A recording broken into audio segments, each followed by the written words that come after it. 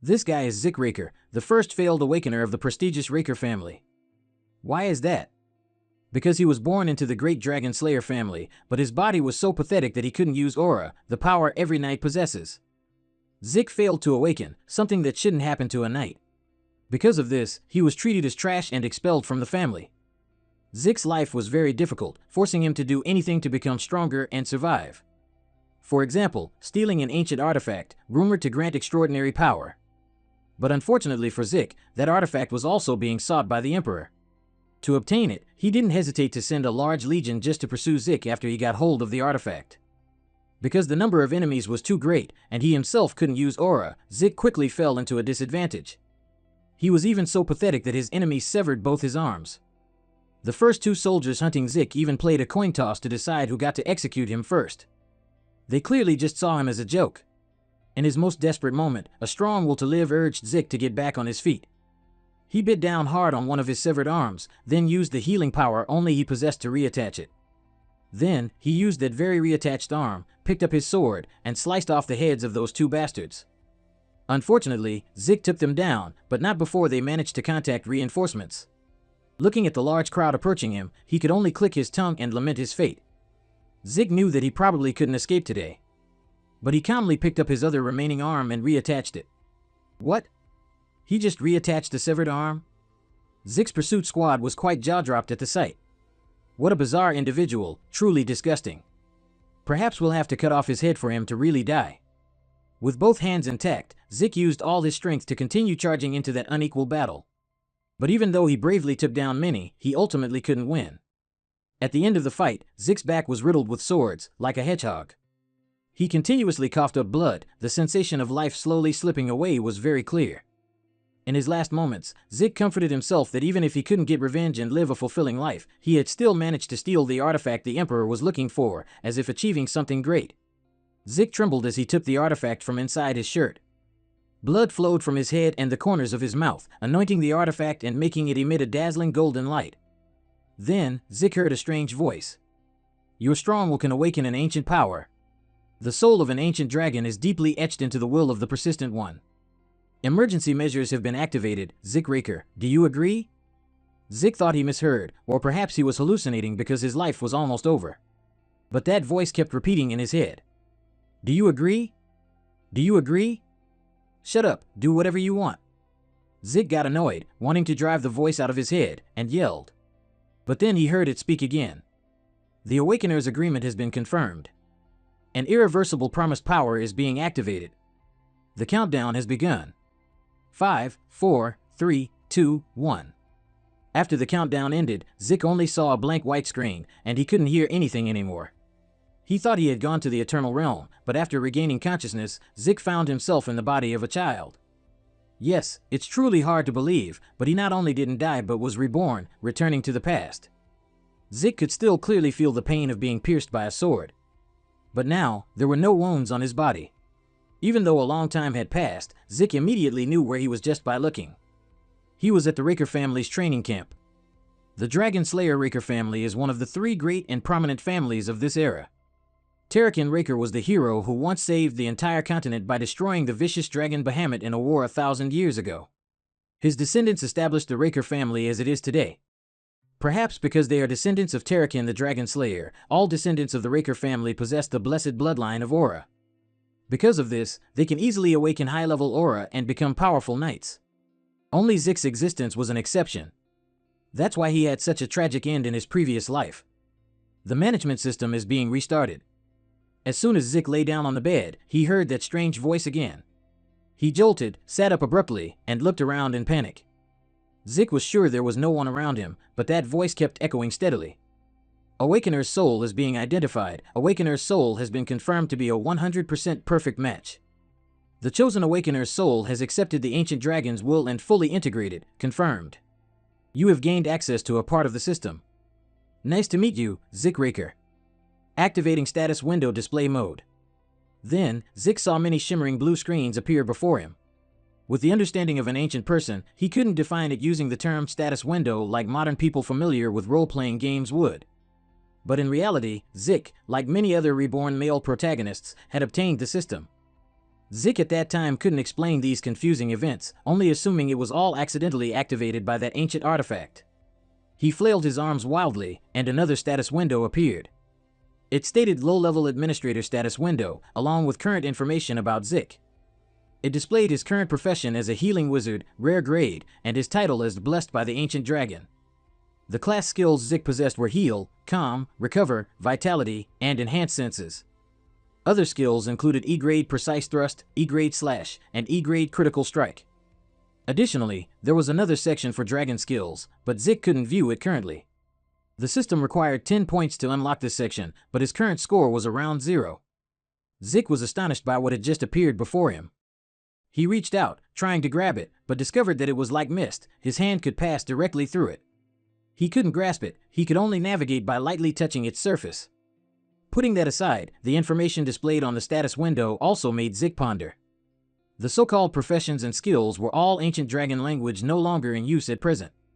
But in his previous life, Zik once had a master, and that person had mentioned these things. Early awakeners classified themselves into professions depending on what they were good at. Each profession would train a specialized technique called a skill. In his previous life, Zik's profession was also a healing mage, so he could use a skill called healing. Zik still clearly remembered that after awakening, he was trained so hellishly by his master that he almost died. Anyway, according to what was recorded on the status window, in this life, Zik was still a healing mage. He wanted to see if what it said was true. In his previous life, the moment he became a healing mage was at the age of 20, right after Holly was unlocked. Zik closed his eyes tightly, trying to sense himself. Just as he predicted, in this life, even though he was just a child, his Holly had already been unlocked. Zik finally realized something. After reincarnation, although his muscular, trained body was gone, he had returned to the past with all his memories and skills. Compared to his previous life, he was currently in a much more advantageous position. And Zik could absolutely use this to live a life worth living. But before that, he still needed to carefully study what he had on hand. "Young Master Zik, may I come in?" Suddenly, a voice from outside the door made Zik jump. He hadn't even finished reading all the information displayed on the window, nor did he know how to close it. Before he could figure out what to do, the person outside pushed the door open and entered. "Wait!" Zik was so flustered he shouted, but it was too late. "I can't believe you're still not ready. What are you thinking, young Master Zik?" Zik recognized the old man. It was Deeker, his personal attendant. It seemed he couldn't see the status window. Zik secretly breathed a sigh of relief, then questioned back. "Ready? Ready for what?" Deeker's eyes suddenly became sharp. Even though he was a servant, Zik could still feel a formidable, intimidating presence from the old man. "Are you serious with that question, young Master Zik?" Zik involuntarily shivered. Thinking back, he had indeed been terrified of Deeker since he was a child in his previous life. Now, even though he possessed the soul of a 32-year-old man, he still couldn't forget the fear deeply etched into that body. Just then, the system automatically activated the Calm Mind faction skill. Immediately, Zik's anxiety was dispelled. This skill allows the user's psychological state to remain unshaken in any situation, before anyone. Zik didn't expect that system could automatically activate skills. It seemed very useful. Deeker saw the young master ignore him and continued to remind him. "I've repeated many times that this is an important event. Are you listening, young Master Zik?" "Of course, Deeker, I'm still listening." Zik replied, seemingly having remembered what important event was happening today. "Are you talking about the Pankerson assessment test?" The place Zik was in had another name, the Cradle. This is where all Raker family members come to undergo a training system starting from the age of 7.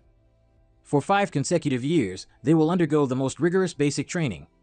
Instructors will evaluate new students each year through sword fighting competitions or no-rules Pankerson duels. Opponents will be chosen by the instructors, but there are cases where students can choose their own opponents if both sides agree. Because this assessment has no rules, some people will end up seriously injured, but others might leave the arena with their lives already gone. However, this test is still regularly maintained because it is used to select the class students will attend in the academy later. So the children have no other choice but to use everything they have to fight. Zik grumbled while changing and left the room to head to the arena. Today's person in charge was head instructor Panmax. Zik didn't have many impressions of this period in his life. But Pan said this was the final part of this year's assessment. So the spirits of all the students were soaring. Zik stood at the head of the line, and he had no trouble hearing the mocking whispers coming from the back row.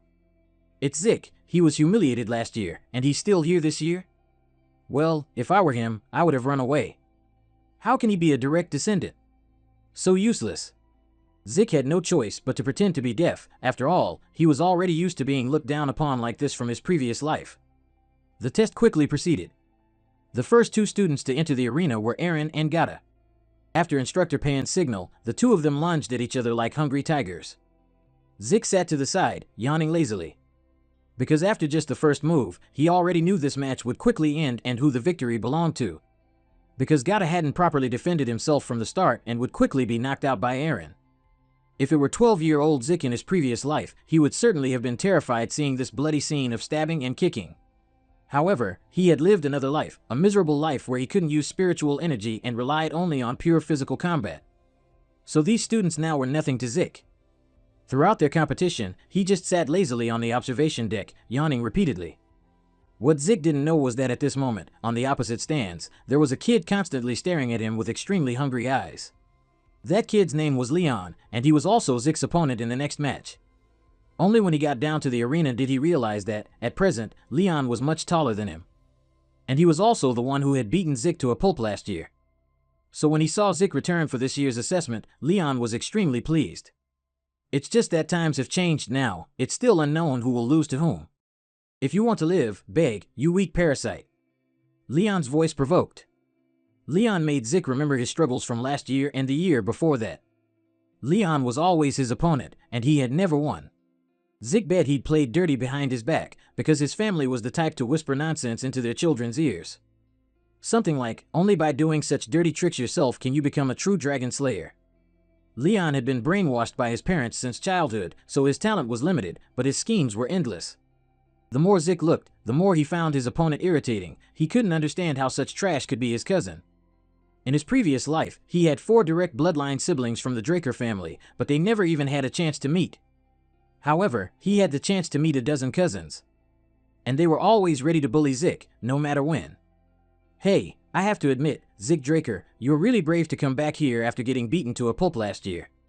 Or maybe there's something wrong with your head. Leon continued to provoke.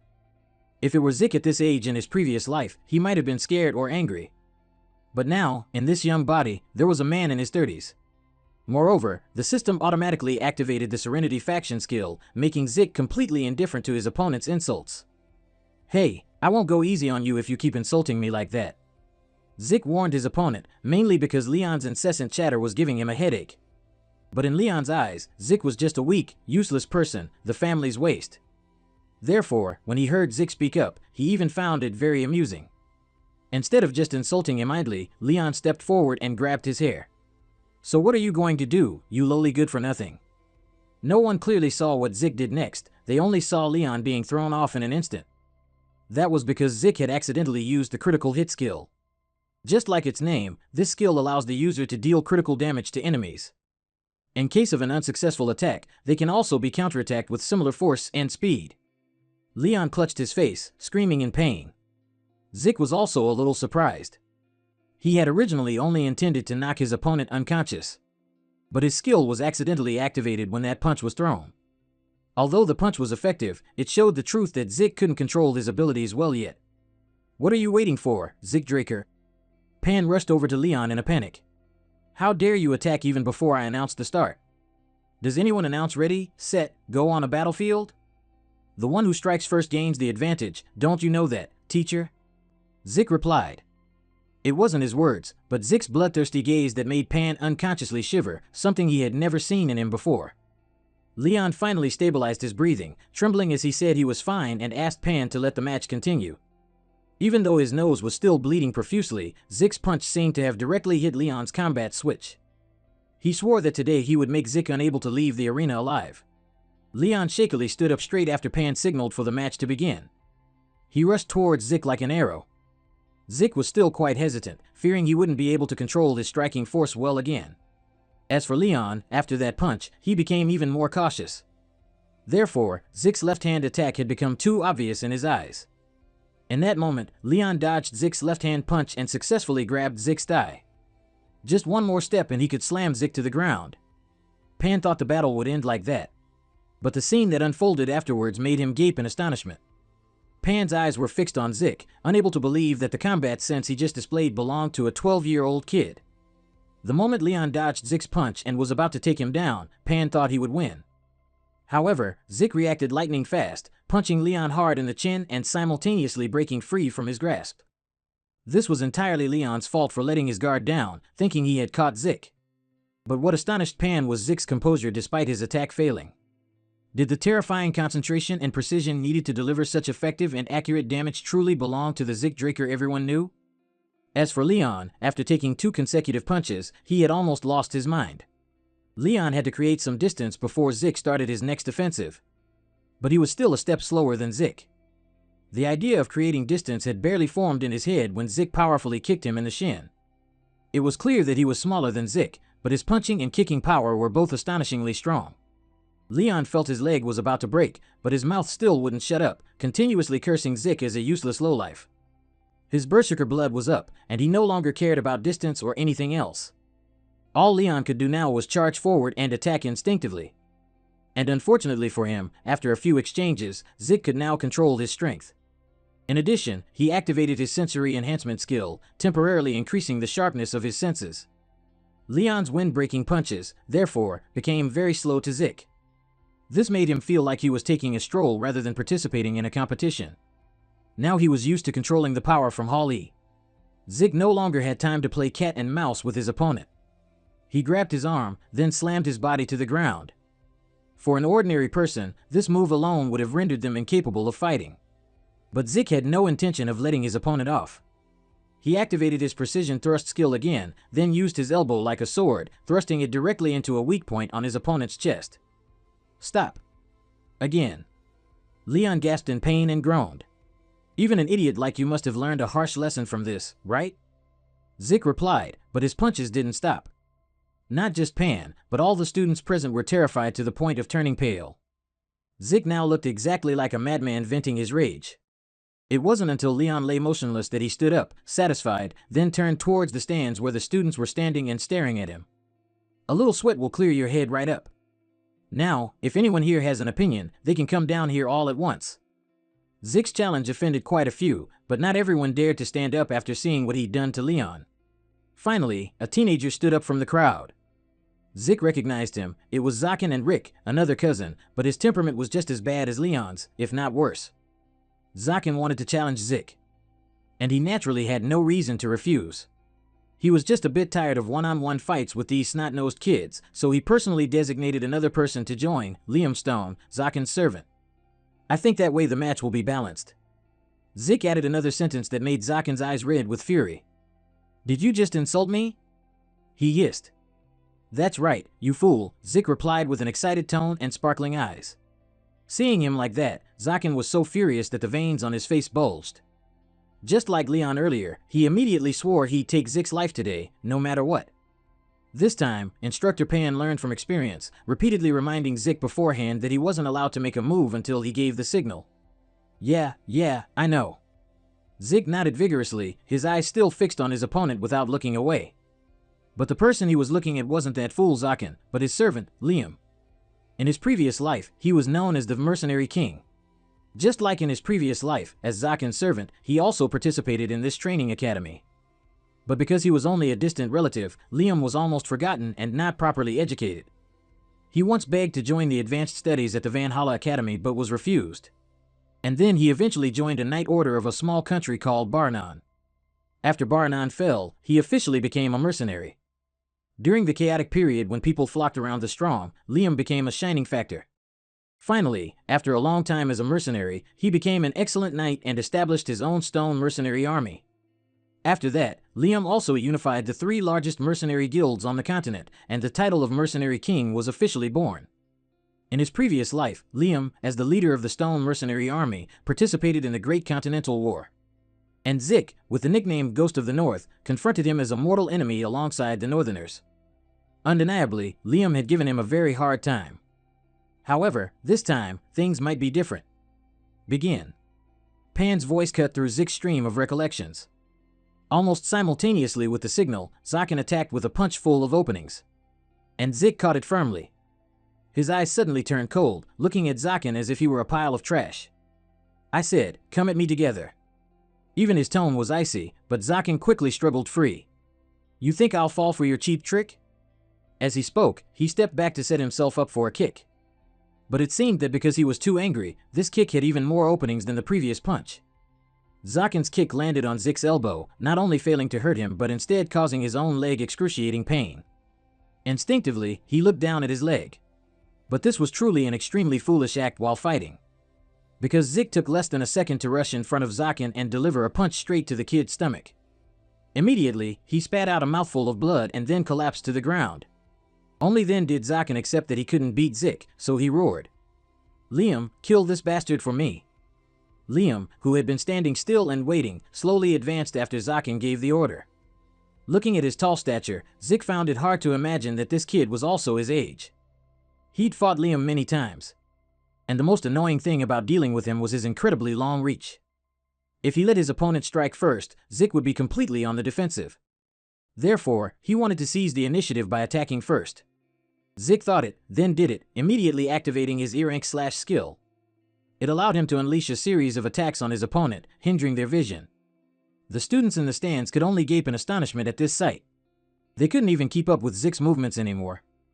He had anticipated this. Because this was the central region, where swords were the dominant weapon. How could these children see the northern-style boxing technique he had just performed? However, Zik was still at a disadvantage in this fight. Because his body as a child was truly trash among trash. Just using those skills made Zik feel aching pains in his bones. While his opponent possessed a physique akin to a monster. Liam didn't counterattack or dodge, he simply calmly maintained his stance and received all of Zik's attacks. Compared to when he was a mercenary king, Zik felt Liam was much more aggressive now. Zik took a deep breath, clenching his hand into a fist. He had seen how strong his opponent's body was.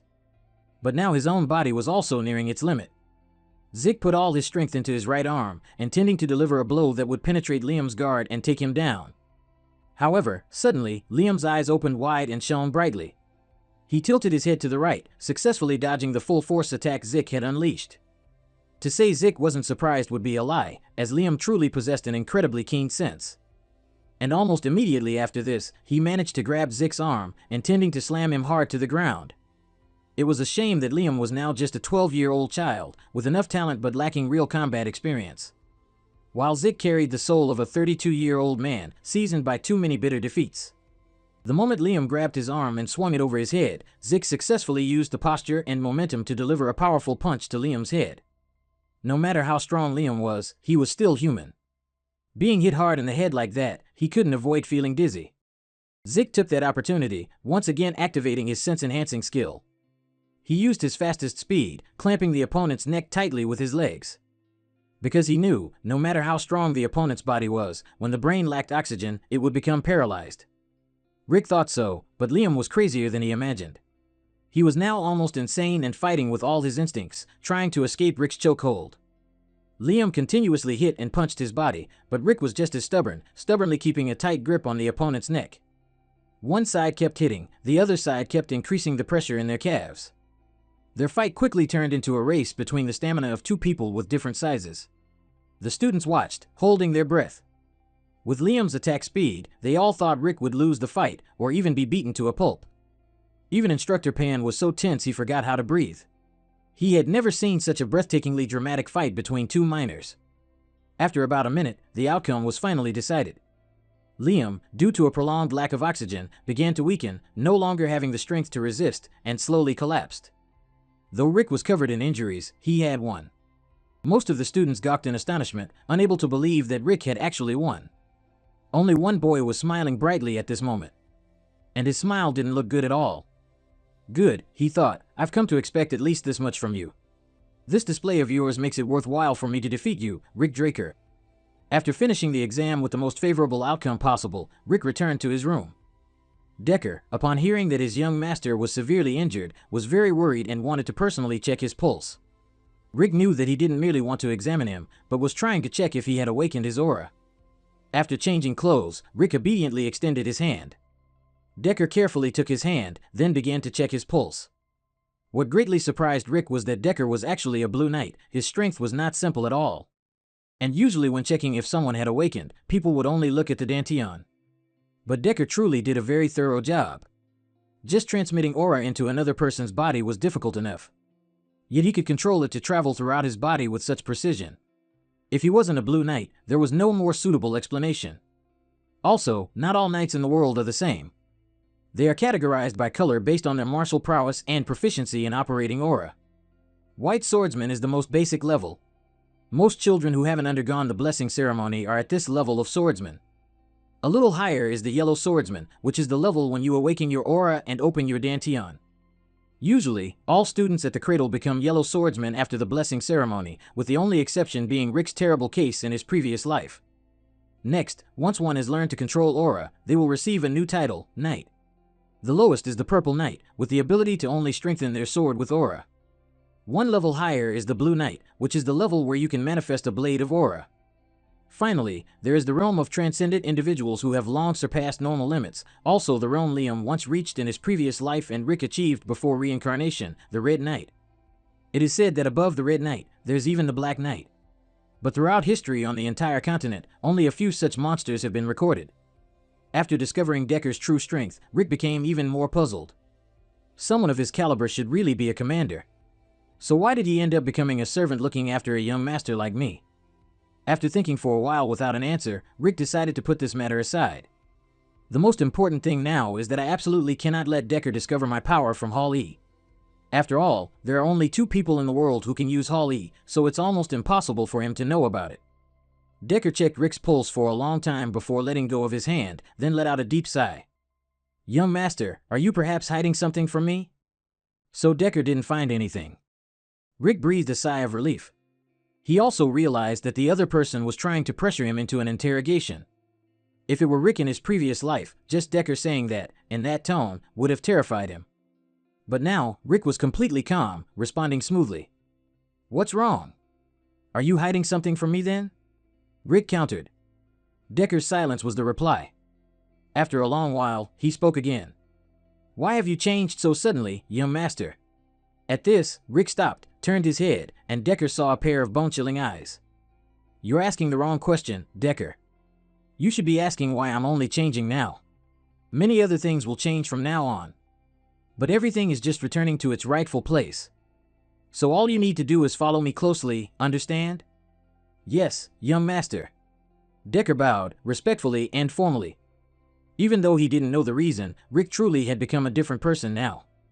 As for Rick, he wasn't sure of whose side Decker was on, or if he was a pawn planted to monitor him. But he was certain he needed to flip Decker's loyalty, to keep him close and extract necessary information. The problem was who ordered Decker to monitor him. Rick didn't think it was someone from his mother's side, he only assumed it was one of his siblings. The more he thought about it, the more his head hurt, so he decided not to think about it for now. Rick headed straight to the private training room Decker had prepared for him. In his previous life, because he was so weak, he didn't have the opportunity to access rooms like these when he was young. Now that he saw it, he could only marvel that this family truly lived up to its reputation. It was just a private training room, yet it was full of equipment, lacking nothing. While he was alone, Rick also took the opportunity to check out what was called the system. Most of the information remained unchanged. Only his basic slashing skill, which was at the novice level, had now become proficient. It seems the more he used it, the higher this level increased. It's just that skills were naturally activated based on Rick's actions. Rick began to wonder, so these skills were already available from the start. And if he learned something new, it would be added here as another skill, right? Moreover, what's the difference between a skill and a faction skill? Because they were all activated similarly. And also, what secret does the so-called dragon skill that he couldn't view yet actually hold? Rick tried clicking on the dragon skill section, and sure enough, it still required bonus points to unlock. The system said these points could be obtained by defeating monsters. Speaking of monsters, there were tons of them in the dungeons. But to ensure safety, Rick would at least need to become a Violet Knight before he could go there. Furthermore, he was very curious about why he was reincarnated 20 years into the past and what this system actually was. He only knew that it was definitely related to that ancient artifact. The remaining information was too scarce, so Rick couldn't draw any conclusions yet. He only knew this thing could help him get stronger. And that alone was reason enough for him to keep using it. Rick lifted a sword with this weak body. Then he began to sense himself. In this world, 2 types of power were known. They were the Knight's Light Aura and Mage's Spirit Aura.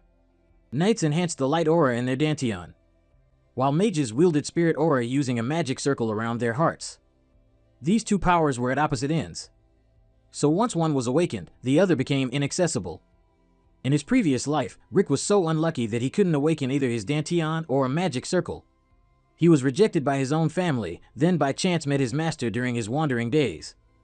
His master taught Rick many things, but the most useful things he learned were healing magic and E-Hall. Through E-Hall, something Rick's master developed, he was able to use the energy of nature. Because of this, Rick and his master became the only two people in this world who could use E. However, being able to awaken light aura would still be a good thing. Whether he could do it in this life depended on fate. Rick started practicing sword forms, but after only 2 hours of training, he felt like he was about to faint. This body was truly awful. Rick propped his sword on the ground and started panting. At this moment, the system automatically activated the faction skills healing and stamina recovery. That healing was a very rare skill that he didn't even know existed until he met his master. If he used it in front of everyone, Rick would definitely be considered a freak. That's why he couldn't use it in the match against Liam. He had to quickly heal his wounds right after returning to his room. With it, Rick almost had an endless source of energy. When it ran out, it would regenerate, and when it ran out, it would regenerate. However, he couldn't rely on it.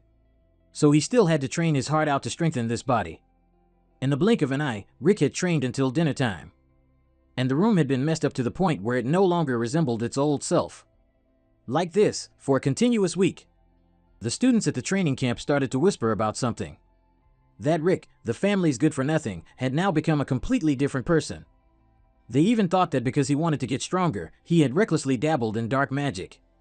However, some of them changed their minds and admired Rick, even hoping he would bring justice and straighten out those who were arrogant because of their strength.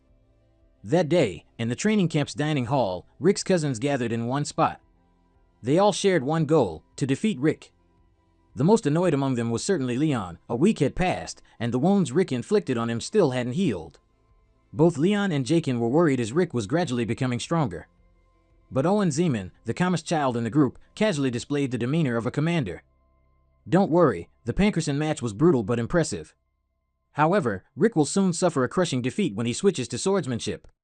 What can he do when he can't even hold a sword? As Owen said this, Leon and the others began to relax. Now that you mention it, Rick's body was so weak that he couldn't lift a normal sword because it was too heavy, so he even had to commission a special sword. He must have won against me by luck. There's no way I could lose to that weakling. Leon was still resentful. At this moment, Vina Turuin, who had been silent all this time and only focused on eating steak, suddenly slammed the table and stood up.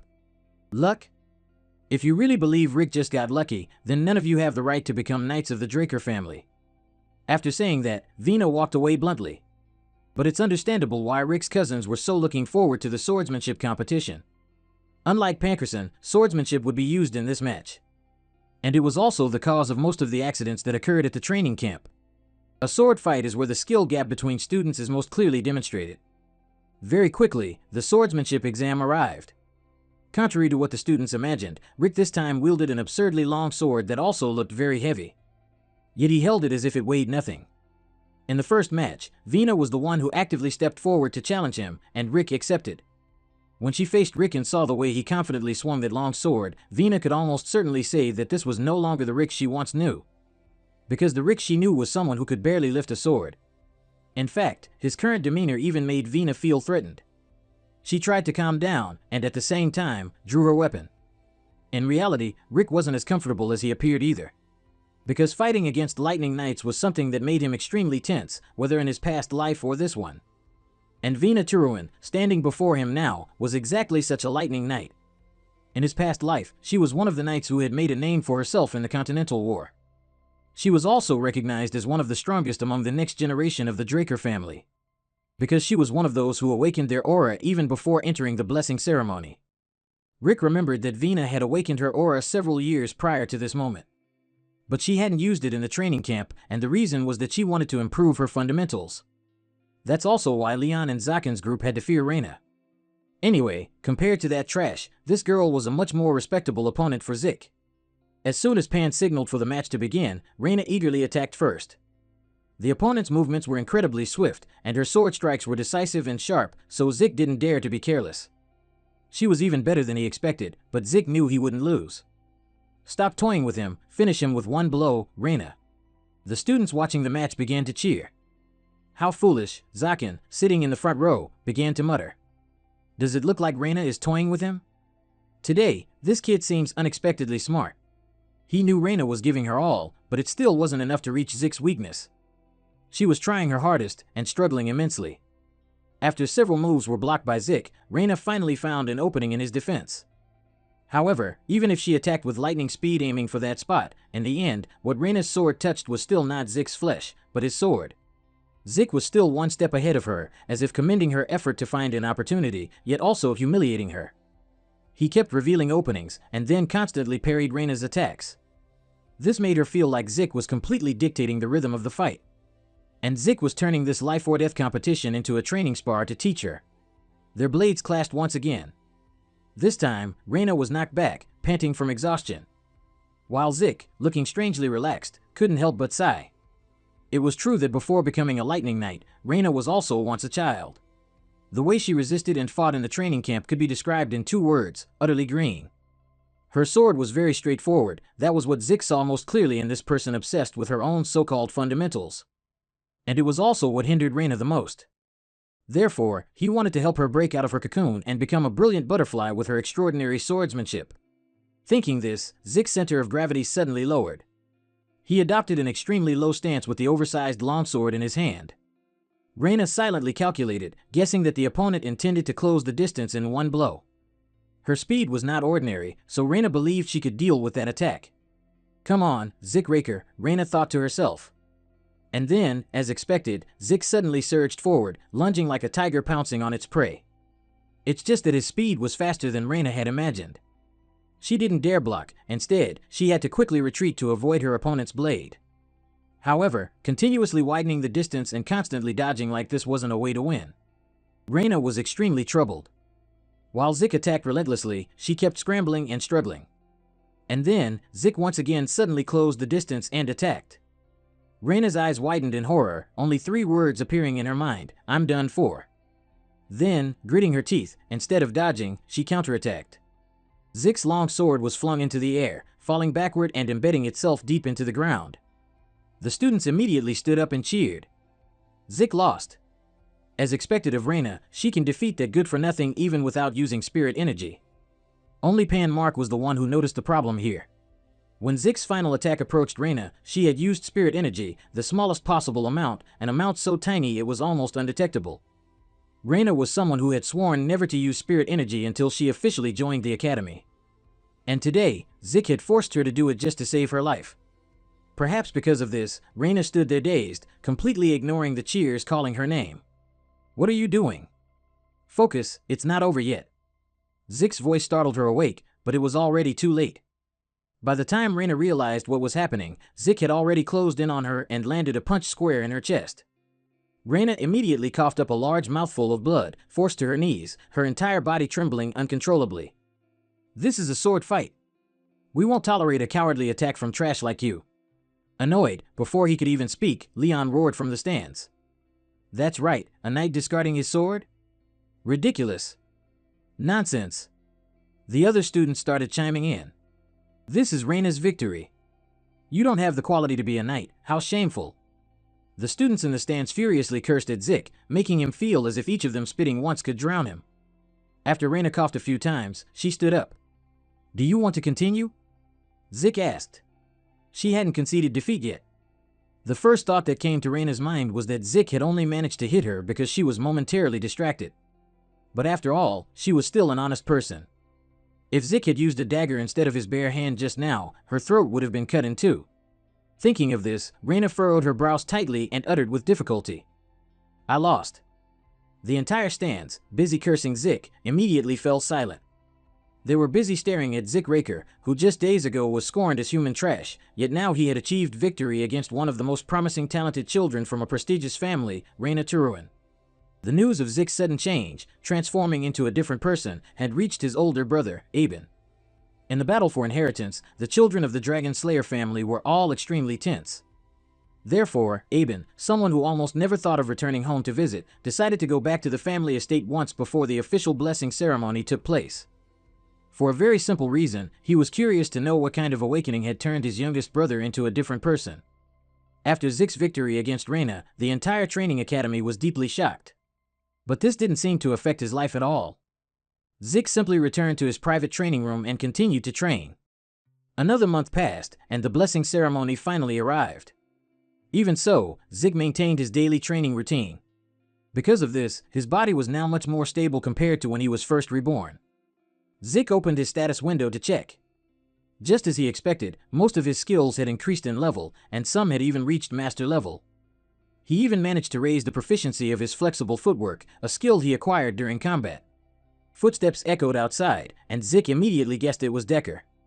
Indeed, a voice then echoed inside. "Young master, we will depart in 2 hours." "All right, I'll join soon."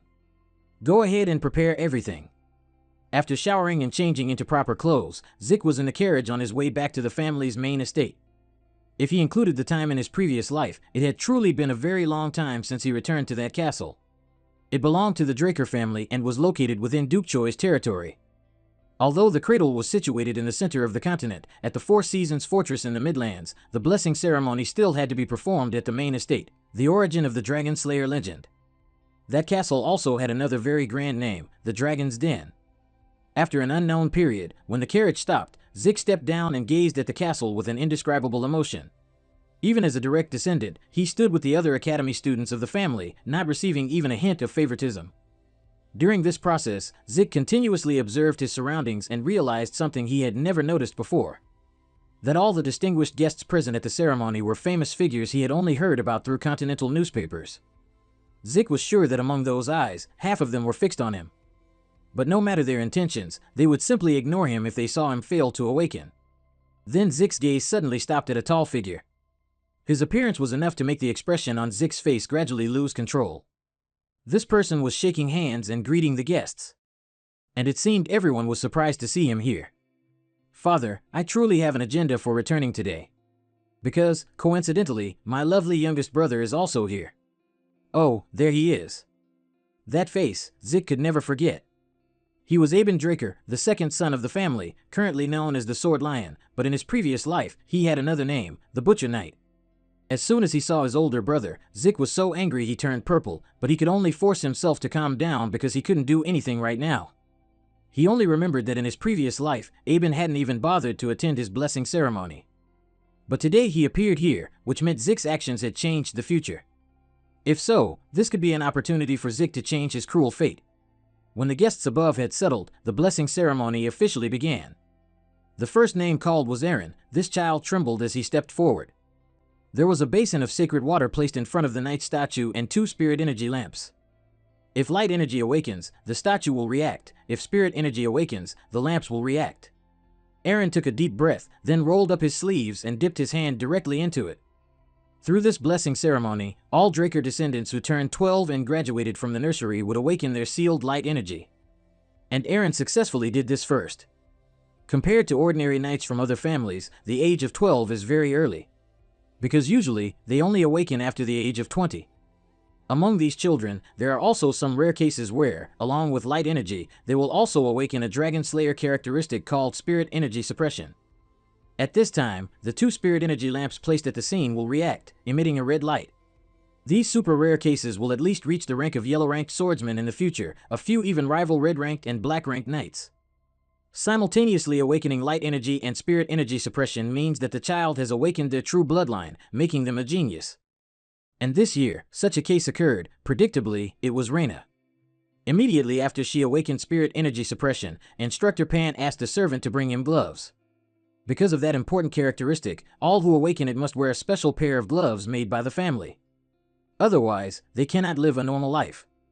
And when a person proves themselves to be a descendant with true bloodline, they will be granted the surname Draker in their name, regardless of whether they are a direct descendant or not. Along with that, they will also receive unimaginable great financial support and countless privileges from the family. But even Reina, with her boundless future, did not make people anticipate her as much as Zik. Most of the guests believed he would also awaken his true bloodline. After all, he was the one who defeated Reina. Zik slowly approached. He never thought he would have the chance to stand before this statue again. In his previous life, he had an extremely terrible experience standing before it. Although that blessing ceremony was the only thing that urged him to overcome all difficulties in the nursery, in the end, Zik only received a disgraceful title, the family's good for nothing. However, perhaps everything would be different in this life. Zik not only possessed extraordinary healing abilities but could also use Ezra's Hall, which no one else could open besides him and his master. Above all, he had not given up and surrendered but stood up on his own will. Even so, please help me out, you damn parameter statue. Zik thought to himself, then rolled up his sleeves and dipped his hand into the basin of water like everyone else. When Zik's hand touched the water, the night statue suddenly vibrated violently, then stopped immediately. The entire room fell into an eerie silence. Zik cursed under his breath. He knew he shouldn't have expected the future to change. It was just that Aben's sudden appearance here made him overly confident. Just like in his previous life, whispers started to rise in the Great Hall. Did he fail to awaken?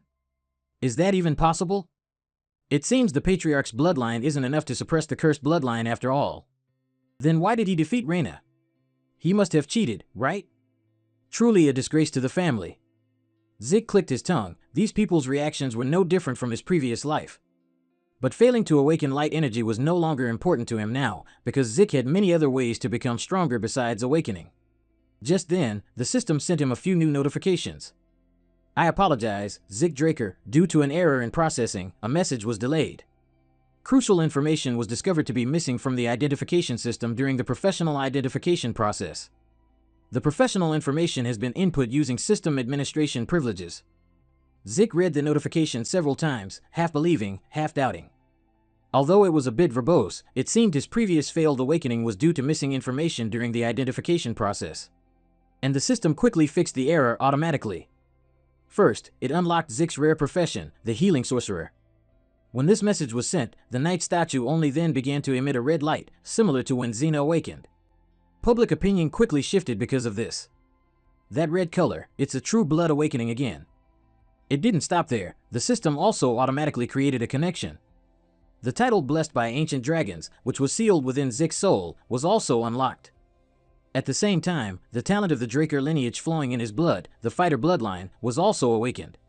These three things, healing sorcerer, blessed by ancient dragons, and fighter bloodline, combined with each other. They ultimately created a unique new profession called Immortal. At the same time, the color on the statue began to change from red to golden. This was a phenomenon that had never occurred before. Therefore, those who witnessed it couldn't hide their curiosity. Zik decided to remain silent and let them speculate. After all, he couldn't speak up and explain that he had just awakened a unique profession. The aura lamp didn't react at all. So, was the sword statue faulty? Right, if there's no aura suppression, how can it be considered a true blood awakening? Finally, Abel's applause silenced the whispers in the crowd. Don't be so serious. We have 2 true blood awakenings in 1 generation. Isn't this something to celebrate? He said. Everyone exchanged doubtful glances. But in reality, the second son of the Draker family held great influence. Since he said so, it meant he acknowledged his younger brother had awakened true blood, so no one dared to refute it. Zik, who was just moments ago doubted and whispered about, now, along with Xena, became a blessing to the family. Abel immediately ordered a servant to bring gloves for Zik, simultaneously redirecting public attention to the next child. Zik put on the gloves and slowly walked away. He could clearly perceive his brother's intentions. But being forced to accept his help made Zik feel like he'd eaten shit. After a few more children, the blessing ceremony finally concluded. To celebrate the family's new generation of saplings, a lavish banquet was held. But Zik had no interest in such lavish parties. He wanted to go find the training room in the main mansion, but Abel blocked his path. The party just started, where are you going? Zik tried to restrain his glare. He didn't think Abel would be so eager to talk to him so quickly. His gaze was also full of danger and scrutiny, but in the end, he still put on a sweet facade and congratulated Zik on awakening his true bloodline. At the same time, his hand reached out. Zik utterly detested it. But if he didn't shake hands, his hostility would be too obvious. So he reluctantly extended his hand. But before he could even touch Abel's hand, terrifying memories of his past life flooded back. Zik froze, his arm hovering in midair, finally dropping down. In that moment, he decided that even to save face, he couldn't shake hands with this scumbag. Abel was utterly embarrassed and had to speak up to save himself from awkwardness. "Well, this is really awkward." "Zik." "Well, but I guess I'll have to be content with seeing more of your face from now on. See you again." As he passed Zik, Abel deliberately patted his shoulder a few times, which utterly disgusted Zik. Those 3 words, "see you again," were nothing short of a challenge to him. Zik swore that in the future, he would make this bastard experience everything he had caused in his past life. Back to the party. As expected, everyone was discussing the 2 children who had just awakened their true bloodline, especially Zik because he possessed an incredibly distinct golden light. Most of them thought he had failed to awaken, but before they could even look down on him, Zik caused such a shocking event. Yet, the main character was nowhere to be found. Zik had returned to his private room, taking off the heavy clothes and breathing, including those special gloves. Honestly, he was also thinking a bit about what happened earlier. All children who awaken their true bloodline will carry the characteristic of spiritual energy inhibition, which is the ability to prove you are an opponent of dragons. The source of spiritual energy is the lineage of true dragon slayers. However, because most machinery uses spiritual energy as fuel, children who awaken their true bloodline are required to use the family's specialized gloves. That also means, if Zik was truly of true bloodline, then there should have been a problem when he took off his gloves, but now he was completely safe and sound. Zik swiped to open the status window. His profession had changed from healing wizard to immortal. Additionally, he gained 2 new skills, A-rank spiritual energy reversal and A-rank overall muscle strength. Zik let out an O. These 2 things were certainly new, and it was spiritual energy reversal, not spiritual energy inhibition. This skill allows him to create a distorted environment to neutralize nearby spiritual energy. Compared to spiritual energy inhibition, which is like a passive skill, spiritual energy reversal is an active skill, which is why the spiritual energy lamp didn't react back then. Zik felt it was truly miraculous. Before the blessing ceremony, he was a rare healing wizard. But now he possesses a unique immortal profession. But truly, the more he thought about it, the more puzzling it became. While all the students graduating from the cradle awakened with blue aura, only Xena was the one who awakened true blood with a red light. Zik, however, was different from all of them. Initially, it was also red, but then it turned golden. He remembered the system's previous notification. It said that the identification mechanism could not function correctly due to missing essential information. So, was that identification mechanism referring to the knight statue in front of the divine water basin? After that, the system re-entered Zik's profession information by using system administration privileges. Immediately, that statue emitted a red light. After combining the profession, it turned golden. Now thinking carefully, Zik realized that the bronze statue didn't seem to determine whether you awakened or not. Instead, it determined the user's characteristics along with their profession. Red represented a rare profession, like when Zik was still a healing wizard. And golden for a unique profession, when he became an immortal. Zik remembered that the bronze statue was an ancient artifact used even before the time of his ancestor Tarakan, who founded this family. Since the concept of professions no longer existed in this era, it was only used to determine whether a person had awakened or not. And from generation to generation, they had mistakenly established that the red light, which indicated you possessed a rare profession, was the sign of true blood awakening. He didn't know which family head would eventually discover this mistake. But Zik was certain he'd keep quiet about it.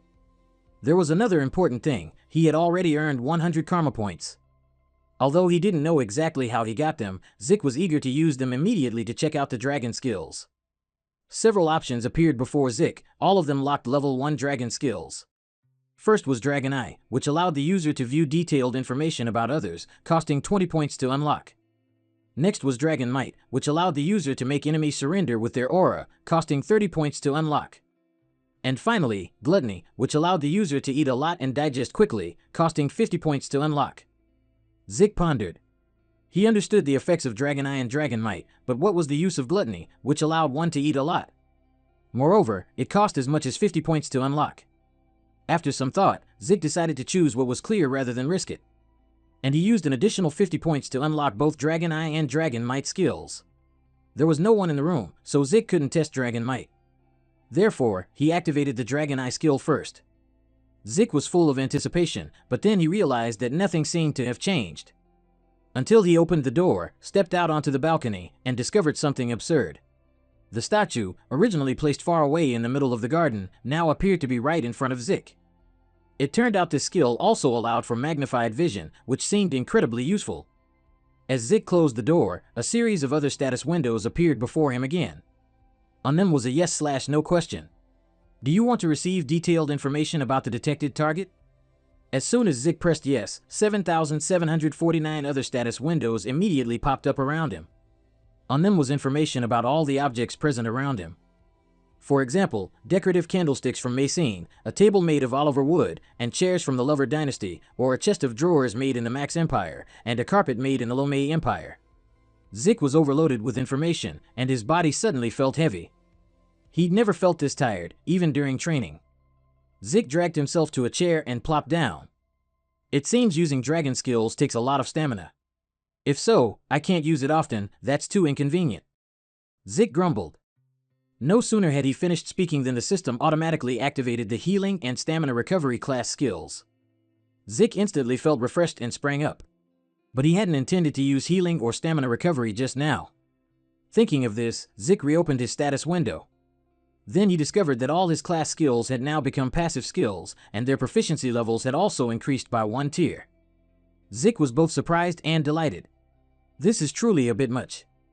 He'd always known that his healing ability was incredibly powerful, but it wasn't something that could be continuously deployed. For instance, in the final battle, when Zik reattached his severed hands, he was immediately regarded as a monster. Furthermore, its healing effect had limits, it couldn't make him immortal. However, now that it had become a passive skill, self-healing would be infinite. This is truly terrifying. Thinking of this, Zik wanted to test it himself, so he reached for the fruit knife on the table and cut his own wrist. When the first drop of blood fell to the ground, sure enough, the self-healing skill was activated. And not a single scratch was left on Zik's hand. He couldn't hide his astonishment and joy. Normal students, after graduating from the academy's cradle and transferring to the main academy, would need another 5 years of training. But with this incredible system, Zik felt he'd only need 2 years. The Draker family's Knight Academy was also the greatest academy on the continent, a place where anyone aspiring to be a knight would pay any price to attend. The Duchy of Cho was where this academy was located. Every spring, the place would be brimming with life due to new recruits joining. Zik had trained extensively before coming here to improve his physique. Looking at the average new student, it was clear that they had also been trained to perfection. However, among those students, he could tell the difference between commoners and children from great families with just a glance. Even though people constantly spoke of equality, these rich kids had long been marked. Here, direct descendants of the Draker family like Zik were the most prominent figures. However, among the countless branch families supporting Draker, 3 families also held significant influence. They were known as the 3 Great Families, including the Turuan house, where Xena was born, symbolized by strength, with a bull as its emblem. Next was Owen's Gem house, symbolized by wisdom, with a viper as its emblem. Finally, there was Zaken's Varix house, whose strength was wealth, with 3 swords placed between 2 axes as its emblem. The 3 children from the 3 great families were noticed as soon as they entered the school, and quickly formed their own groups. But Zik didn't care. Anyway, he'd never cared about forming factions or cliques. Moreover, the benefits Zik received as a direct descendant were extremely superior, so he didn't need to curry favor with anyone. Zik was assigned to the Platinum Tower, the most prestigious dormitory. It had a very large training hall, a library, and all sorts of facilities. It was only for high-ranking students with prominent backgrounds. Therefore, even students who graduated from elite institutions weren't guaranteed to get in here. Moreover, as a True-Blood Awakener, Rick was also granted the privilege of being the master of an entire floor, known as the Platinum Floor. As soon as Rick entered the main hall, servants had already lined up in 2 rows to welcome and escort him to his designated floor. This overly enthusiastic welcome made Rick feel incredibly pressured, even though he was a True-Blood. When Rick returned to his room, Decker was already waiting there, bringing the necessary items for him. First was a new pair of specialized gloves, of a quality far superior to the temporary pair he had to wear at the blessing ceremony. Rick was very satisfied. These were all benefits he had never experienced in his previous life. Rick also requested a new sword of his own.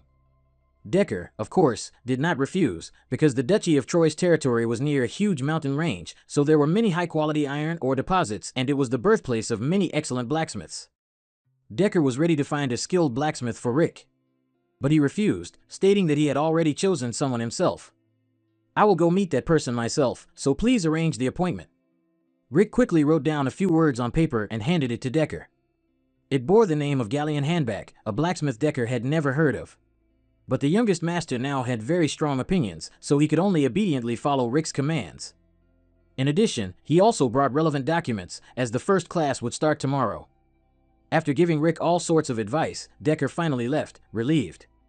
Once he had his private space back, Rick relaxed completely, enjoying the life of a young master. Because the platinum floor was completely isolated from other students, he would have more free time to develop his dragon techniques. Just as he thought of this, there was a knock at the door. A maid entered, bringing Xena's invitation to dinner.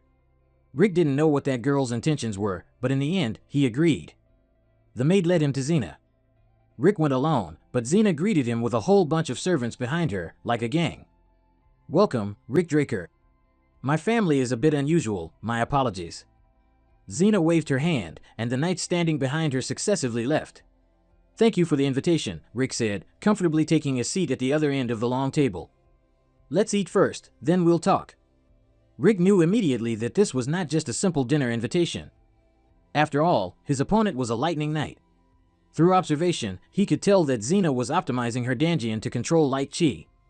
It seemed she also had her eyes on the position of the Violet Knight. However, Xena's swordsmanship was still stagnant. Rick could only click his tongue in regret at this waste of potential. The food was served quickly. Throughout the meal, Xena didn't say a word. What surprised Rick the most was that even though he was a big eater, his appetite wasn't even half of the girl sitting opposite him. After finishing the meal, Xena immediately brought up the main topic. "Rick Draker, please accept the support from our Turuan family." This was a proposal completely beyond Rick's imagination. "It seems you've forgotten, but both of us are true blood awakeners. It seems you've misunderstood true blood awakeners. It's true that we receive many privileges, this platinum floor alone is proof enough. But we don't receive any benefits when it comes to development. According to Xena, this academy has accumulated centuries of academic knowledge and practical experience. And it's very difficult to master them alone. If there's a suitable personal instructor, it'll be extremely effective in improving one's abilities. Without this, no matter how wealthy one is, they'll quickly be left behind. That's why support from the family is essential." Even Abel Draker, who also awakened his true blood and was the youngest person to achieve the title of White and Black Knight to date, agreed to receive support from his maternal family, the Xiamen family. "Although the head of the Turuan family didn't tell me the reason, he did tell me that you don't receive support from your maternal family. Therefore, I'll say it again, Zeker Draker, please accept the support from the Turuan family." "No," Rick replied without even bothering to think. Meanwhile, Xena's offer was extremely serious. That contrast caused the atmosphere to fall into a deadly silence for a few seconds. "Why?" she questioned. "Receiving support from the Turuan family isn't something that would disadvantage you. It's not that I'm disparaging it. It's just that I don't need anything more than what I've already received as a true blood awakener." Rick stood up. He had originally intended to leave directly, but then he thought of something and stopped. To thank her for the meal, Rick was willing to give Vina some advice. It was that her sword had too much power behind it. And he had also seen that this girl was too focused on those things. Whereas Xena's greatest strength was her flexibility, coming from an agile body. Therefore, she shouldn't directly receive attacks and crush opponents with brute force. Instead, she should flexibly parry the opponent's attacks aside and deliver a precise, subtle strike. Trust me, if you can do that, you'll develop and become many times stronger than you are now. Having said that, Rick walked straight out. Vina had heard everything he said, and her emotions were incredibly complex. Because the Turuan family was a symbol of strength. That's why Xena followed the traditional path. But now Rick was advising her not to care about others, but to display her strength in a flexible and subtle way instead of showing off brute force. Despite her discomfort, Xena couldn't deny that what he had just said was true. She was too obsessed with becoming someone worthy of the Turuan name.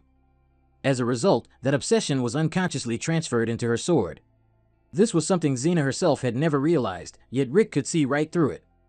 When she was little, everyone praised her as a genius, and no one gave her any real advice. Rick Draker was the first and only one at the current moment. This made Xena's perception of this young man gradually change. After returning from Vina's place, Rick stayed up all night to train. But the efficiency of his class skill was truly insane. By regenerating his own vitality, Rick was perfectly fine after working hard all night. In his previous life, he used to consider Draker Academy hell. But now, after becoming a legitimate awakened, it was heaven for Rick. The feeling of having money, power, and strength all at once was truly amazing. Rick was leisurely on his way to class when he heard someone call his name. Turning his head, he realized it was Owen, the third young master of the Zyman family. Because his family supported Abel, even though they hadn't interacted much in this life, Rick still couldn't stand this guy. Furthermore, because schemes were his family's forte, in his previous life, he always used others to bully Rick and cunningly maintained his good image.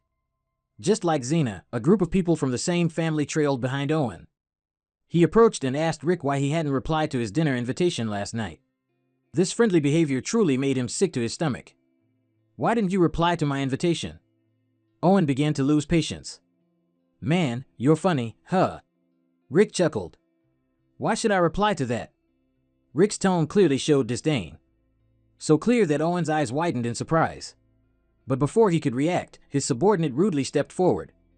"You're truly insolent, even though our young master has been so kind, Rick Draker."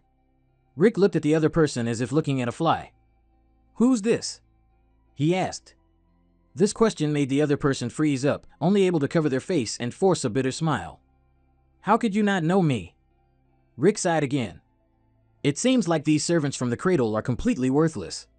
Listen, I understand you're trying to show off in front of your young master, but remember who you're talking to." Rick was a direct lineage young master after all, and this jerk was too disrespectful, so he only intended a gentle reminder. But unexpectedly, as soon as he turned to leave, the other person actually launched a sneak attack. Moreover, they used light energy, not a normal physical attack. It seems that advanced students like them have already begun to get used to controlling light. Rick was still able to dodge that move, which only angered that jerk even more. "I am Durbin Voswell. Here, they call me Durbin the Mighty." He started bragging. "Today, on behalf of young Master Owen, I'll teach you a lesson." Rick stopped, finding the nickname Durbin the Mighty utterly ridiculous. A student who hasn't even officially become a knight already has a moniker. This is truly an insult to true power. Rick charged forward at top speed, like an arrow, simultaneously delivering a punch to his vulnerable spot on the stomach. Blood immediately gushed from Durbin's nostrils and mouth. And he himself was sent flying nearly 10 meters by Rick's punch, landing flat on the ground, completely unable to get back up. "Durbin the Mighty, huh? Who's next after him? Hurry up and choose, young Master Owen." Rick adjusted his misaligned glove, speaking arrogantly. Owen's gaze gradually turned cold. He approached Rick, and as he walked past him, he left a remark. "You really love basking in glory, don't you, Rick Draker?" After saying that, Owen and his subordinates slowly walked away. Rick found it ridiculous. They clearly started the trouble, but now they're acting as if he's the bully. Anyway, he wasn't in the mood to argue with these people. At Draker Academy, students are mainly divided into two classes. There's the regular class, which teaches that if you lack talent, you must overcome it with effort. Because of this, students in this class always adhere to a strict regimen from early morning until late at night. Additionally, there's the special class, where students can freely choose their preferred subjects outside of the basic ones. Within the academy, where the greatest elites gather, this special class is precisely that place. That's why Rick was actually looking forward to coming here. But upon arriving, he discovered that most of the students who chose this class were former students from the cradle. They might as well just change it to the cradle class. Since it was the first day of class, the students in this class were also welcomed with a rather special event. It was a visit from the Commander-in-Chief of the Eastern Empire War 20 years ago. He was also the hero who stopped the Empire's invasion with his ingenuity, and now he is the Academy's principal, General Howard Draker. "Hello, it's a pleasure to meet you ladies and gentlemen here." Howard stood on the podium, cheerfully waving at the students below. It was hard to imagine this gentleman was a war hero. He was revered as a wartime hero and a tactical genius. But Rick knew that wasn't the truth. That day, Howard, for his own survival, deliberately leaked information to the enemy, thereby inadvertently throwing them into chaos. Instead of calling Howard a hero, Rick felt the old man was more like a lucky traitor. Most importantly, what made Rick hate Howard was that he was the mastermind behind his expulsion from the academy. He lost the only place he had left to return to and eventually wandered all over Troy. Finally, he was kidnapped by slave traders and sold to Catio in the south. Meeting again in this life, Rick swore he'd make that old rat suffer all the pain he had endured. After Howard finished giving instructions to the new recruits, he immediately left. They, meanwhile, would soon start their first basic class. All students took their swords to the special classes indoor arena. Rick seemed annoyed. He had gone to the trouble of enrolling in the special class, yet he still had to learn basic knowledge about dragon slaying.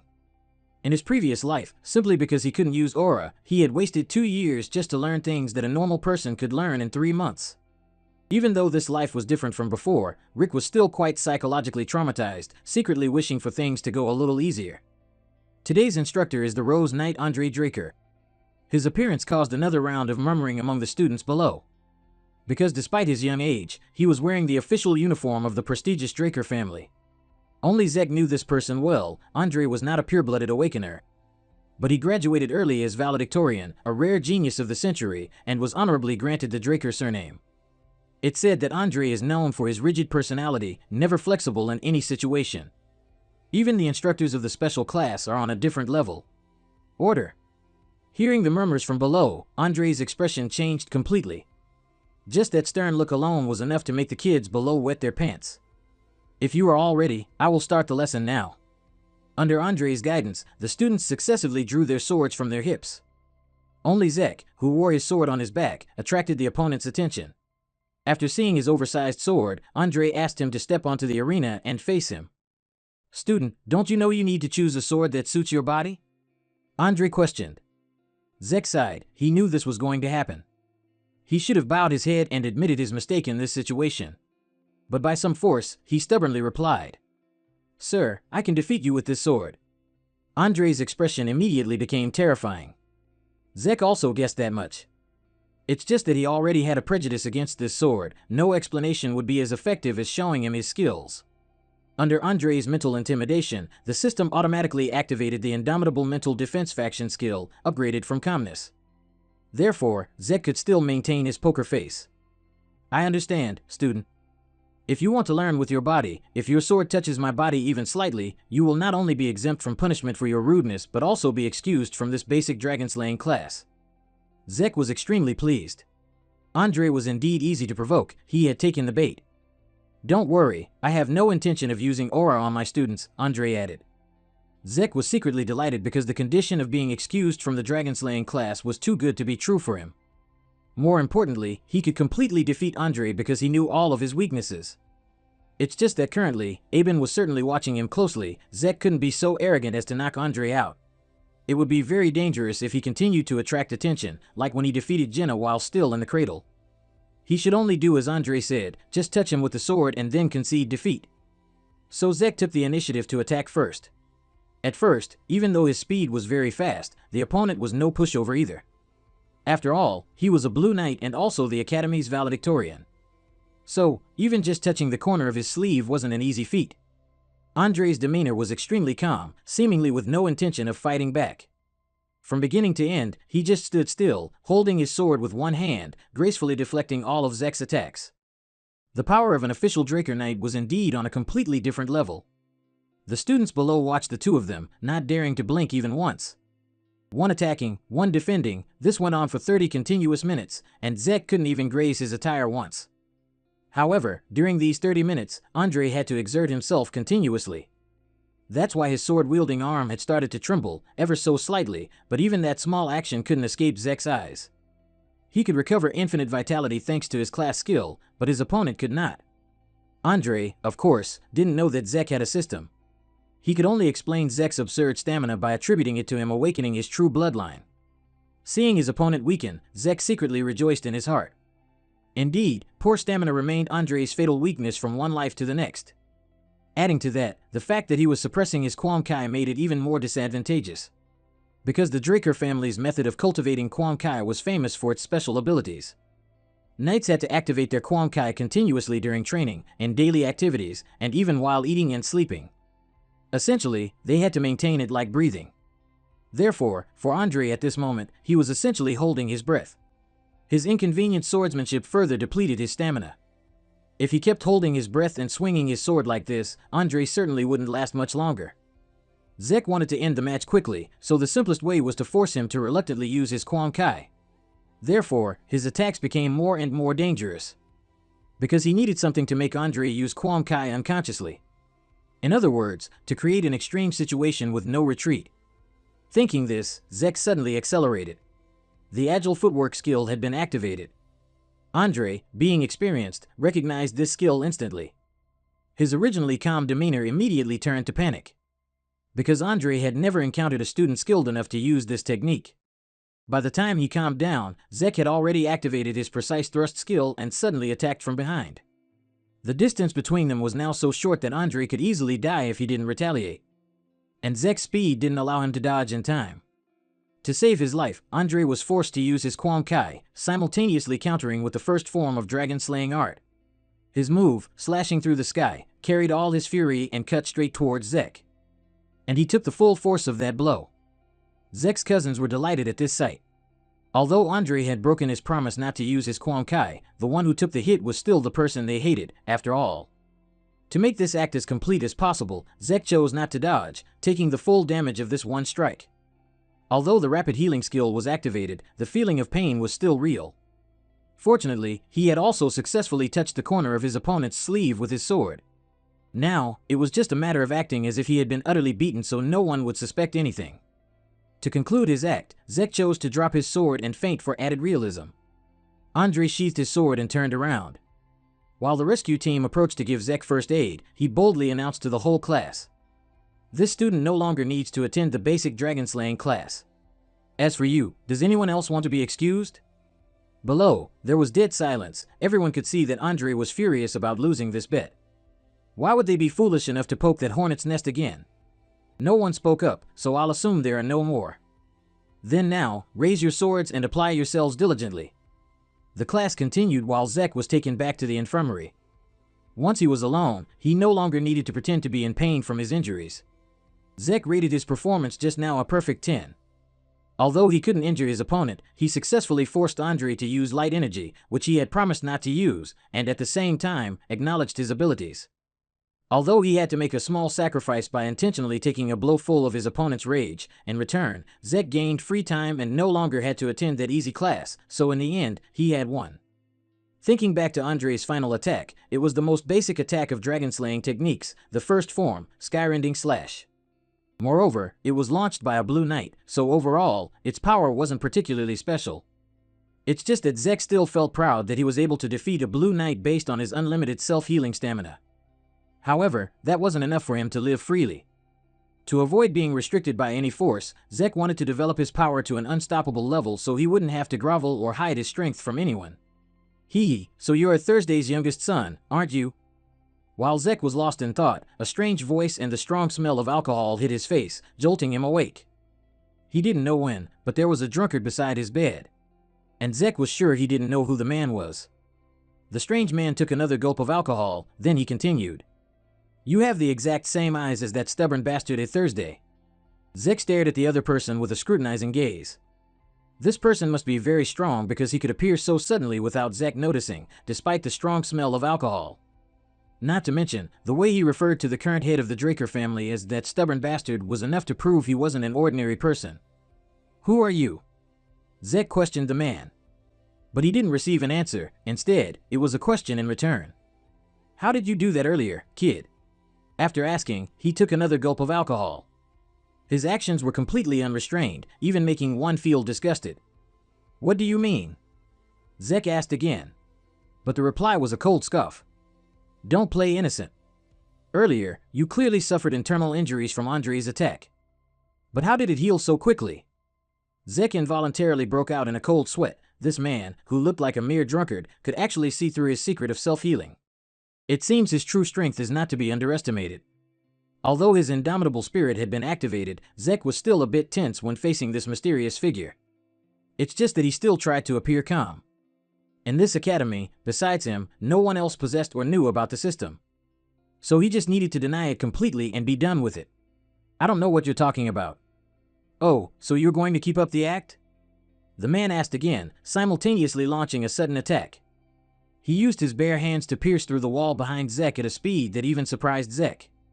But this move was just a warning. As the man's hand continued to move, Zek instinctively ducked low to dodge. The two exchanged a few more moves, but he managed to evade all of his opponent's attacks. Finally, to end the pointless fight, Zek had no choice but to use the blanket he was wrapped in to cover his opponent's head. For some reason, at that moment, instinct told Zek something important. If he didn't eliminate his opponent first, he would be the one to die. Therefore, even though he hadn't clarified the identity of this drunkard, Zek was determined to go for the kill. Yet, surprisingly, even with his vision obscured, the old man was still able to catch Zek's oversized sword with his bare hands. Your adaptability is truly impressive, just like a mercenary. Zek used all his strength, but still couldn't make the sword budge. This was the first time since transmigrating that he felt so powerless against an opponent's strength. He grinned and said, "It's like." As he spoke, his eyes suddenly glowed strangely as he continued, "A mercenary." At that statement, Zek quickly leaped backward, disappearing from his original spot in an instant. A hint of worry appeared as he wondered, who exactly is this guy? A mercenary? Meanwhile, Duke, still looking completely at ease, playfully handled the sword and said, "A Draker abandons his sword and retreats." After thinking for a moment, he raised one finger. Duke looked at Zek and said, "I think you're better suited to be a mercenary than a knight." Hearing that, he was startled and thought, is that what he means? I've never been like this since I met my master. I was sure after the initial skirmish that there's too great a gap in our abilities, so great that if he wanted to, he could easily kill me. He is at least an excellent knight. He then pointed directly at Zek and asked, "That great sword is basic cradle issue, isn't it? You have such talent, why are you using that kind of weapon?" Zek exclaimed, "No, perhaps even stronger." Just as the atmosphere was incredibly tense, someone suddenly entered from outside the door. The person spoke, saying, "So you're here." Upon seeing the person in front of him, Zek was utterly surprised and thought, "Andre? Why is he?" Andre continued, looking at Duke, Gardener Dexter. Hearing that, he stared blankly at the man and blurted out, "That's the gardener." "That guy." Duke then spoke, "You persistent bastard, how did you know I was here?" Andre replied, "You were in the training room earlier." He continued, "You're annoyingly quick." Suddenly, Andre glanced over and reminded, "If you're done with your treatment, you can leave, student." He quickly turned away and replied, "Yes, understood." Just as he reached for the doorknob, a loud voice called out, "Kid." The person who just spoke was none other than Duke. He continued, "If you have time, come to the Academy's West Greenhouse, I'll teach you useful things." This statement made him stand frozen in place, not understanding what was happening. After a moment of absent-mindedness, he directly walked out and refused, "I'll pass." Hearing that, Duke was furious, practically fuming, and yelled, "Look at that mouth of yours, that personality is exactly like a Thoas." After closing the door, he secretly smiled and thought to himself, "A gardener? Who's he trying to fool?" He remembered what he had said earlier, "So you're a Thoas' youngest son." He thought to himself, if he's at the level where he can call the current head of the household a Tho Draker so easily, then you must be the one who only had one disciple, Andre, throughout his life. An image of him, Duke Draker, the Gale Knight, appeared in his mind. One of the Black Knights with martial prowess, capable of single-handedly fighting an entire kingdom. He was a hot topic when he suddenly disappeared one day. He didn't expect him to be living in seclusion at the academy. Perhaps Andre came here because he was here. He walked quietly, thinking, Duke is mentioned as a person with terrifying determination. There are even rumors he earned the title of Black Knight just because he liked the color black. That's just a silly rumor, right? Currently, Duke is showing strong interest in me, but receiving ordinary instruction just out of pure interest isn't something I'm interested in learning. Thinking this, an idea sparked in his mind. If I'm going to learn something, I should at least learn his secret techniques. I'll turn that interest into determination. At the same time, in the main building of the academy. Inside, a person standing on the podium asked, in a situation like this, do you know what will happen? He was the professor of theoretical magic at Phanom Academy. In response to the question, the atmosphere was completely silent. All the students had fallen asleep. The professor asked again, "No, does no one know?" Seeing no one answered, he forced a smile and said, "Haha, all right." When successfully creating a spirit formula, just as he said this, a voice interrupted, "Due to resistance, you will be seriously injured." The person who had just spoken raised his hand and continued, I don't understand the law of spirit flow for energy transfer that you mentioned earlier." Hearing that, the professor exclaimed in surprise, "Oh, I'll repeat, Professor." The professor then replied, I apologize, this is the first time I've received a question." "All right, about spirit flow." To explain the concept, that's interesting too, that's how spirit energy. The discussion proceeded very smoothly. In a flash, it was already time for class to end. Everyone stood up and chatted among themselves, why are we learning about magic theory at a knight's academy? It's basically nap time. However, he didn't think that at all. It was an easy-to-understand lecture, he wasn't an ordinary professor. Just as he thought this, someone from behind him called out, wait a minute." The person who called out was the professor. He turned in surprise and asked, "What is it, Professor?" He panted, It's nothing much." He smiled and continued, "It's just been a long time since I felt like I was teaching a proper class, thanks to you. So if you have any questions, feel free to come to my research lab anytime. I'm still an alumnus who received a scholarship from Delphi Magic University, so I know a lot." Hearing that, he was surprised and thought, I thought he wasn't an ordinary mage. But I didn't expect him to be an alumnus of Delphi Magic University, the nation where magic originated. Thinking this, he replied, "I understand, Professor." Even after class, the professor remained very enthusiastic. He smiled and thought to himself, befriending a mage isn't a bad thing. Mages are good at mathematics and often flexible thinkers. They make better colleagues than knights. Fa Nong, huh? Let's see if he's useful. Thinking this, he suddenly stopped, his eyes wide. In front of him, Duke was sprawled on a chair, already waiting. He was more impatient than he thought. It had only been about a week. Duke then glanced at him and asked, "Done yet, kid?" He continued, "Why are you?" Before he could finish his sentence, the man sprang up and asked, "Why aren't you going to the greenhouse?" He continued, "You surely understand what I mean by teaching you useful things, right?" Hearing this, he replied dejectedly, "I told you, I'm not interested." These words made Duke furious. He jumped up and shouted, "What? Why not?" He calmly replied, "I know you're incredibly talented, but right now I'm busy with personal training." He chuckled and added, "Of course, personal training can't be neglected." Just as he said this, Duke, who had appeared behind him at some point, asked, "Did you think I'd say that?" Sensing something amiss, he quickly glanced behind him. But he was still one step slower than the man. Without a word, he raised his hand and struck him directly on the back of the neck, causing his eyes to roll back as he fell unconscious.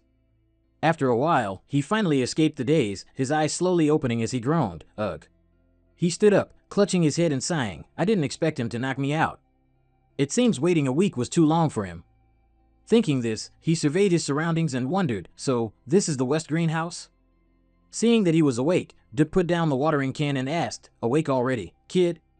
He looked at the man cautiously and asked back, "Did you kidnap me?" At his words, the man enthusiastically approached him and replied, "Yes, I kidnapped you."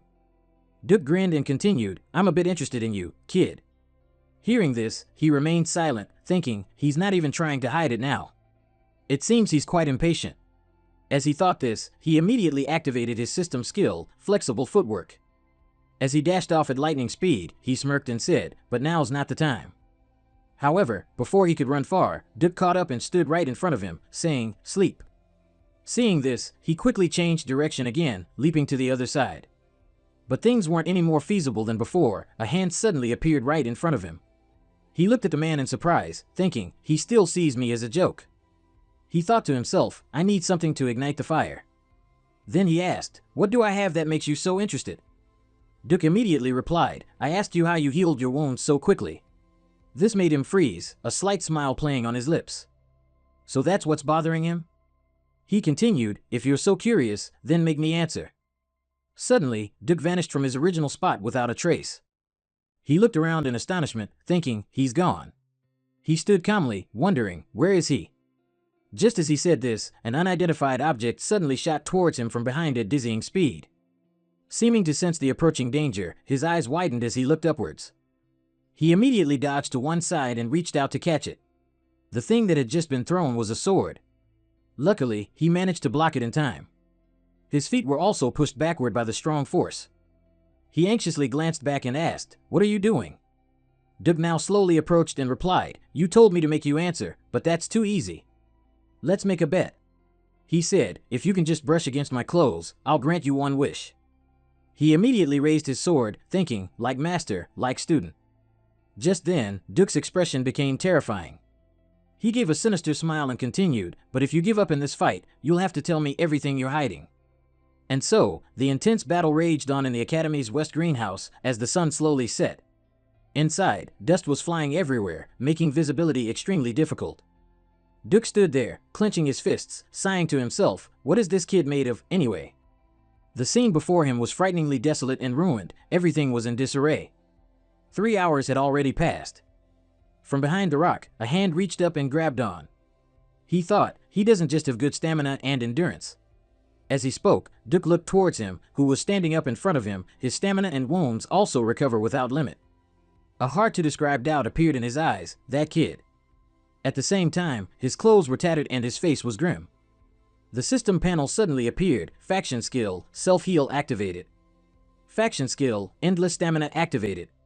He glanced at him, thinking, I could do this all day, but I can't win the bet. Dragon's Might, it seems dangerous, so I've never used it. Thinking this, he lunged forward, making a decision, but against the Black Knight, it won't be a problem. Both their eyes suddenly changed, surging with killing intent and erupting power. Let's continue. Seeing this, Duke smiled with delight and exclaimed, that look in his eyes. He laughed loudly and praised, good, that's more like it. He stood still, surrounded by swirling wind that stirred up blinding dust. The system immediately displayed, agile footwork skill activated. He also shot forward accordingly. He furiously swung his sword, slashing, but Duke was not to be underestimated. He easily dodged everything. He looked at the incoming sword strike, narrowed his eyes, and thought, he's repeating that attack. He might be fast, but compared to that leech and the little girl from Turuan, he's nothing, but his malice surpasses even persistence. I love it. As he thought, he reached into his pocket. Maybe I should use a little light energy, huh? However, before Duke could do that, a terrifying golden eye appeared right next to him, making him freeze. He immediately swung his arm, shattering his sword into many pieces. Duke's face darkened as he thought, just now, that was. Before he could finish his sentence, a thick cloud of dust flew up, obstructing his vision. Duke looked around and wondered, did he block my vision? But it'll also be hard for him to find me. No sooner had the thought ended, he appeared right behind him with sharp eyes. The system displayed, Dragon Skill, Dragon's Eye, activated. However, as the sword approached, Duke recognized it immediately. He was startled to realize that what he had just slashed was not a person, but merely an illusion. He had vanished from his original spot without leaving a trace. His movement speed was so fast it stirred up blinding dust. Looked bewilderedly at the whirlwind circling around him and exclaimed, this is Duke's secret technique? A simple rapid dash causes a strong wind. Is this why he's called the Whirlwind Knight? While he was still lost in thought, Duke got close right behind him and softly said, I. Hearing that, he was startled and swung his sword, but couldn't hit. What? Suddenly, he charged forward and threw a punch, shouting, consider this a draw, kid. This punch was thrown so fast he couldn't react. Blood gushed from his mouth. His body was sent flying backward and hit hard. The system displayed a notification, due to excessive skill usage, your exhaustion has exceeded the acceptable limit. Seeing this, he squinted his eyes, smiled, and exclaimed, like teacher, like student, indeed. The system continued to notify, for your safety, your consciousness will be forcibly disconnected. Immediately, his vision became blurry. Damn it. After a period of unconsciousness, his eyes finally opened. In front of him was his familiar room. He sat up abruptly, clutching his aching head. Trying to look again, he thought, this is my room. Did Duke bring me back? Thinking of this, he sighed in frustration. I almost won. He flopped onto the bed and exclaimed, he truly lives up to his name as the Black Knight. I thought I did everything I could right now and it was useless. I tried to make Duke careless by repeating my attacks 100 times, and at the decisive moment, I created an opening with Dragon's Might, plus using Dragon's Eye to attack him, yet it still wasn't enough. The skill Duke used at the last minute must be his secret technique. I did indeed lose consciousness due to overusing dragon skills. But thanks to that, I got to see his secret technique. The absurdly high-speed movement technique he used with his extremely trained body. That secret technique must be what helped Andre, who has poor physical strength, reach the position of Red Knight. Thinking of this, Rick felt a bit dejected. It's a shame I lost the chance to learn his secret technique, but it was still worth it. Dragon's Might with pressure strong enough to make even a Black Knight hesitate. Most small fry would prostrate themselves immediately upon contact with this skill. Suddenly, a notification appeared in front of him, startling him, and he glanced at it. The panel read, you have one unread message, confirm? Yes or no? Seeing this, he wondered, an unread message? The system continued to notify, D rank skill. Agile footwork has been upgraded to C rank skill, high-speed movement. Your soul has developed greatly, and your strong will, along with the development of your soul. Your system functions have been activated. You can activate the next function by using karma points. Rick's eyes became hazy. What? The system notified, minimap, geographical features can be seen in the form of a map. Locked. 20 points to unlock. Inventory, can store as many items as possible within its capacity. Locked. 20 points to unlock. Beginner's Quest Book contains instructions and quests for the effective development of low-level administrators. Locked. 45 points to unlock. Current karma points, 40. After reading through it, he sat deep in thought. A bunch of things had appeared, according to the description, besides the inventory. Thinking that, Rick didn't hesitate, directly pressing the yes button on the system panel. Let's check the inventory first. A notification immediately appeared. If you select the item you want, it will be stored in the inventory. When retrieving an item from the inventory, you can think of the item's name or form. The spatial range an item occupies in the inventory depends on its size and weight. If you want a larger inventory, you can use karma points to increase your inventory size. After hearing the explanation, he glanced to the side and wondered, select the item I want. He quickly walked over and picked up his shattered sword. I can activate skills by thinking of them, so putting items into the inventory must be similar. Rick gripped the sword tightly, repeatedly thinking in his head, store, store, store. And immediately, the sword emitted a white light and then slowly disappeared. He looked into the inventory compartment in front of him and thought, the two-handed sword has disappeared and taken up 2 out of 28 slots in the inventory. So this is what the system meant when it said the amount of space an item occupies in the inventory depends on its size and weight. To take it out, I need to think of its name or shape. Just as Rick had thought, the sword appeared right in his hand. He grinned excitedly and said, I thought of a subdimensional storage, but this is even better. That treasure is very expensive, obviously, but it's hard to find something to put it in. And I can even expand the inventory space by using points. Above the notification board, it read, Status Window, Low-Level Administrator. Name, Rick Kerr. Occupation, Unique Immortal. Title, Blessed by the Ancient Dragon. Administrator function, Low Level. This excessively advantageous function is just at a low level. What will it be like when I reach a higher rank? He thought to himself, if the value of these points is so high, I can't use them recklessly. It seems I'll have to change my plans. Just like that, Rick was lost in a jumbled stream of thoughts. Suddenly, a voice from outside the door rang out, May I come in? Young master. Hearing that, he thought to himself, Sure. After thinking, he replied, Come in, is something wrong? He replied, There's a message for you, sir. Finishing his sentence, he took out a piece of paper and handed it to him, saying, He said you'd know who it was from if I mentioned Stir the Gardener. Hearing that, Rick immediately understood, and the corner of his mouth curved into a slight smile.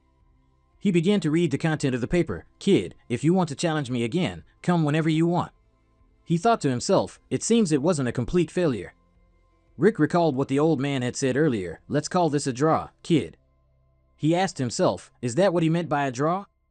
His hand clenched as he happily exclaimed, anyway, it means there's still a chance. Suddenly, Kerr, standing next to him, spoke up, I have one more thing to tell you, sir. He continued, I found the blacksmith you mentioned earlier. Hearing that, he exclaimed, oh, really? So when is the appointment? He gently raised his hand to adjust his glasses and replied, well, there's a problem. Kerr announced, the blacksmith refused the appointment. Hearing that, Rick cried out in surprise, what? Why? At the same time, at the blacksmith's place, the space was extremely dark, with weapons scattered everywhere. He spends all day immersed in alcohol. Kerr explained, he no longer forges weapons. Early the next morning, a foot was stepping down from a carriage. Rick was now in front of the blacksmith's house. He thought to himself, it's been a long time. Above the signboard, it read, Papnir bread, Papnir's breath. He let out a wry, fed-up chuckle, haha, what a prestigious name for a blacksmith shop. Thinking this, Rick slowly pushed the door open, stepped inside, and asked aloud, is anyone in here? From what he remembered, Graham, the Sword of Aura, it was a masterpiece that Galleon had forged. He said it was the price for researching his soul, worthy of the title Soul Blacksmith. He was known to read the souls of blacksmiths before crafting weapons for them, and he lived up to that reputation, creating a sword with the ability I needed most. The ability to replace Aura with Ezer, the continent's greatest blacksmith, had forged that sword. Thinking this, Rick looked at the man who was completely drunk in his liquor, wondering, what's his current state? Sensing a presence, he looked at Rick in confusion and asked, what is it, a kid? This isn't a place for children, get out. He was the sole blacksmith, Galleon Handback. Ignoring that comment, Rick looked around at the messy surroundings and thought to himself, even though he's a very emotional person, he wouldn't be this extreme. What exactly happened to him before I met him? Immediately, he went to get a large bucket of cold water. Then he directly splashed it onto Handback's face. After doing that, Rick rolled the bucket to one side. He walked over, smiling, and asked, "Are you awake now?" He continued, "I want to know why you refused my request." After a moment of stupor, Hanbak finally recognized the emblem on Rick's gauntlet, and he trembled, exclaiming, "Deedker?" Hanbak bowed his head and said loudly, I apologize for showing such disrespect." His whole body trembled as he continued, "Please forgive my rudeness, but I am not accepting any requests right now." How can a scumbag create what someone else wants, when he can't even create what he himself wants? Hearing this, Rick somewhat understood. So even Galleon went through such a phase. Now that he thought about it, he was already the greatest blacksmith on the continent when Rick met him. And Galleon had never told him about his life before. Hanbak sat holding his head, lamenting, "Why am I so useless? Can I even forge weapons anymore?" His entire body trembled, a blacksmith who cannot forge weapons. Rick shouted, "Galleon Hanbak." Startled, he snapped out of it and replied, "Please forgive me for this inappropriate behavior in front of you, sir." Rick continued, "Don't worry. I want to see some of your failed products." Hanbak quickly answered, "Let me lead you to the back." He thought to himself, "There's no other way. I'll have to guide him onto the right path myself." A moment later, they both arrived in the backyard. Hanbak spoke up, "I apologize, sir, I shouldn't have left everything in such a mess." Rick replied, "It's all right, it's all right." He looked at the pile of weapons in front of him and continued, "I'd say it's quite captivating." Hanbak heard this and replied, Thank you, sir." At this, he continued to step forward, so. Seeing Rick pick up a sword to examine it, Hanbak worriedly warned, "Sir, please be careful. Even if they are failed products, they are still very sharp." Rick ignored the warning. Each sword was inspected. This one and this one. No, these ones. They are not failures. They are of similar quality to the things he forged when he was hailed as the continent's greatest blacksmith. A system notification appeared, Dragon's Seal, Dragon's Eye, activated. He exclaimed, "Just as I thought." He then asked, "Your furnace has a problem, doesn't it?" Hearing that, Hanbak, very surprised, asked back, How did your grace?" Rick replied, "I'm asking you. You've optimized your own smithing style, haven't you?" Rick continued, "It seems you've mixed some metals to create lighter and more refined materials." As soon as he said this, he swung the sword. With just one force, the sword immediately shattered. He spoke up, "But the durability is too bad." In such cases, it's because impurities weren't properly removed during the heat treatment process. Hanbak looked at Rick, thinking to himself, "So precise. He not only recognized my smithing method but even analyzed the critical flaw and its cause. If it's this person, then maybe." Thinking this, he spoke up, Sir, this is a bit. No, very random." He continued, "But I have something I'd like to ask." A moment later, inside the house, Rick approached and asked, "What is it?" Hanbak replied, "Could your grace look at this first?" After speaking, he placed a large scroll on the table and unrolled it. Rick also came closer, observing thoughtfully. He thought to himself, this is Galleon's secret, something he revealed years later, the blueprint for a magical furnace. He recalled what Hanbak had said, "What is there to hide from the person who saved my life? A furnace whose temperature can be adjusted at will with magic, this is my secret." Thinking this, he smiled and said, "With this, your smithing method will work perfectly." Hanbak happily continued, "Indeed, I knew your grace would realize it right away." Rick then asked, "You have a complete blueprint, so why don't you build it?" Hanbak thought for a moment and replied, "The most important component, the blueprint for the law of etheric energy, is there, but the cost of building the magic tower is 10,000 gold. Hearing that, Rick thought to himself, a normal family of 4 has a monthly living expense of 10 gold, meaning it's 1,000 times that. So it took him 10 years to gather that money? Hanbak continued, "That price is absurd, so I want to ask your grace for a favor. You are a Kur, and also a true blood awakened, so if your grace builds this furnace for me, I will fulfill any of your requests freely and unconditionally, until my last breath." Hearing that, he thought to himself, this is tough. It would be feasible if I were a family's protective knight, but it's impossible for me, even as a true blood, to receive 10,000 gold in support, but I also can't give up Graham, the radiant sword. His problem is the law of etheric energy. Just as he thought this, Rick suddenly had an idea, his eyes widened, and he exclaimed, "Wait." He smiled faintly and asked himself, the law of etheric energy. Without further hesitation, he slowly rolled up the blueprint and said, "All right, I accept." Hanbak, confused, asked again, Really, your grace?" Rick replied, I can consult a mage I know. When I have an answer, I'll let you know immediately. Before leaving, he didn't forget to remind him, oh, and please stop drinking.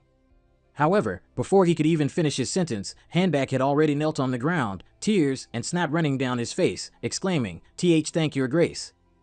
Truly, thank your grace. This galleon will serve your grace for life as his savior. Loud voices echoed from inside the house, thank you, sir.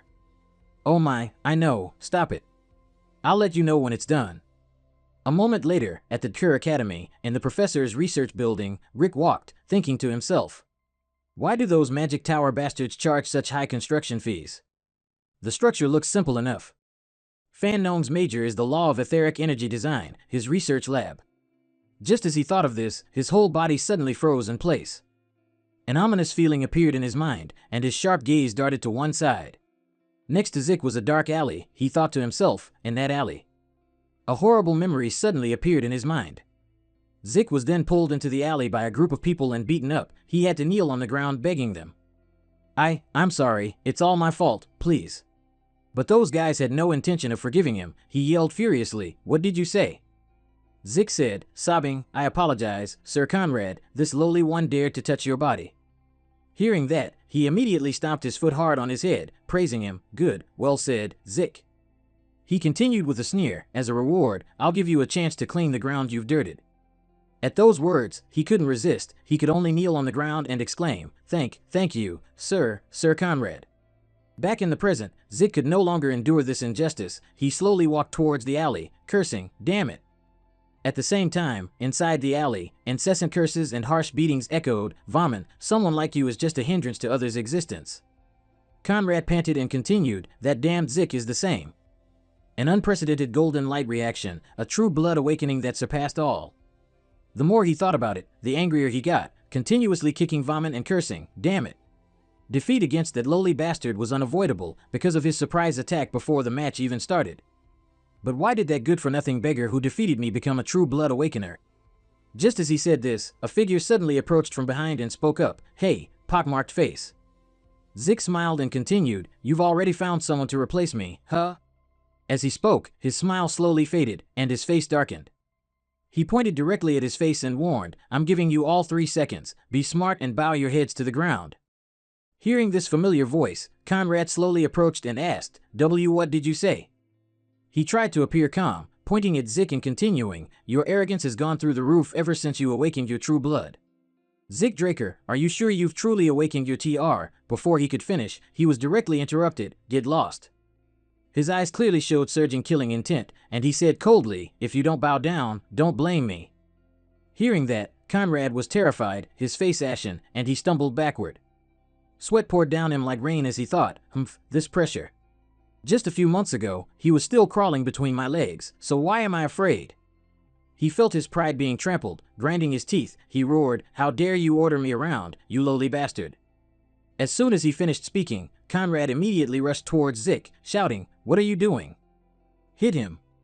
Seeing them madly rushing towards him, he calmly stood still and asked, don't blame me for this, got it?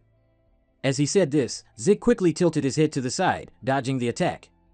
While the other guy was still trying to understand what was happening, a lightning-fast punch shot straight at his face. He directly dealt him a devastating blow, sending him falling backward. The others felt a slight fear but couldn't stop themselves. Zik continuously threw punches, knocking out the teeth of each person. It seemed none of them were his match, he could easily defeat them all. Zik mercilessly threw them aside like garbage. He kept kneeing and kicking, knocking them down one by one. Each strike he delivered was extremely swift, without a single flaw. And finally, the last one was also beaten to the ground. Witnessing the whole scene from beginning to end, Conrad was so scared he broke out in a cold sweat, standing frozen in one spot. He looked at his subordinates, none of whom could stand, and exclaimed, no way. He kept asking himself, is this damned guy really the Zik Draker I know? Zik then approached him to reassure him, no need to be scared. I believe you already know, it only hurts for a moment. Conrad immediately took a gamble and drew his sword. He trembled, pointing the sword at Zik and yelling, stay away. If you come closer, I'll cut you down. Hearing that, Zik coldly replied, you actually drew your sword outside the training ground? You know what that means, don't you? These words startled him, leaving him speechless, with fear in his eyes. He reached for the sword on his back and continued to face the killing intent of Lion Conrad, who has drawn his sword outside the sacred training ground. Hearing that, Conrad yelled in fear, "Wait, wait!" But Zik had no intention of stopping. His face clearly showed killing intent as he growled, "I, Zik Draker, shall respond in the name of honor." At his powerful words, Conrad was terrified and went limp. This next battle will end when one of us dies. All responsibility belongs to ourselves, and the opponent bears no responsibility for its outcome. As he finished speaking, he looked at the person lying on the ground and continued, "Liam Stone, you are the witness." Without wasting another second, Zik began to swing his sword. "Now then, let's continue." Seeing the serious look in his eyes, Conrad, terrified, hastily pleaded, I'm sorry." He was so scared he wet his pants, kneeling on the ground and bowing, "Sir Zik Draker, please, please, spare my life." His entire body trembled. "Please, forgive me." Hearing that, Zik slowly lowered his sword. He remembered how he himself used to be. I'm sorry, Sir Lion Conrad, please spare my life." The more he remembered, the more his blood boiled. "You damn idiot." Immediately after, a lightning-fast sword strike aimed straight at Conrad's face. Zik directly took one of his ears. He sheathed his sword and said, "I'll take your ear as the price." Hearing that, he clutched his head, groaning in pain, my ear." He stepped forward and placed a hand on Conrad's head, warning him, "If your ear is reattached when we meet again, what I take next won't be your ear." Zik gripped his hair tightly and growled, "It'll be your head." As he finished speaking, he shoved Conrad's head straight to the ground.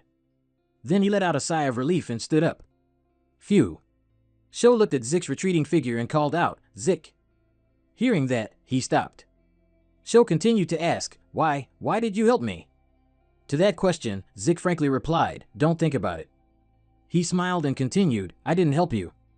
As he said this, he turned and walked away, thinking, rather, I was helping myself.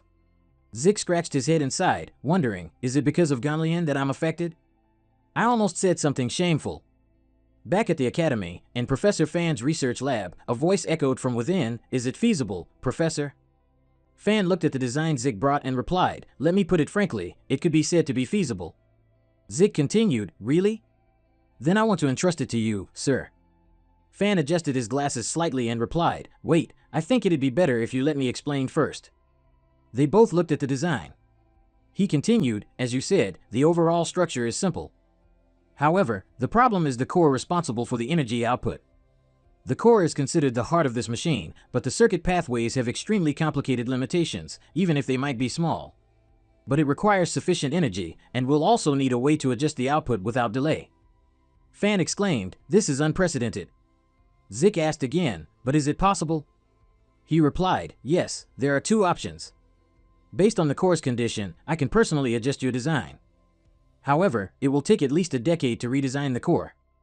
No, it'll take 15 years. Hearing that, he screamed in horror, 15 years later. Fan replied, "Yes, it will consume a significant amount of time. As for the second method, we could bypass the core design and use a similar material, but even though doing so could save a lot of time.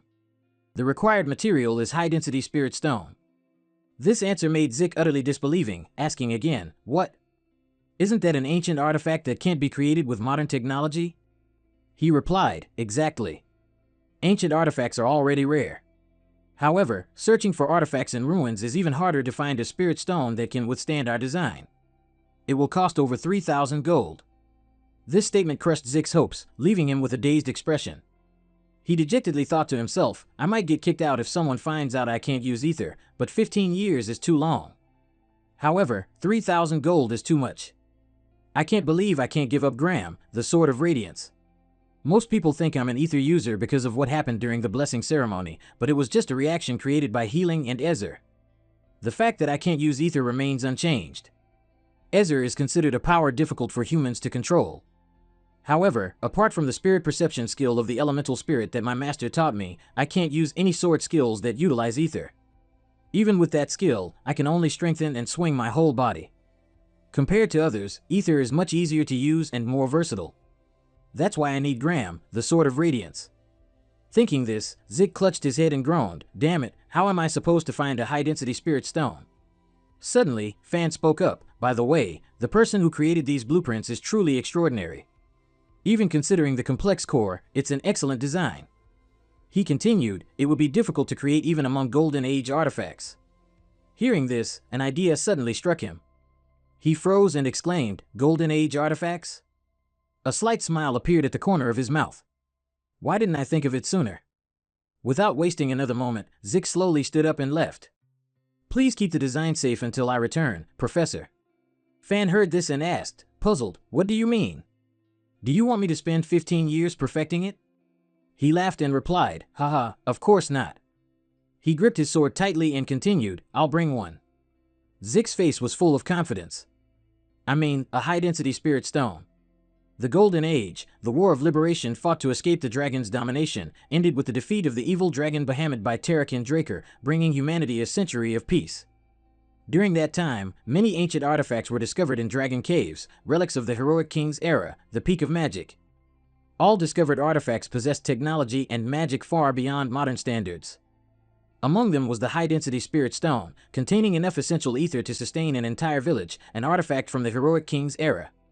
Scene shift, Draker Academy, Central Library. Although rarely used, the Central Library was maintained because it was believed to have been personally established by Tarakin during the expansion of the archives. Artifacts from the Golden Age were discovered, leading to the involvement of the Magic Tower and Archmage Nirvana, a member of the three great noble families in the excavation. In those months, countless Golden Age artifacts were discovered, and news of it spread through continental newspapers. Or at least, that's what would happen 10 years from now. At the Central Library archives, Zik was also present. He looked around and thought, no one has discovered the artifacts yet, or even become aware of them. Saying this, he sighed dejectedly, I could fumble around all day and still not find it. The system displayed a notification, Dragon's Mark, Dragon's Eye activated. One of Zik's eyes glowed. He didn't give up and continued walking around the library to search. While walking, he suddenly discovered something, his whole body froze, and his eyes widened. On the ground at that moment, a floor tile was emitting a faint red light. Zik exclaimed, here it is. He approached and tapped it with his hand, thinking it should sound hollow when tapped. Yes, that's it. He quickly used the Elemental Spirit's Spirit Perception skill, Cut. The only Ezer application for the Elemental Spirit's Spirit Perception skill he learned from his master, because Ezer materializes the user's will. So, applying certain attributes like cutting and using it in various situations is feasible. However, it has a limitation. The user must consume a large amount of Ezer to perform any action. As soon as he thought of this, his head ached intensely. It seemed using it was still too much for him for now. After a long time, the tile finally slowly opened, and Zik simply climbed straight down. He carefully closed the tile lid as if nothing had happened. It was extremely dark and damp below. Rick had to take out a torch and light it. He looked around and said, the report didn't say it was this deep. Just as he said this, a sudden noise startled him in fright. Right beside him, two figures were flickering and walking. He wondered in surprise, it should be at least another decade before anyone discovers these ruins. Rick took a chance and peeked, asking himself, could someone have found it already? However, the scene that met his eyes was not people, but two moving skeletons. He exclaimed, skeletons? They're holding picks and shovels. Alright, it doesn't seem to be created by spirits. Rick immediately pulled out the sword from his inventory. If that's the case. The system then displayed a notification, skill, critical hit, has been activated. He darted like lightning, rushing forward to shatter the skeletons. This should be easy. He dealt with them without any difficulty. After finishing them off, the system appeared with a message, by defeating 2 skeletons, you have received 2 karma points. Skeletons defeated, 2, current karma points, 22. Hearing this, Rick laughed joyfully. Oh, right. I can get points from killing monsters, can't I? I completely forgot because I was too focused on the treasure. Thinking this, he became incredibly excited. Wait, isn't this a good opportunity to farm points? Without hesitation, Rick immediately grabbed his sword and dashed forward, shouting, I'm coming, my beloved points. One after another, skeletons were continuously defeated. The system then displayed, by defeating 1 skeleton, you have received 1 karma point. Skeletons defeated, 20. He smiled and said, that was easy. The system continued to announce. Current karma points, 22. Status window, low-level administrator. Name, Rick Drager. Occupation, unique immortal. Title: Blessed by an Ancient Dragon. System function: 25 slot storage. Minimap. Locked, requires 20 points to unlock. Beginner quest book. Locked, requires 45 points to unlock. Skills: self-healing system, calm mind, health recovery, enhanced senses. Skills: precise stab, E rank proficiency, combo slash, D rank novice, critical strike, D rank veteran, agile footwork, D rank veteran, spirit reversal, A rank novice, total grip, A rank novice, dragonkin record, level 1, Dragon Eye novice, Dragon's Might novice, devour. Locked, requires 50 points to unlock. Dragonkin record level 2, cannot view, requires 50 points to unlock. Current karma points, 40. Seeing this, he secretly thought, I need to examine it more carefully in case I find something to use my points to unlock. The beginner quest book is 45, the minimap is 20, and both Dragonkin record devour and the locked level 2 skill require 50 points. It seems I can only buy the minimap right now. The minimap function has been activated. Before Rick, a map appeared, also showing his current location. He observed it once, exclaiming in wonder, it's similar to a magic map. He continued to reach out and press a button on the edge, wondering, what is this? The system then displayed that the minimap had been converted from 2D to 3D. Seeing this, Rick excitedly laughed and said, great, this is exactly what I wanted. His eyes focused on a room emitting a red light, but why is only that room a different color? The system displayed, do you want directions to the selected location, one of the Dragon Slayers, the storage room, yes or no? Hearing that, he thought to himself, a storage room? Without hesitation, he directly reached out and pressed the yes button. The search party took many days to find this place, but I found the location so easily. We will now provide the fastest route to your designated location. Rick looked at the detailed directions and laughed loudly, haha, I can't believe it. With this, how could I get lost? And so, after moving for a while, he finally stood before a large door. The system displayed, you have arrived at the designated location. He surveyed his surroundings and said, I guess I've arrived, but how do I get inside this place? As he reached out and touched the door, he continued, it seems pushing it won't open it. Just as he said this, suddenly, from above the door where his hand was, a strange red light emanated. Not only that, it also carried an extremely powerful electrical current that knocked Rick's hand back. He thought in surprise, a security spell. The reason for the magic tower and the great sorcerer Nirvana being connected must be because of this door. Rick looked at his smoking hand and secretly felt lucky. If it weren't for the gloves, I would have lost my hand. I won't be able to get past the spell. System, can't you open it for me? Hearing that, the system replied, we have received the administrator's request. We will now connect to the security device. The security spell has been deactivated. The automatic device activation was unsuccessful. We will now switch to manual device activation. He exclaimed, what? Rick asked in surprise, wait, are you responding to what I just said? The system replied, yes, I have. Do you have any further requests, Administrator Rick Drager? Hearing that, he stood stunned for a moment. I can talk to the system? He continued to ask, if so, then why did you force me to reincarnate? The system replied, I cannot answer the question stated. Rick continued to ask, what is this administrator system? The system replied, I cannot answer the question stated. He still didn't want to stop, asking repeatedly, who created you? The system replied, I cannot answer the question stated. Do you have any further requests, Administrator Rick Drager? Rick sighed in frustration, holding his head, and thought, damn it, I'm not getting any answers to the important questions. Thinking this, he immediately said, just open the door. The system replied, we have confirmed the administrator's request. One of the Dragon Slayers, the storage room, has been opened. And so, the large door slowly opened. He stepped inside, surveyed the area, and exclaimed, wow, all of this. He couldn't believe his eyes and shouted, is this a treasure chest? A treasure chest, as its name suggests, is a chest full of valuable artifacts and treasures. Finding just one artifact could already be considered a miracle. Without further hesitation, he reached out and opened a treasure box. Inside, a dazzling golden light shone brightly. Haha, so there are hundreds of these? Rick quickly emptied each treasure box. I'll take this one. Oh, this one looks good. I'll give this to Fan Nong. He smiled faintly and exclaimed, finally found it.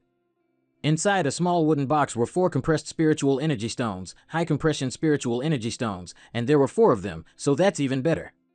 Rick happily stored everything in his inventory.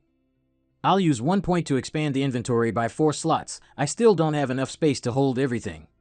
Looks like I'll have to come back often until I graduate, huh?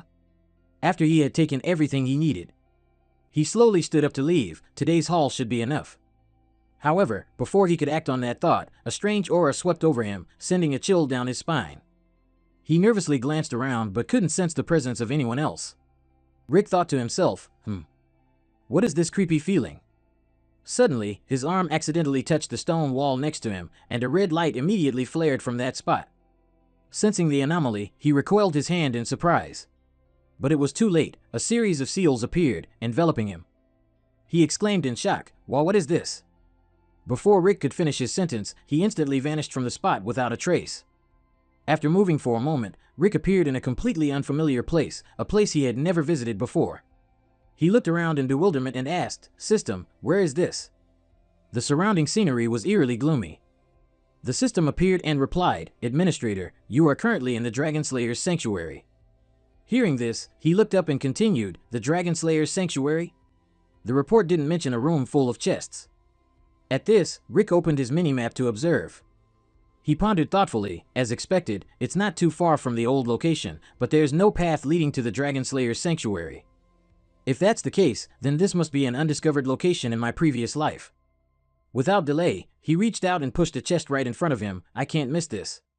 When the lid of the chest was opened, it revealed a strange armor neatly laid inside. Rick exclaimed, "Armor?" The system then displayed a notification, "Dragon Slayer exclusive equipment has been discovered." Hearing this, he couldn't help but curiously lift the armor to examine it.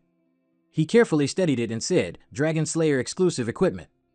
It certainly doesn't look like the armors from the Golden Age that I know. What is this?" Rick intently looked at the back of the armor's neck and wondered, a hole for plugging something in? Suddenly, he froze, his eyes widening as an idea struck him. He blurted out, "Could it be?" Unable to wait any longer, he immediately took out a compressed spiritual energy stone. "But I can't just leave it like this, can I?" The system displayed a notification, "Spirit Stone battery has been installed into the Dragon Slayer exclusive equipment. Activating equipment." As soon as the notification ended, the armor's eyes suddenly glowed brightly as if it had a spirit. Seeing this, Rick grew even more curious, wanting to discover what was hidden inside the armor. Suddenly, the armor began to shake violently, which greatly puzzled him. He exclaimed in alarm, What's wrong with it?" Just as he said this, a loud explosion rang out, and dust billowed everywhere. System notification. Equipment malfunction due to overload, activation failed. A small explosion is expected shortly. Please evaluate quickly. Hearing this, Rick dejectedly sat on the ground, his face smudged, and replied, "It already exploded." Hearing this, the system expressed its apologies. He slowly stood up, looking at the smoldering armor, and wondered, so a high-compression spirit stone is just the power source for this armor? That made him ponder, what functions could it possibly have that require such immense power? I'll ask Fan Nong later. Without wasting time, Rick continued walking, thinking, just keep exploring. After a while of moving, he finally stood before an extremely large room. The other rooms were empty. This is the last room. He looked around, thinking, the entire room only has one glass cage. Suddenly, a system notification appeared right before his eyes, catching his attention. Rick's expression changed, his eyebrows furrowed as he exclaimed, "What is this?" He let out a helpless smile and continued, "Terrakin Ranker, he's truly insane." The system panel read, "You have discovered the legacy of Terrakin Ranker, the cursed heart of Bahamut the evil dragon." Rick wondered, leaving the heart of the dragon he defeated as a legacy? So the creepy feeling I sensed in the previous storage room was this, but now. His body slowly moved. The feeling was completely different. The system displayed, "The cursed heart of Bahamut the evil dragon is reacting to the administrator." His hand was now placed on the glass cage, and from there, a mysterious black aura streamed out. Along with a voice, "All right, I hear you." His expression became unusual, his eyes wide and vacant. "It seems there's no other choice." "All right." Rick seemed to be controlled, no longer himself, continuously muttering, "I will kill them all."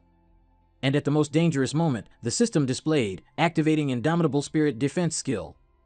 Thanks to this skill, Rick finally returned to normal. He frantically clutched his head and wondered, why me? Just as he said this, he suddenly felt an intense throbbing pain in one eye. His pupil had turned black. A strange black aura also enveloped his body and the glass cage. He exclaimed loudly, "What is this?" The aura seemed to grow larger and larger, covering the entire surrounding space. Rick wondered in confusion, "What is this?" Suddenly, a system panel appeared, urgent quest reward, ownership of Terrakin's legacy. Seeing this, his mind became even more hazy. Skills were activated consecutively. Activating the indomitable mental defense skill. Error, skill activation failed. An extremely eerie dark aura emanated from around Zik. His eyes were pitch black, and terrifying laughter and voices echoed in his head. Facing that situation, he directly charged and powerfully smashed his head into the glass cage in front of him. The impact was so strong that cracks appeared on the glass cage. Zik squinted and smirked, muttering incessantly, "How annoying." Through the glass, he could see a completely different, human-like version of himself. "You talk about freedom? Freedom is something you must seize, you fool." As soon as he finished speaking, the glass shattered into many pieces. The system displayed a notification: "You have overcome the curse of the cursed heart of Bahamut the evil dragon. Urgent quest completed. Quest reward, ownership of Terrakin's legacy, has been acquired." Hearing that, Zik, aching all over, knelt to the ground and thought to himself, "Damn it, I almost died. I can't believe my skill activation failed. What was that just now?" The system appeared, activating the self-healing faction skill. Activating the endless stamina faction skill. Beginning to absorb the cursed heart of Bahamut the evil dragon. After a while, waiting for his body to slowly stabilize, he cast a tired gaze upwards. Right in front of him, the heart of Bahamut the evil dragon was glowing. Suddenly, Zik was as if engulfed by that power, his eyes turned white, and veins bulged. He asked himself in horror, "What is this? Pure, concentrated spiritual energy is flowing directly into me. But I don't have a spiritual energy ring to receive it. This vast amount of spiritual energy with nowhere to go is destroying my body. Everything is getting more and more dangerous, I have to do something." Without further hesitation, Zik slowly raised his hand. He gritted his teeth, trying to create a large black orb. Ultimate skill, seal. Immediately, the radiating spiritual energy slowly began to retract. He thought to himself, "Wrap the spiritual energy in E. Then seal it in compartment E." Suddenly, a terrifying explosion erupted, causing the surrounding ground to shake. From where Zik stood, a massive column of dense black smoke billowed upwards. The ground was also pierced, creating a large, deep crater. At this moment, Zik's body twisted, his eyes glowed brightly, and his body felt like it was about to explode. After a while, his face darkened, and he breathed a sigh of relief. He fearfully stepped forward and asked himself, "Phew, I'm alive now, right?" Zik slowly walked to stand before the glass cage, lost in thought for a moment, without speaking. He observed the inside of the glass cage and thought, the heart has disappeared. So that spiritual energy belongs to Bahamut. Just as he thought that, he suddenly noticed something, his eyes wide open. Reflected in a piece of broken glass, he saw a strange mark appearing on his body. "What is this?" Zik gently touched the dragon-shaped mark on his chest and wondered, "Did I seal Bahamut's spiritual energy myself?" Suddenly, a system notification appeared before him, making him freeze. It read, "You have absorbed the cursed heart of Bahamut, the evil dragon." Following that, a series of other system panels also appeared. The absorbed spiritual energy has refined the administrator's body. The administrator's physique has transformed into a heavenly bone physique. Administrator's power detected to be unmanageable, 95% of power sealed as an inheritor. You have gained access to Terrakin Ranker's secured archive, activated the beginner's quest book, providing guidance for low-level administrators. Hearing that, Zik was bewildered, not understanding what was happening. Heavenly Bone Physique, Terrakin Ranker's secured archive, guidance. Why is there a bunch of weird stuff as usual? I'll look at it later, for now, dismiss it. Just as he said that, he suddenly stopped and exclaimed, "Wait." He reached out and pressed on the system panel, saying, "Leave this one." Zik's expression became very interested, a slight smile on his lips. "My ancestor is really generous." The system appeared, "Do you want to open another legacy of Terrakin Ranker?" After a moment of waiting, a pile of items quickly appeared before Zik. System notification, second legacy of Terrakin Ranker unlocked. Looking at the pile of items before him, he exclaimed in shock, "This is..." That evening, at the Platinum Tower. Inside the room, Zik carefully stored all the items he had obtained into a sealed cabinet. It seemed the cleanup was almost complete. He cheerfully looked at the system panel and continued, "Let's take a closer look." A quick information panel appeared, which read, "Status window, low-level administrator, name, Zik Ranker. Occupation, unique immortal. Titles, blessed by the ancient dragon, inheritor of Terracan Ranker. Dominion, dragonkind. Physique, heavenly bone physique. System functions, inventory, 65 slots. Minimap. Beginner's quest book. Class skills, self-healing, indomitable mental defense. Endless stamina, enhanced senses. Skills, accurate thrust, E rank, mastered. Chain slash, D rank, novice. Critical strike, D rank, veteran. Agile footwork, C rank, novice. Spirit reversal, A rank, novice. Overall buff, A rank, novice. Dragonoid mark level 1, Dragon Eye, novice, Dragon's authority, novice. Command spell, locked. Unlocked when conditions are met, Devour, locked, requires 50 points to unlock. Dragonoid mark level 2, cannot view, requires 50 points to unlock. Current karma points, 10. Dragonoid mark, command spell, infuse power into your words. Locked, unlocked when conditions are met. Glance through the info panel. Zik continued to press on the system panel. There really are many expanded sections. Let's see what else there is.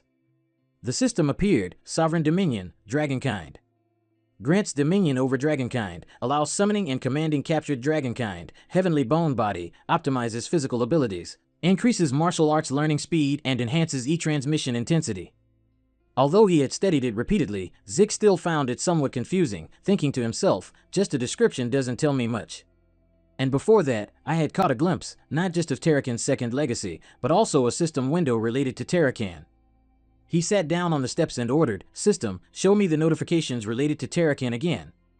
The system quickly appeared. To access Terracan's secure archive, data synchronization is required. Hearing that, Zik pressed the system panel, wondering, "Terracan's secure archive." The system replied, "Please move to a synchronization point. Would you like the synchronization coordinates to be displayed on the minimap?" He sighed and exclaimed, "What? So I have to go to the designated location to access it, huh? Show me the location." Immediately, a minimap appeared before his eyes. He softly said, "So that means..." Zik's face became utterly puzzled, wondering, what's Valhalla? According to what he knew, Valhalla was the leading knight training academy. Thinking this, he scratched his head in frustration. No one but authorized individuals can access it, let alone enter it. Even for me, sneaking into Valhalla is impossible. Going to Valhalla wasn't part of my plan, but if there's something like Terracan's legacy there. Zik quickly pressed the system panel, thinking to himself, then it's worth changing my plans for. Looks like I'll have to stay in this cursed family longer. The system appeared, beginner quest book activated. The beginner quest book starts guiding low-level administrators. After the guidance, quests will become available to assist the administrator's development. Completing quests will earn rewards. Hearing this, Zik thoughtfully rubbed his chin, thinking, so I take quests and get rewarded upon completion. The structure is similar to an adventurer's guild or mercenary quests, but what's this guidance for? Just as he said this, another notification suddenly appeared, beginning guidance for low-level administrators. Before he could even comprehend what was happening, the surrounding scenery began to change. Everything transformed into a dark, endless space. Zik looked around blankly, wondering, what's this? Where am I? He recalled something from earlier, thinking to himself, am I teleporting again like last time? No, this feeling is very different, as if the entire space has changed. No sooner had he finished speaking, a series of loud noises suddenly echoed from behind him. Startled, Zik turned his head to look. Right behind him, several giant monsters were rushing towards him. He exclaimed, "Ogre?" Then he glanced down at the system panel again. It read, Guidance Quest, defeat the appearing monsters within the time limit using at least 2 skills. Reward, points, system shop access. Time limit, 60 minutes. Hearing that, he immediately drew his sword, thinking to himself, ogres suddenly appeared, and a corresponding quest was set up to go with them. So this guidance is about creating situations where I can actively use the system, huh? This should have been provided sooner. Just as he finished speaking, the ogre's giant maces slammed straight down onto the ground, causing it to shatter and dust to fly up. But Zik was no longer in his original position. He had darted to another direction to dodge. Activating high-speed movement. Activating consecutive slashes. The ogres froze and trembled all over, their bodies bearing dozens of different horizontal and vertical slashes. Immediately after that, their bodies exploded without understanding what was happening.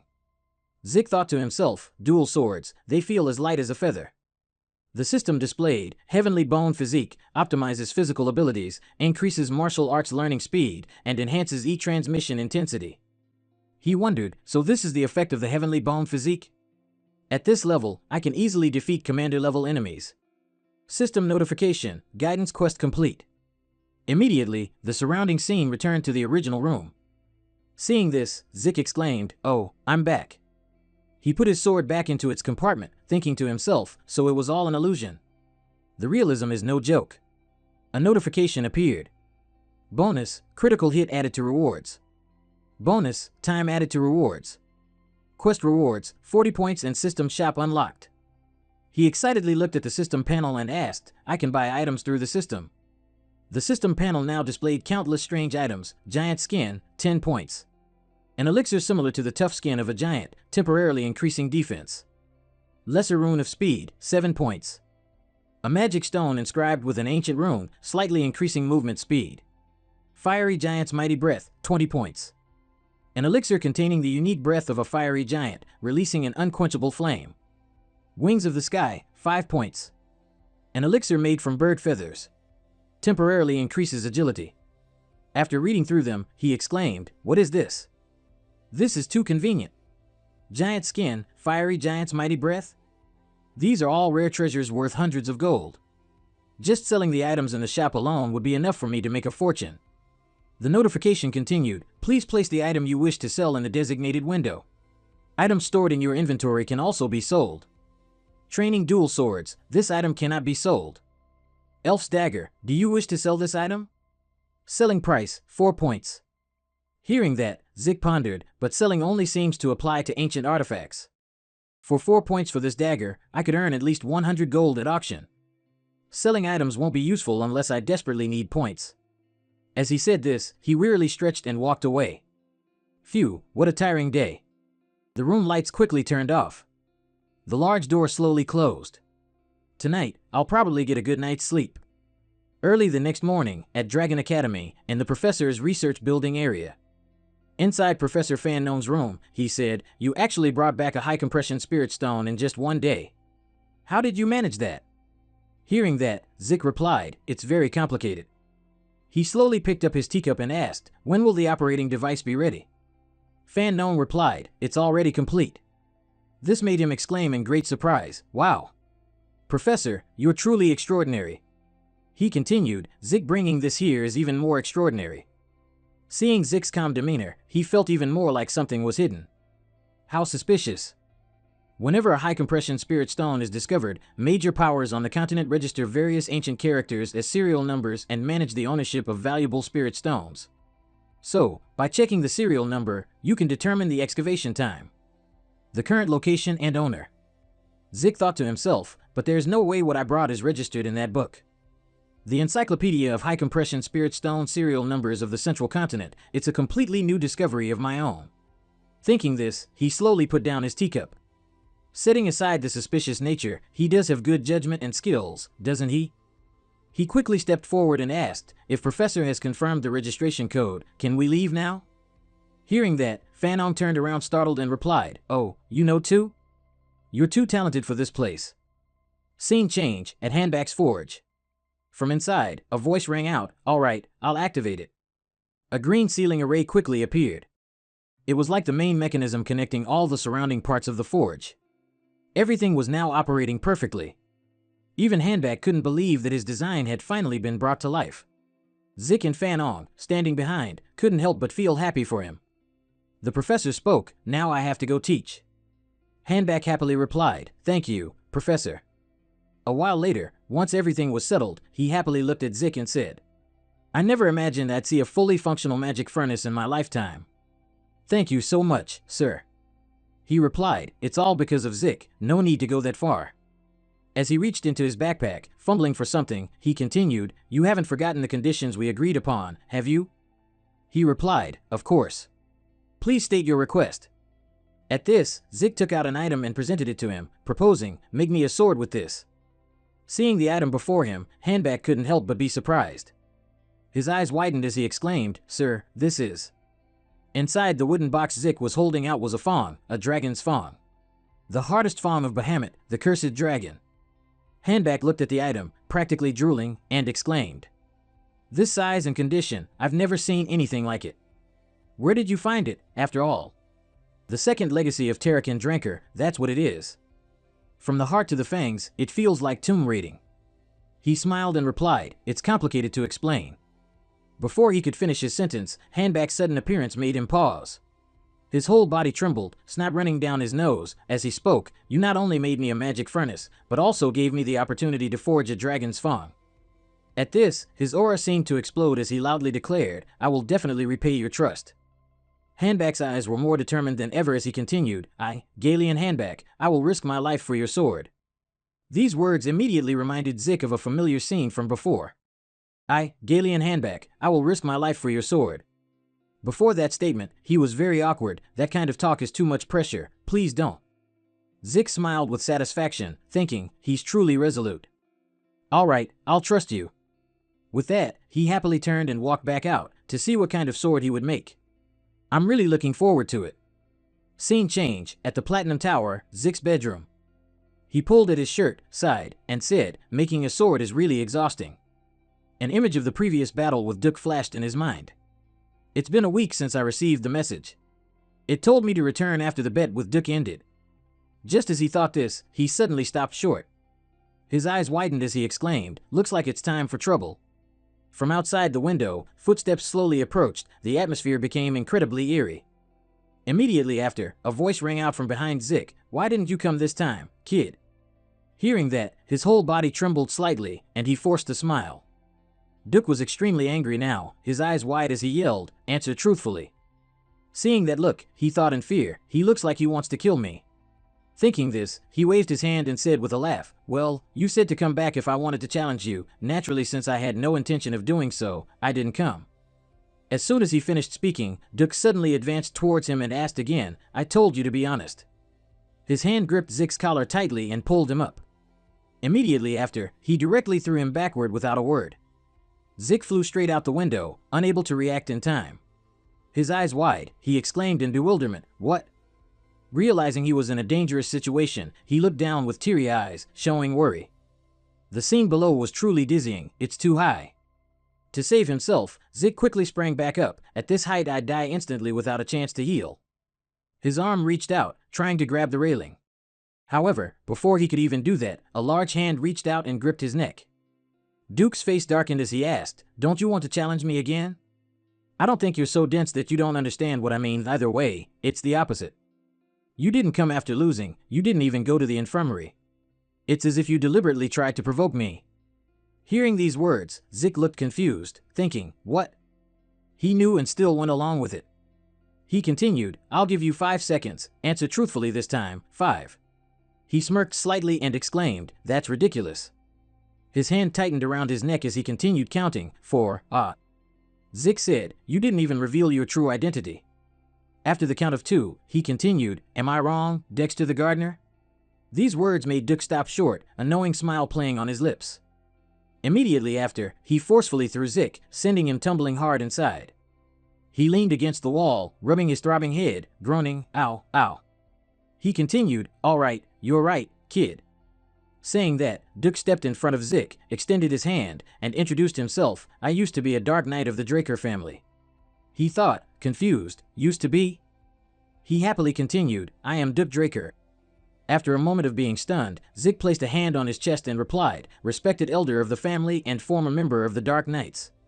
He bowed slightly and continued, "I sincerely apologize for the disrespect I've shown as a knight." Seeing this, Duk, surprised, pointed at him and asked, "What's with that I knew it look on your face?" He scratched his head, bewildered, "No, not at all." Then, he stood up again and asked, "But Duk, what do you mean you used to be a Dark Knight?" He replied, "It's simple.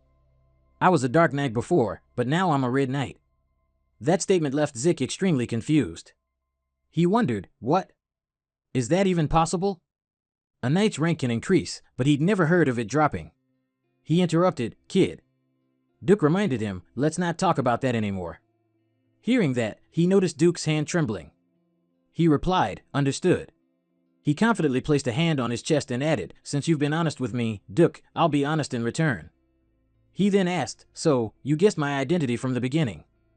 And deliberately provoked me to become an official disciple?" He replied, "Yes, that's right." At that answer, Duke showed great interest and exclaimed, "You're quite a bold kid, aren't you?" Finishing his sentence, he clapped his thigh with a smack and roared, "All right." Duke smiled broadly and shouted, "I'll take you as my disciple." Everything happened so smoothly that Zik hadn't even had time to process what was going on. That's it? Without further hesitation, he knelt on one knee and thought, then before he changes his mind. He began to recite the oath, "I, Zik Draker, offer this disciple's oath to the great Duke Draker. Knight among knights. I swear to obey my master's teachings with diligent cultivation of virtues, to learn and strive to preserve and elevate my master's honor." Hearing that, he seemed pleased and replied, "Oh, you even know the disciple's oath? That's rarely used these days." He smiled and added, "Cultural knowledge is a knightly virtue, isn't it?" Duke chuckled and replied, "You cunning rascal." Zik gave a wry smile and replied, "I'll take that as a compliment." Then, he glanced up and asked, "But master, may I ask a question?" He replied, "Calling me master so soon, aren't we?" "Go on, ask." He straightforwardly asked again, "What was it about me that attracted you to decide to take me as your disciple?" It's known that Duke is famous for not taking disciples. Even Andre, the century's prodigy, had to beg for years to become his only disciple. Why did he accept me so easily? I have a theory. He must have seen my potential in the bet, something far beyond Andre's talent. He clearly has a sharp eye. In response to that question, Duke chuckled and asked back, "Why do you think that is?" "Take a guess, my disciple." Zik replied frankly, "Of course, because I'm the ultimate prodigy." He held his head, speechless. "Your confidence is truly admirable." "Foo-ha-ha, if that were the reason, I would have taken Xena as my disciple already." He continued, "Because you have determination. Not all those called prodigies can reach the level of a Crimson or Obsidian Knight. Those who grow up without facing obstacles will easily crumble before the slightest challenge." Hearing that, Zik thought to himself with a cool expression, "He's right. Many prodigies expected to at least reach the Crimson rank ultimately get stuck at the Violet or Azure rank." Just as he thought that, Duke slowly stood up and said, "Enough chit-chat." He continued, "Follow me. The first lesson begins now." Zik became excited, "Yes, master." Scene shift to the greenhouse west of the training ground. He looked around once, thinking, who would have thought there'd be a place like this under the greenhouse? What does he want me to do? He told me to run, so I ran. I can't tell what he's thinking from his face, but it's already been 3 hours. Just as he thought that, Duke shouted, "Stop." Hearing that, he asked in surprise, "So I can stop running now?" He continued, "Yes, but I want to ask something." He waved his hand happily and replied, "Yes, master, what would you like to know?" Suddenly, Duke appeared right behind him without a trace and softly said, "Nothing much." He quickly reached out and grabbed Zik's hand. Sensing something unusual, he immediately swung his arm up and recoiled backward. His expression became more vigilant than ever. Zik glanced down at his reddened hand. Seeing that action, Duke asked thoughtfully, "It seems checking your energy isn't easy, huh?" These words made him extremely confused, and sweat poured out. He continued, "All right, something's been off from the start. In the infirmary, during the aptitude test, and even in the greenhouse during the bet. And just now, after 500 laps around the training ground, I didn't sense any mana from you. When I tried to check your pulse, you evaded me. Kid, don't tell me." From these deductions, he asked a question that made Zik freeze. "You can't use mana, can you?" Duke asked. The bronze statue reacted, "Didn't it?" He slowly approached and continued, "The unprecedented golden light caused a commotion and brought you here." When he stood in front of Zik, he paused, "So, why did you stop me from checking your pulse?" Hearing this, he didn't know how to answer, and cast a cold glance at Duke. He thought to himself, it's curiosity, not suspicion. A Draker who can't use mana is a serious situation, but it seems his interest is paramount. Luckily for me, I'm dealing with Duke. Once I get the gram, I won't be suspected of lacking mana anymore. Until then, I must be cautious. There's no need to tell a lengthy lie, unlike in my previous life, when I was the first failed awakener of the family. Thinking this, he slowly pulled off his glove and replied, "You're right, master." The system suddenly displayed a notification, mana reversal skill activated. He continued, I even have the ability to influence mana, a hallmark of true blood, yet for some reason, I can't use aura. Zik raised his hand in front of Duke, thinking, this truth will cover my deception. He began to immerse himself in the act. I apologize for being frightened earlier, because if it were revealed that a Draker couldn't use aura. 2 streams of tears rolled down his cheeks as he continued, I would be expelled. This was a suitable principle for the situation. Before that statement, Duke gently reached out to feel the aura on Zik. His expression became thoughtful. He asked in surprise, so, what do you think, Master? His gaze suddenly flickered down towards Rick as if he wanted to say something. He thought to himself, a kid with such determination at this age, but why can't I feel any aura, despite him having awakened? The more he thought, the more puzzled Duke became, unsure how to explain this situation. Rick's face darkened with calculation. Even if he checked his pulse, he wouldn't be sure. The blessing ceremony is of utmost importance to the Draker clan. Duke then spoke softly, He thought to himself, even if I truly can't awaken aura, he'll likely find a reason to explain the truth himself. However, all his speculation stopped when he blurted out, a mutant. Rick closed his eyes and thought, a mutant? Of course, this is where this is going. If he doesn't understand the concept of a class, then that conclusion is reasonable. He feigned innocence and asked, what is a mutant, Master? He replied, it refers to people with abnormal abilities, for example, those who use both aura and mana. Or those who can see the future, things that go against common sense. Because of this, mutants are often treated poorly. Don't go around blabbing that you might be a mutant. He continued to follow and ask, so why do you think I'm a mutant, Master? Duke walked on and replied, your abnormal physique and regeneration. No matter how minor, internal injuries still need time to heal. But you recover instantly. I'm sure a massive amount of energy was consumed. What do you think that energy is? He replied, aura. He continued, exactly. My hypothesis is that any aura you generate is immediately consumed. Because your physique and regeneration leave no trace for you to feel. This statement even impressed Rick. Oh, that's pretty convincing. He stepped closer and asked, so does that mean I'll never be able to use aura, Master? Upon hearing this, he burst into laughter. Haha, don't worry. Saying this, he glanced at him, smiling. The cyclone technique doesn't require aura, it's a special technique. Duke explained, special techniques are unique skills developed by highly skilled knights. Typically, they involve applying or enhancing dragon-slaying techniques, which require aura, but my cyclone technique relies entirely on physical training. With that, he began to warm up his limbs. I'll demonstrate, observe closely. As soon as he finished speaking, his body shot forward like lightning, leaving a large indentation on the ground.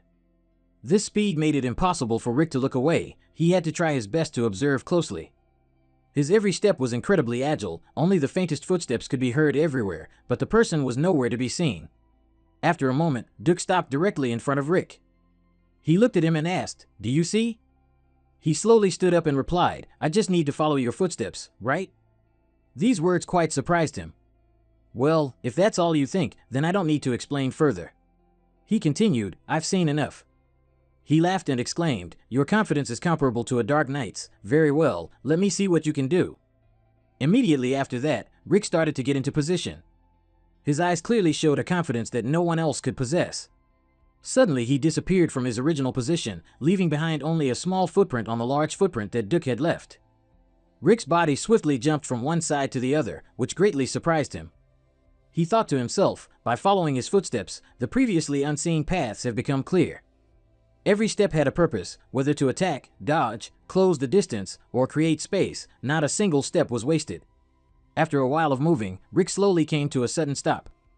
Seeing this, Duke thought to himself, unbelievable. It's only been a week, he has talent, but this level. He looked towards Rick, who was standing in contemplation. The stride distance is quite different, isn't it? He wondered, what exactly happened in 1 week? Duke became increasingly interested, smiling as he exclaimed, a perfect prodigy. Rick glanced at him, a confident smile on his face, and asked, I'm worthy of a Dark Knight's level of confidence now, aren't I?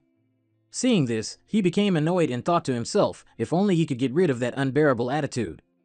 Duke ran over, grabbed his neck tightly and scolded, you brat, you were crying just a minute ago and now you're showing off? Are you planning to brag about this? That depends on your attitude, you insolent apprentice. What kind of former Dark Knight is so indiscreet? Some time passed in the Academy's dining hall. Today's food was incredibly abundant, with a full range of savory and sweet dishes. Rick wolfed down a full plate of food by himself, thinking, it's been a month since I started training under Duke's guidance, and my appetite keeps increasing. While he was still chewing, a figure suddenly approached him. The newcomer was none other than Andre. He asked, "Can you spare a moment, Rick Draker?" Hearing that, he was surprised and thought, Andre. However, he wasn't in a hurry and simply shrugged, replying, "If it's here, then yes, because I'm very busy." He continued, "Good then." With that, Andre pulled up a chair and sat down in front of him, asking, "How did you convince Dister?" He thought to himself, straight to the point, "Huh? It seems he was panicked because I became an apprentice, even though I haven't truly become one yet." After a moment of thought, Rick replied while still devouring his food, "Convince? There was no need, Dexter chose me himself." This statement made Andre even more furious, grinding his teeth. He scrutinized Rick with his gaze, thinking for a moment. Then he spoke, "In the end, it's just because you're of true blood." Hearing that, Rick uttered in confusion, "What?" Then he slammed his knife and fork onto the table. Without hesitation, he directly asked him, "Is your inferiority complex that severe?" Hearing that question, Andre struggled to clench his trembling hands and replied, "Is that all you want to say?" He continued, "No, only half of it." Rick wiped his mouth and continued, "Even if he was initially attracted by lineage, do you think someone like Dister would accept an apprentice for such a simple reason? The reason I could become his apprentice, setting that interest aside, is thanks to my talent." He threw the paper towards him and said, "So instead of wasting time on a little jealousy to boost your confidence, why don't you try to become someone worthy of being chosen?" Scene change, West Greenhouse, training ground. Rick looked at Duke, bewildered, and asked, "What's going on, Master?" He replied, "I'm wondering the exact same thing." Both looked at Andre, who was running tirelessly despite being utterly exhausted, and exclaimed, "What's wrong with that kid? He begged to stay close, even offered to be a servant if necessary. I told him to run 300 laps without using aura if he wanted to stay, and now he's doing it." Hearing that, Rick was astonished and thought, 300 laps without aura. Duke sighed, holding his head, "Humph, that guy's a complete lunatic." He smiled and thought, "I just thought he was arrogant. But it seems he has determination too." The next morning in Draker, the atmosphere was livelier than usual, accompanied by murmurs, "Fool, did you forget what day it is today? The head of the family is visiting today." Immediately after, the thunderous sound of horses' hooves echoed. A magnificent white carriage with golden emblems appeared. Someone saw it and shouted, "The head of the family is arriving." Howard stepped forward, stroking his beard, and said, "Everyone, prepare yourselves." The subordinates immediately replied, "Yes, Headmaster." All attention turned to the carriage, which had stopped. Soldiers quickly stood on both sides and opened the door. From inside the carriage, a man with platinum hair slowly stepped down and said, "Long time no see, Howard." Upon hearing this, he respectfully bowed and replied, "I greet the master of the Draker family." As he spoke, all the soldiers standing around simultaneously shouted, "We greet the master of the Draker family." On the clock, the hands began to move. The hour and minute hands pointed precisely to 12 o'clock noon. Around the Draker family head, an incredibly terrifying oppressive aura emanated. He raised his large hand and reached out. With his hand placed directly on Howard's shoulder, the family head spoke, "You've been through a lot, I can imagine." Upon hearing this, he replied, "My efforts are nothing compared to yours, Master." The family head smiled contentedly and continued, "I will continue to rely on you then." He was Arthur Draker, the head of the Draker family, one of the 3 great dragon-slaying families. Howard then respectfully said, "The sun is a bit strong today, let's go inside." Just as he said this, he was stopped. All the trainees, hearing the loud noise, also rushed out. "Huh, is that the family head? Where?" Arthur stepped forward and stood before everyone, raising one hand. Then he spoke loudly, "Young dragon slayers, you are the future and hope of the Draker family. Focus diligently on your training, more and more, your growth."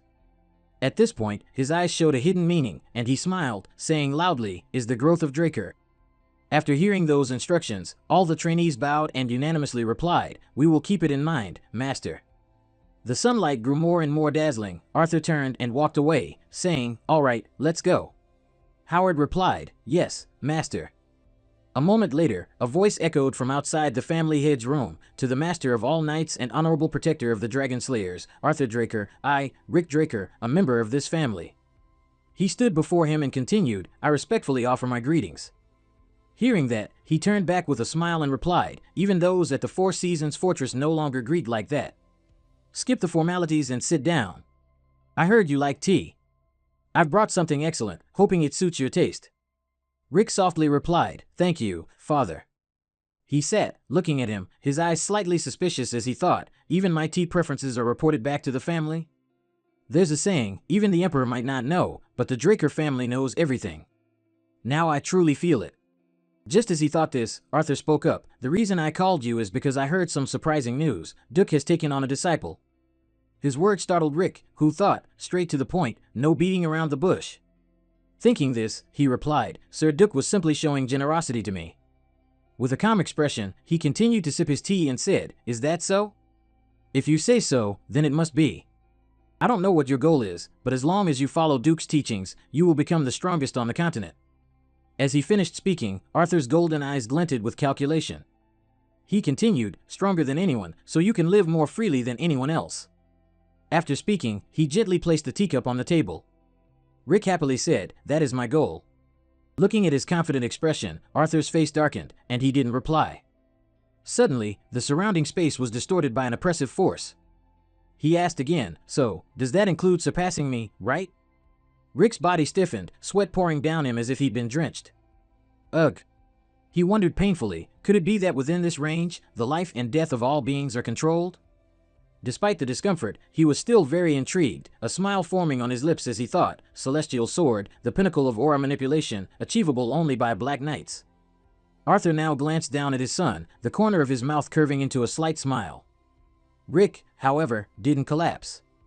He looked straight at him and replied confidently. At his confident words, he smiled faintly, taking hold of his teacup. Immediately after, the enormous amount of aura in the room was also instantly withdrawn. He spoke up, saying, of all the things I've heard recently, that is the most interesting. Rick looked a bit worried, thinking, this is.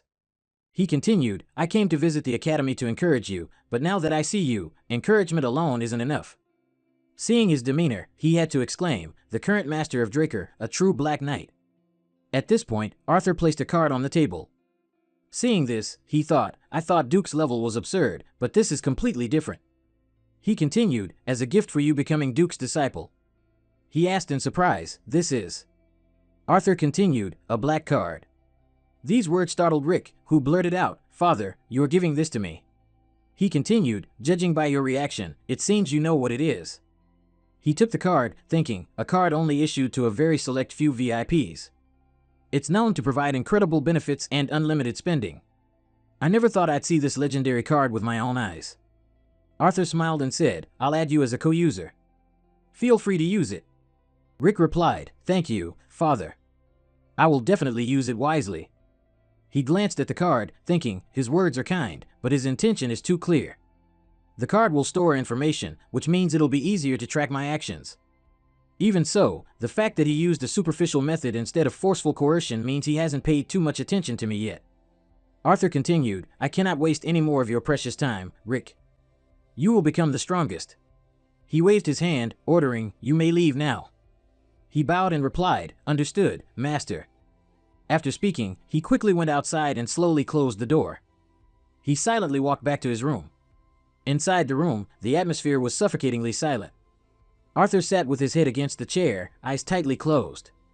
Suddenly, Duke appeared from behind, saying with an annoyed expression, what an annoying fellow. He heard that and smiled, asking, why are you so upset, Duke? He curved his lips slightly and replied, he was abandoned in the cradle, yet now you're playing the role of a caring father? Arthur glanced and continued, as the head of the family, I have no choice, you know that. And your words just now are slandering the head of the family. Duke waved his hand, sat down on the chair, and sighed, ha, fine, arrest me then. Arthur reached into his robe, took out something, and said with a smile, this is why you're the only one I can talk to freely. What he had just taken out was a bottle of wine. He smiled and continued, let's drink and talk, now that I see this bottle of wine. Duke showed great excitement, exclaiming, dragon's breath, and it's red. See, you do have taste after all. The two continued their conversation, you've heard about the strange situation on the continent, haven't you? I'm cooped up in the academy. Duke smiled and continued, how would I know? Arthur asked again, your eyes and ears across the continent are still alive, aren't they? His face flushed as he scoffed. You already know, so why ask, you old fox? The Emperor, obsessed with immortality, is searching all over the continent like a madman. He asked, yes, do you think it's possible? These words left Duke speechless, exclaiming loudly, of course not. Eternal youth might be achievable through magic, but immortality is absolutely impossible. Hearing this, his eyes looked thoughtful as he continued, I agree. He continued, but what if it involves an ancient dragon treasure? These words made Duke jump and exclaim, what? Inside Arthur's room, the conversation was lively. Even if magic could make people look younger, immortality is still completely impossible. In a nearby room, Rick was observing, what if? He stood silently, using his spiritualization skill to listen to the entire conversation. Arthur and Duke still hadn't noticed anyone else's presence, discussing, what if the artifact he's looking for is related to an ancient dragon? That's just a possibility. Duke asked, could he have found its location? Arthur replied, it's possible. The Black Knights reported to me that the artifact is most likely located on the northern continent. He heard that and asked again, the northern continent? He continued to ask, the people of the Empire still don't know about this information, right? Arthur replied, yes, but it's only a matter of time before they find out.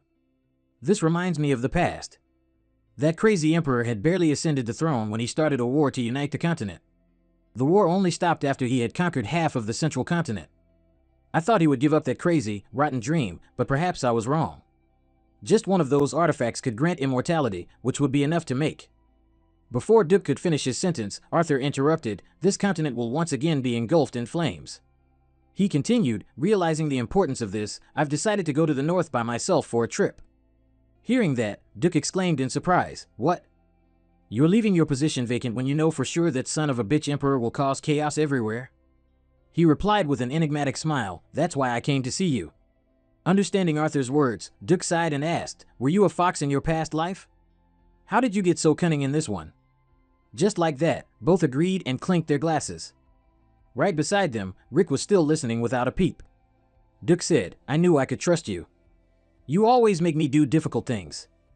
As soon as he heard this, he suddenly dropped to his knees. His face became exhausted as he thought, I overused my spirit transformation. Even after absorbing Bahamut's heart, I still can't do anything about this side effect. Ancient dragon, that's right. So the statue I held in my hand before reverting must definitely be an ancient dragon artifact.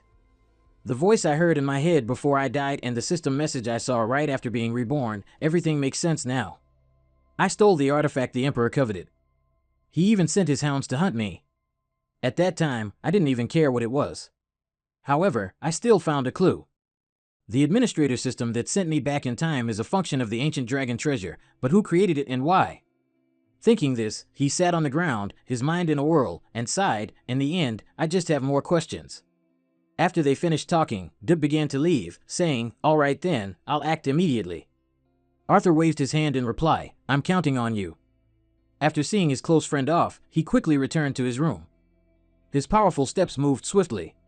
Suddenly, Arthur stopped, standing perfectly still. He cast a probing glance towards the inside of the sealed room. He seemed to sense something. Inside the room, Rick was still sitting, deep in thought. If this is truly the treasure the Emperor is looking for, then how is rebirth related to eternal life? Just as he thought this, a loud noise suddenly echoed, startling him, his eyes widening.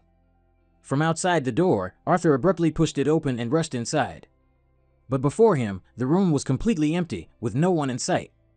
It turned out that at the most dangerous moment, Rick had managed to jump out the window to escape. He stood there, wondering, was I wrong? A moment later, Rick returned to the training area. While training, a loud knock suddenly came from outside the door.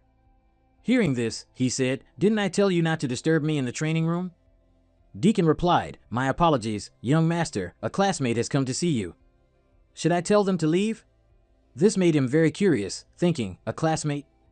I don't have any friends at the academy. What's going on? Thinking this, he replied, all right. Rick tiredly looked at the man kneeling before him, thinking, it's Liam Stone again. Why am I your friend? At this moment, he continuously knelt on the ground, loudly saying, please, please accept me. Hearing that, he awkwardly sighed, thinking, I should have left then. Then he asked again, accept you? What? You mean, as a subordinate?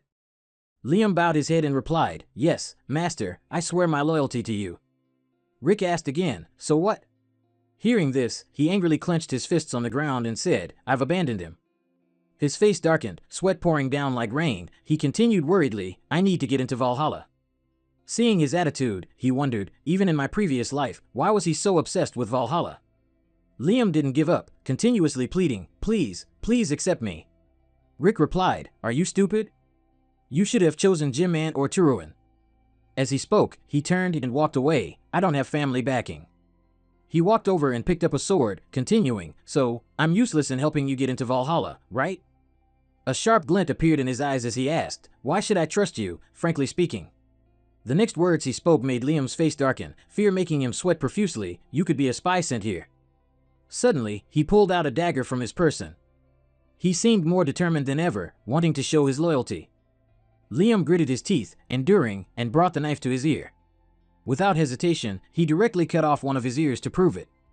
Liam swung the knife up and said loudly, Sir, it's right for you to doubt me, but I will prove it to you. No matter what the cost, if you want me to be mute, I'm willing to cut off my tongue.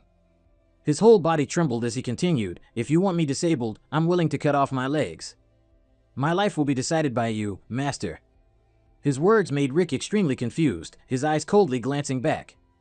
He recalled the previous scene, in exchange for your pathetic life, I will take this ear.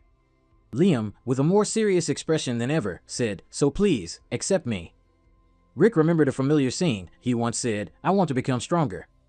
He stood before his master and continued, and surpass everyone. His eyes at that time were exactly like Liam's now. Please teach me, Master. Back in the present, facing the image of his past self once again, Rick still didn't know what to say. He continued to plead, please, please, I beg you. As soon as he finished speaking, he directly thrust the sword towards him, saying, one strike. He pointed directly at him and continued, if you can withstand one strike from me, I will accept you. These words rekindled Liam's hope. He smiled and replied, thank you very much. A moment later, Rick spoke, have you fully recovered? He replied, yes, yes. He thought worriedly to himself, honestly, I thought this one strike would be easy, because my ability to use the Draken family's aura is undeniable. However, is he really the same age as me? The aura Rick emitted made him terrified, his whole body trembling rhythmically. His eyes glazed over as he muttered, I can barely breathe anymore. Before Liam could even get ready, Rick charged forward with his sword. Without time to think, he also recklessly swung his sword up. The clash of the two swords created a powerful shockwave around them. The two swords grated against each other, sending sparks flying. Immediately after, one sword was knocked flying into the air.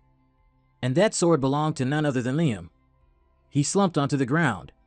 Facing his frightened expression, Rick asked, Liam Stone, is that all you've got?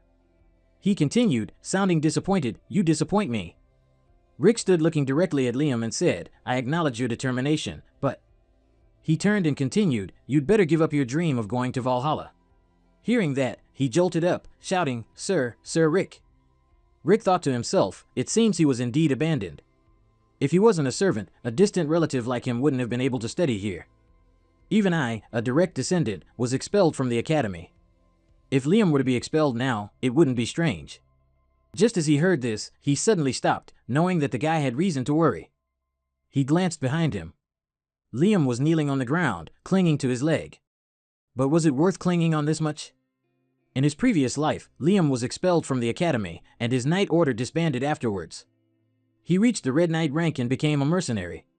Liam, helpless at this moment, with tears streaming down his face, said, please, please, give me another chance.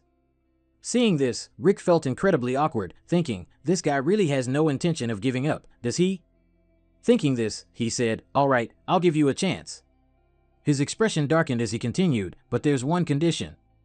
You said that if I wanted you mute, you'd cut out your tongue, or if I wanted you crippled, you'd cut off your legs, right? Rick gently stepped forward and placed a hand on his shoulder. He growled a command, then cut off your right arm.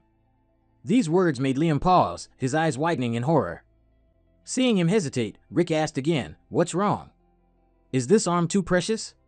He thought to himself, this is like asking someone to give up a swordsman's life. No sane person would accept this offer. Rick then stood up and said, I have mountains of practice to do, so if you can't do it, just leave. A moment later, Liam suddenly slowly stood up. Seeing this, he glanced back and thought, I don't know why you're so desperate. But I hope you don't get discouraged, Liam. Even if you can't reach Valhalla, you can still achieve the Red Knight rank. Just as he thought this, the sword stuck in the ground was slowly pulled up. Rick's eyes widened in astonishment. At this moment, Liam really intended to cut off his right arm.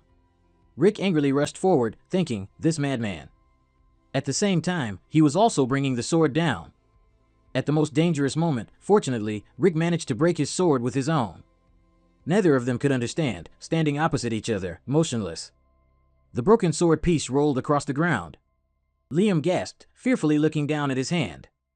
Rick couldn't take it anymore. He ran over and grabbed him tightly by the collar. He angrily looked at him and asked, "Are you out of your mind? What if I change my mind after you cut off your arm?" Hearing that, his face became extremely sad and he replied, "That's because." He continued, "I can't give up something that's even more important than this arm." Hearing that, Zik turned around and said, "If you ever do something so stupid again, I won't hesitate to get rid of you, no matter how loyal you are. Remember that carefully." These words made Liam exclaim happily, Sir Zik, does that mean?" Before he could finish his sentence, he interrupted him, "Hurry up, Liam. If my subordinate only has one arm, what will people think?" He happily replied, "Yes, I understand, sir." A while later, inside the dining room, the two of them sat enjoying their meal together. One of Liam's ears had also been treated by this time. He anxiously asked, "Can I really use such good medicine?" Zik smiled and replied, "Don't worry, you're worth my investment." Saying this, he gently placed his teacup on the table. His expression became more serious than ever as he asked, "So what exactly is going on?" "Your right arm, no, what's more important than your very life?" Hearing this question, Liam clenched his arm and replied, "It's my mother." He explained, "A few days after Jakin drove me away, I received news that my mother had collapsed due to a high fever.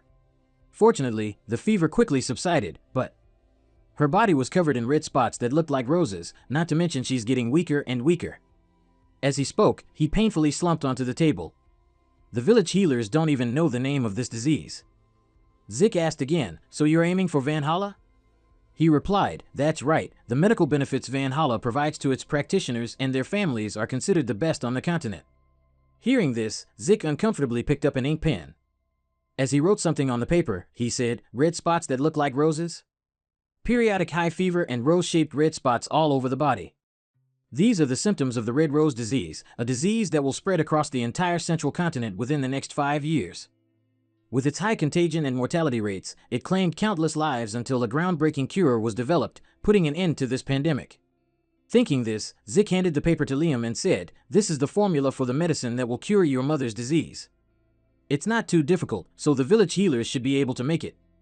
He took the paper in astonishment and replied, Thank you, sir, but how do you know about a disease that even the healers don't know the name of?" The genius alchemist siblings, and Zep, developed the remedy that saved the declining central continent at that time. But the alchemist guild was blinded by money and exploited desperate people to amass huge sums.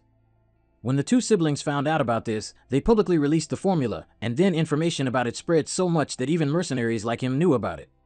Zik smiled and replied, "Let's just say I know a talented alchemist." He continued, "Now that you have the medicine, there's no reason for you to go to Valhalla or become my subordinate anymore." Hearing that, Liam jumped to his feet and exclaimed, "How could I do that?" He stated frankly, "I've already pledged my life to you." Finishing his sentence, he clenched his fist and slammed it on the ground. Liam knelt before Zik and said, "From now on, I swear to be loyal to you until the end of my life." He smiled and thought to himself, "A loyalty oath? Having the king of mercenaries as my subordinate really puts my mind at ease." Thinking this, he immediately said, "If you fall behind, I'll leave you behind, so make sure to keep up with me." He replied, "Yes, I understand, master." Time quickly passed, and just like that, it was dusk. From inside a room, a voice echoed, "What's going on?" Howard spoke up and asked, "Student Owen."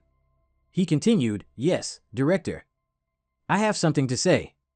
What do you think about increasing the difficulty of this semester's evaluation test?" These words surprised him a bit, and he asked, "Why?" Owen smiled and replied, "You might find this a bit arrogant, but this year's first-year students are very talented.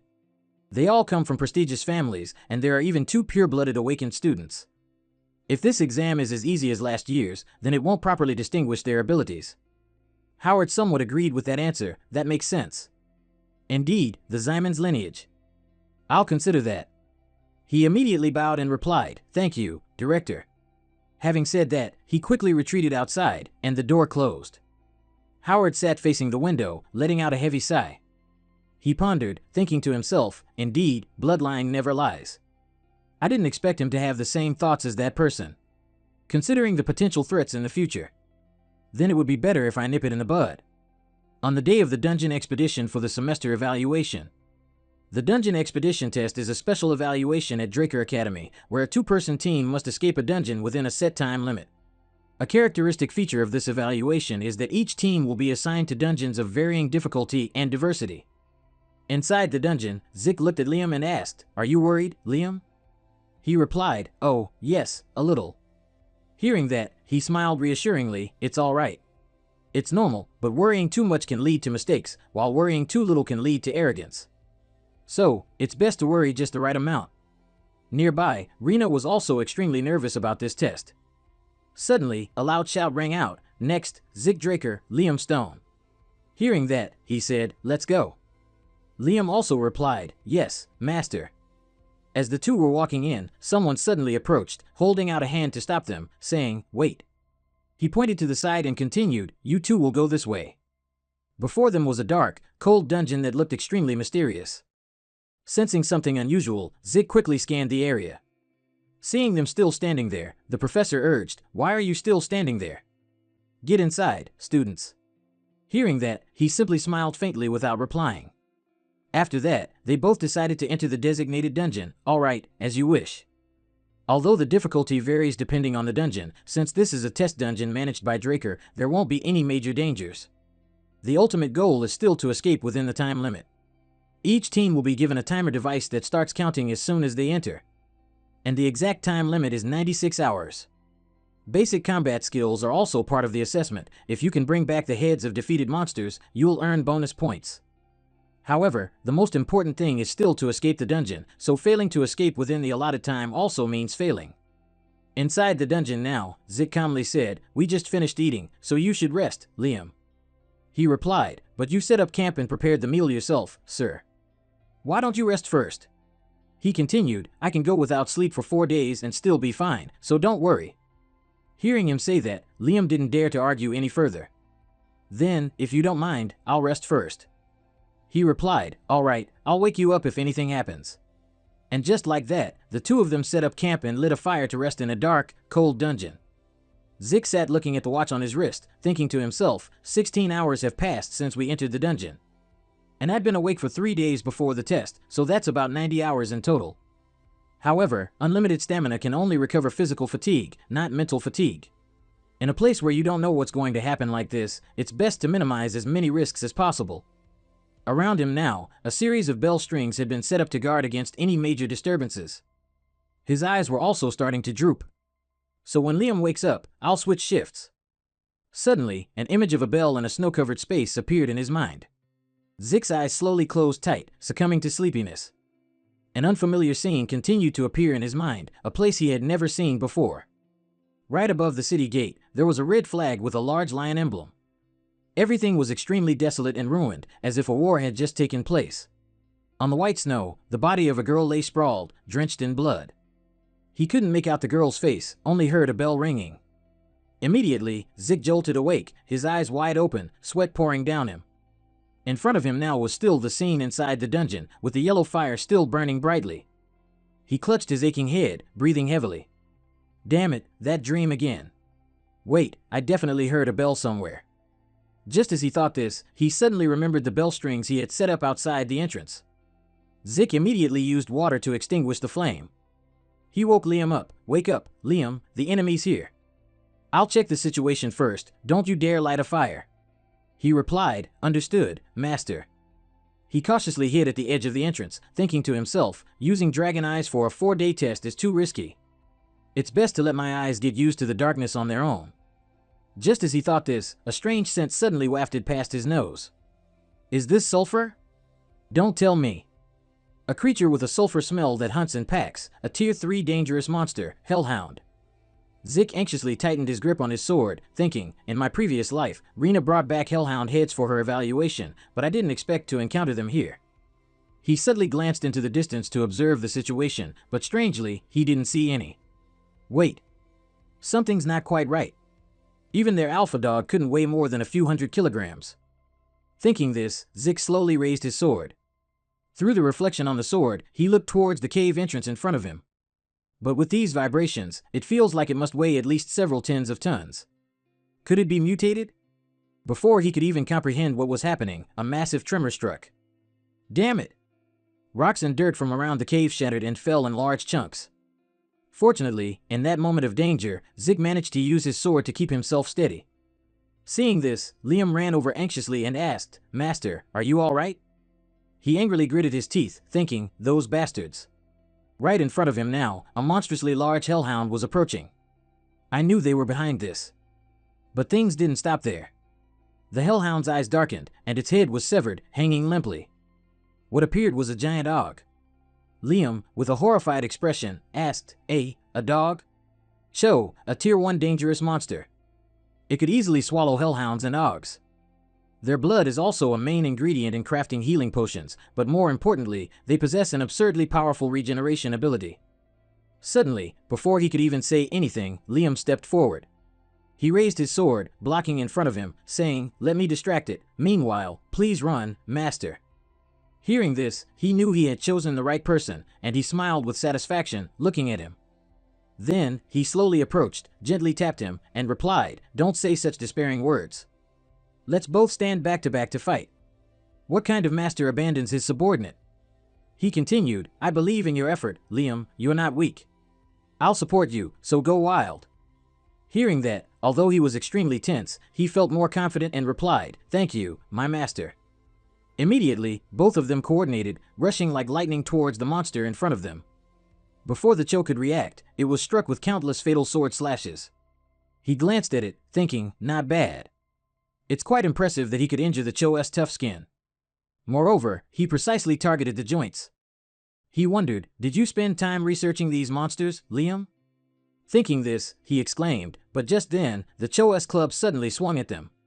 Fortunately, he reacted in time to block the attack, saving Liam's life. He continued to slash out another strike, cutting the Cho's club in half. Seeing this, Liam looked back anxiously and said, I'm sorry, master." He smiled and replied, "It's all right, this isn't bad for your first real battle. Targeting those soft joints was the right choice, but you underestimated its regeneration ability. Remember, Cho can recover small wounds almost instantly, so direct attacks like that won't work against its regeneration." Looking at the Cho raising its hand in front of him, he continued, "It seems to be a bit too much for you." His eyes glinted with killing intent as he gripped his sword, saying, "Let me finish it off." After a frantic attack, the Cho's head was finally severed. The system then displayed a notification, "You have defeated a Cho. You have received 30 karma points." He spoke, "It will yield a lot of karma points for us. Go collect it quickly, Liam." He stepped forward and replied, "Understood." While he was diligently collecting the monster's head, he looked at the system panel. It read, "Urgent quest, kill 2 birds with 1 stone. Hunt 100 monsters of 10 types in the dungeon. Time limit, 72 hours. Quest reward, double karma points received during the quest, 2 random boxes." Seeing this, he exclaimed joyfully, "What? Double karma points?" The system continued, "Quest status, 2 types, 14 monsters. Harmless monsters will not count. Time remaining, 71 hours 59 minutes 52 seconds. He looked at the clock, thinking, there are still 79 hours before the end of the test, so 100 monsters shouldn't be a problem. But getting 10 types will be difficult. Even though this place is vast, it's still a test dungeon, so typically there are only 3 to 4 types at most. However, since this is a trap set by those bastards, who knows, if we search thoroughly, maybe we'll find all 10 types. Complete the mission and escape from here? It doesn't seem easy." Just as he thought of this, Liam spoke up, "It's done, master. Along with the timer, we were also given a bag to hold the heads of the monsters we've defeated. Although it's far inferior to a spatial bag, it's enough to transport the spoils of war." Thinking this, he replied, "All right, let's go quickly." "Don't fall behind, Liam." He replied, "Understood." The two of them just continued fighting. Time gradually passed, 67 hours 4 minutes 16 seconds. 64 hours 7 minutes 60 seconds. 61 hours 3 seconds. 56 hours 47 seconds. 47 hours 1 minute 6 seconds. 41 hours 1 minute 41 seconds. A series of monsters were discovered by the two of them. 39 hours 8 minutes 4 seconds. 31 hours 33 minutes 44 seconds. Time was also nearing the end of the mission, 27 hours 47 seconds. 20 hours 8 minutes 49 seconds. 12 hours 26 minutes 26 seconds. A moment later, he looked at Liam and asked, "How is it, Liam? We've hunted quite a lot. Are you used to real combat yet?" Hearing this, he forced a smile and replied, "I'm not sure yet." Seeing this, he smiled reassuringly, "It's okay, everyone needs time to adapt." Saying that, he continued to look at the system panel that was displayed. Time remaining 50 minutes 54 seconds. Mission status, 9 types out of 99 monsters. He thought to himself, even after catching tiny blood-sucking leeches, there are only 9 types. We have nowhere else to look. The more he thought, the more annoyed he became. These bastards haven't taken anything out. Why didn't they prepare one more type for me? Just as he thought this, he suddenly froze, his eyes wide open. He felt something approaching, his face vigilant as he glanced to one side. Immediately, a large section of the ground beneath their feet cracked. He yelled worriedly, "Liam, drop that bag." Hearing this, he still didn't understand what was happening, his face bewildered. Suddenly, a slash swung up, tearing the bag in two. Beneath the ground, a giant monster appeared, blood splattering everywhere. Liam was so scared that all the color drained from his face, his entire body rigid. Fortunately, he arrived in time to save him once more, but his hand was also injured. After a moment of daze, Liam asked worriedly, "Are you all right, sir?" He replied, "I'm fine, that's just the monster's blood." He raised his hand and continued, "Stay out of this one, Liam." In front of both of them, a monster with a hideous body and a mouth full of fangs emerged. He spoke up, "I don't think I can fight and look out for you at the same time."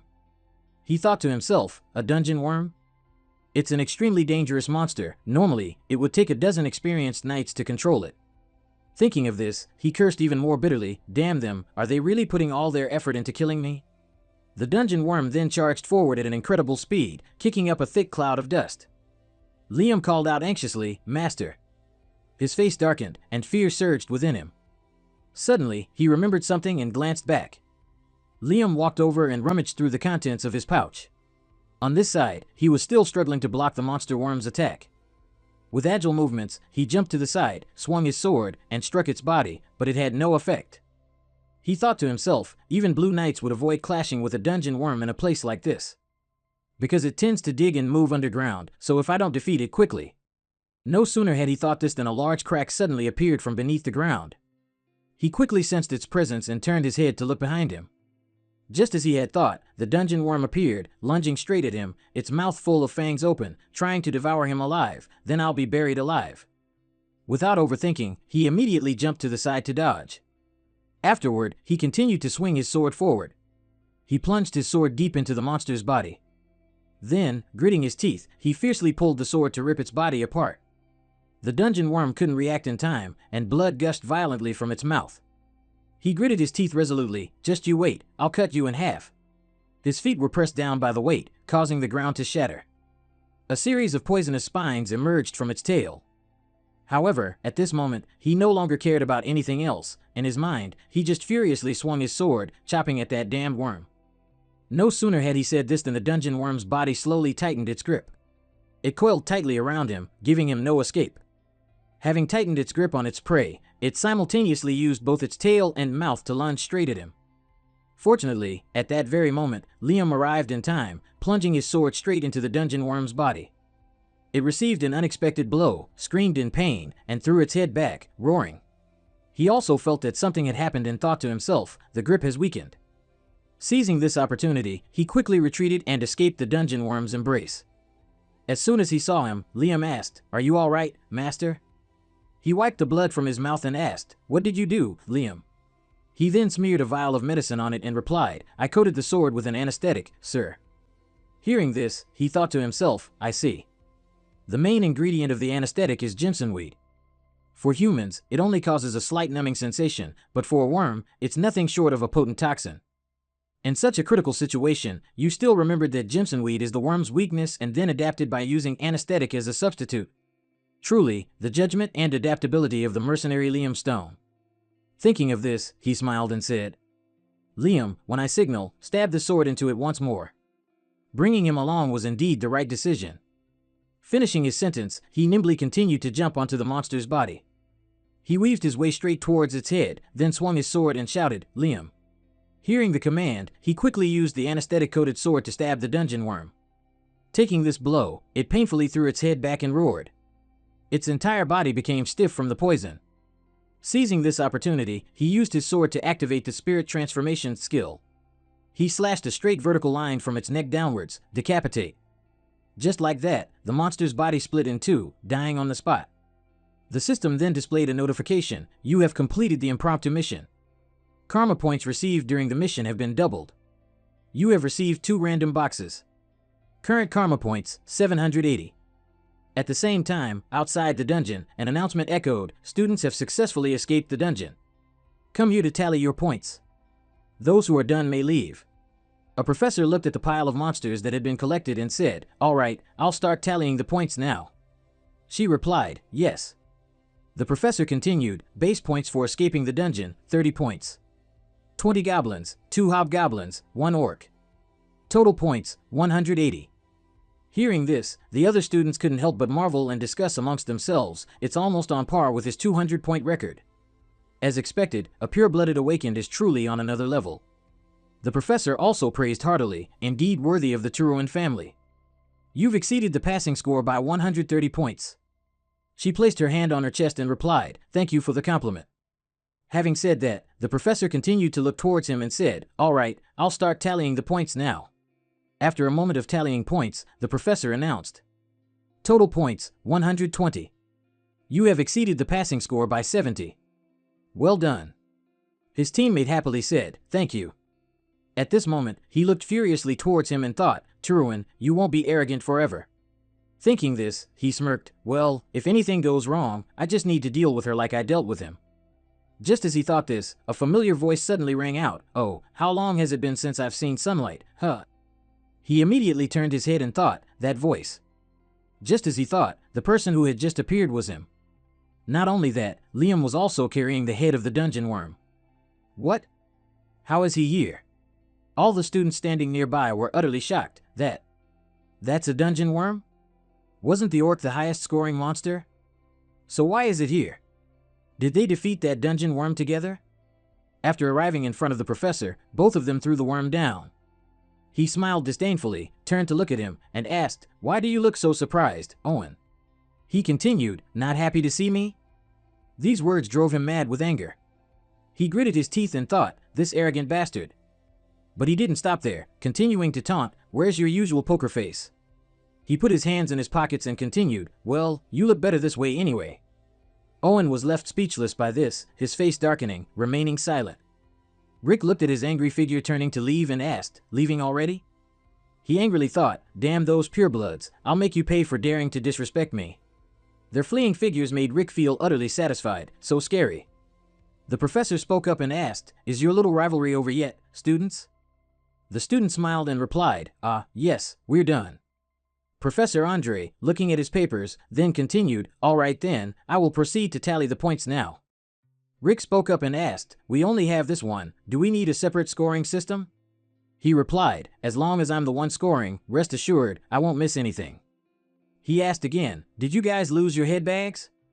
Rick replied, yes. Faced with the horrifying situation at that moment, all the students covered their mouths in terror and fled together.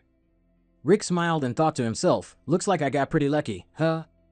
That damn dungeon worm ambushed me, making me lose all the heads I'd collected over the past 3 days.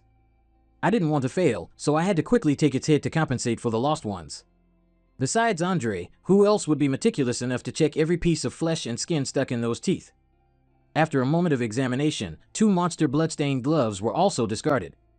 The professor spoke up and said, as of now, the identified monster types are Gremlin, Goblin, Hobgoblin, Imp, Pixie, Greater Goblin, Hellhound, Orc, and finally, Cho. Hearing that, everyone stirred in a commotion. Cho? There's even a Cho? Andre continued, judging by the amount of blood, the number is quite significant. But if we acknowledge that, it wouldn't be fair to the other contestants, so we'll count each identified monster type as one creature. Additionally, Cho and the dungeon worm are not on the scoreboard, but according to records, they are equivalent to 3 and 6 orcs, respectively, so they will be converted to 90 and 180 points. Total points, 368. Passed. The other professors were also astonished. How many points did we get when we were students? Back then, hellhounds weren't even on the scoreboard. 368 points? Is it even possible to reach that many points? Suddenly, a student angrily stepped forward and shouted, "Nonsense! The only corpse here is a dungeon worm." Another student replied, "Hey, that one worm alone is 180 points. Besides, what does that even mean now? Think about it, everyone. If you encountered a dungeon worm or even just one Cho, do you think you'd survive?" They exclaimed, "Could Rick Draker really be that talented?" Rick saw them like this and thought to himself, "These guys are overreacting again. This feeling is completely different from when they used to ridicule me. Not bad, but I've inadvertently drawn attention to myself again." The Zyman even went as far as manipulating the dungeon exam just to eliminate me. Was it Owens doing alone? No, even he wouldn't dare interfere with the Academy's exam. It might have been Zyman himself who got involved. Thinking of this, Rick grew worried. Looks like I'm being watched more than I thought. Hiding my strength too obviously might backfire. From now on, it's best if I just go along with it and observe. Suddenly, someone approached him from behind and called out, "Rick Draker." The person who had just arrived was none other than Raina. Seeing her, he exclaimed in surprise, "Raina?" She gave him a scowl and walked past him, saying, "Consider this your win." With that, the group quietly walked away. Rick thought to himself in confusion, "I won. What does that mean?" A moment later, in the training room, he looked at the system panel and said, "This is what you want, right?" The system displayed, Dragon Mark Level 1, Devour. You can eat a lot and digest a lot. Requires 50 points to unlock. Current karma points, 780. He heard that and immediately said, "I've ignored it because it seemed useless, but now, 50 points is nothing." The system asked, "Do you want to activate Dragon Mark Devour?" He replied, "Yes." No sooner had he finished speaking than the system panel suddenly underwent a major change. Rick was startled and thought, did the skill description change? The system displayed, Dragon Mark Level 1, Devour. When used, everything can be digested and converted into energy. Furthermore, consuming monsters that possess bloodline energy will allow you to absorb their power. Hearing that, he smiled with interest. Absorb the power of monsters? I should have activated it before the test. To understand it better, I'll try converting energy first. The system displayed, activating Dragon Mark, Devour. Before Rick could even take a bite of the meat, a stream of dark energy suddenly pushed it aside. He was startled and glanced behind him. The sight before him was extremely bizarre. He exclaimed, "What is this?" On the ground, the piece of meat was slowly being pulled down by some force. Rick thought to himself, "It looks like it's sinking into a swamp. Is the meat slowly disappearing into the shadows?" Suddenly, the system announced, restoring lost energy with newly absorbed energy. My headache subsided. It's like I just dozed off for a bit. Could it have reduced my mental fatigue? Not only that, my whole body feels full of vitality. Mental fatigue, physical fatigue. Even my ER, though just a little, has definitely recovered. Activating Dragon Mark, Devour. Thinking this, he continued to throw more meat down below. It's absolutely worth 50 points. With this skill alone, I can reduce the risks of all other skills. Mental fatigue can be relieved with Devour, and physical fatigue will be handled by infinite stamina. The more Rick thought about it, the more excited he got. He threw his head back and laughed loudly, "So I can train for 24 hours without eating or sleeping. Alright, let's get to it." No sooner had he finished speaking than a knock at the door suddenly ruined his mood. He tiredly asked, "Decker, didn't I tell you before not to bother me when I'm training?" Standing outside, he replied, "My apologies, young master, but this is an urgent message I need to deliver to you immediately." He asked again, "An urgent message?" He then said, "Your sword is complete." Hearing that, Rick exclaimed happily, "Finally." A moment later, at Hanbra's forge, Rick said, "Gonlion, is my sword finished?" He replied, "Yes, please wait a moment." He sat there lost in thought, muttering to himself, "In my previous life, the sword I received from Gonlion was forged from mithril and pure iron." The legendary sword Graham was recognizable to everyone. It was a masterpiece. Even though I provided dragon fangs as material this time, I still think it'll look like Graham. However, his expectations completely crumbled when he saw the sword. It wasn't a gleaming golden sword but a solid black sword lying on a wooden box. What is this? Rick held the sword in one hand, raising it in front of him to examine it. He silently assessed, on the outside, this sword looks very plain. Rick immediately asked Handback, did you intentionally not sharpen the blade? Handback replied, originally, this sword is just like this. Rick glanced at him. Then he placed the sword in its scabbard and said, so this is the shape you think suits me best? Handback stammered, yes. Handback looked at the man in front of him and thought, most people would be confused by it, but he understands my exact intentions. Seeing Rick's thoughtful expression, Handback suddenly thought, if it's him. Handback said to Rick, Master, actually, this sword doesn't have a name yet. I tried to name it, but I couldn't come up with anything. Then he asked, will you name it yourself? Master, Rick pointed at his face in confusion, oh, name it myself? Rick's gaze suddenly changed. He thought back, Solar Point Graham was the name given by Gonlion himself. But now he's saying it's Graham with a new look, made only from dragon fangs, yet it's a completely different sword from Graham. Thinking so, Rick resolutely drew a sharp knife and cut his hand. A name, huh? Handback was utterly astonished when he saw him do that. He exclaimed, Master, what are you doing? Rick didn't answer his question but only thought, even if auto-recovery is always active, this is still a skill I can control. I should be able to control it. Meanwhile, Handback anxiously urged him, quick, stop the bleeding. The system displayed a notification, administrator request confirmed.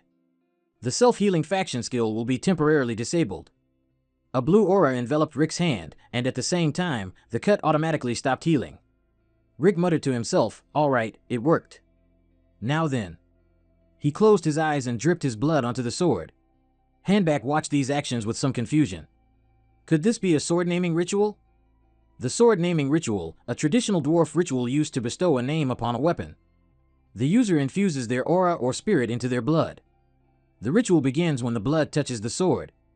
Once started, the ritualist will sink deep into their subconscious, wandering for an eternity until they find the holy sword's name. It's so dangerous that it's almost forgotten, yet you know this ancient dwarf ritual? How can this be? Among countless names that emerge, you must find the one you will advance with, a name for a new path, a new name. Rick had thought of a new name, Black Sword Bahamut. Then the system displayed a notification, Black Sword Bahamut has been registered as equipment. Rick looked up at the glowing sword in front of him. The sword's name was given by Rick, but he looked at it skeptically. Of all names, I pulled out the name of that evil dragon. Is my subconscious all right? Habit, however, paid no attention to Rick's thoughts and only praised him incessantly, as expected, you're amazing, master. Even dwarves barely know of the sword naming ritual. Rick modestly replied, I happened to learn it while studying dwarf history. He looked at his bandaged wound, wondering, why has it been so long since I've wrapped a wound? Suddenly, Habert stepped forward and actively offered Rick, Master, would you like to rest a bit? There's something I really want to show you. Rick casually replied, sure, take your time. Habert immediately thanked him, thank you, Master. After Habert left, Rick looked down at his bandaged arm. Recalling the system notification that the self-healing faction skill would be temporarily disabled, he thought, being able to control passive skills holds great significance. Recalling the memory, he mused, it means I can prevent my abilities from being exposed, like with forging. Rick touched the bandage and muttered to himself, I don't need to show all my cards. Sorry, Gonlion, but I'll remove the bandage later.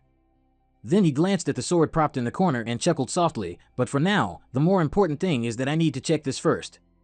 The system displayed the sword's information, Black Sword Bahamut.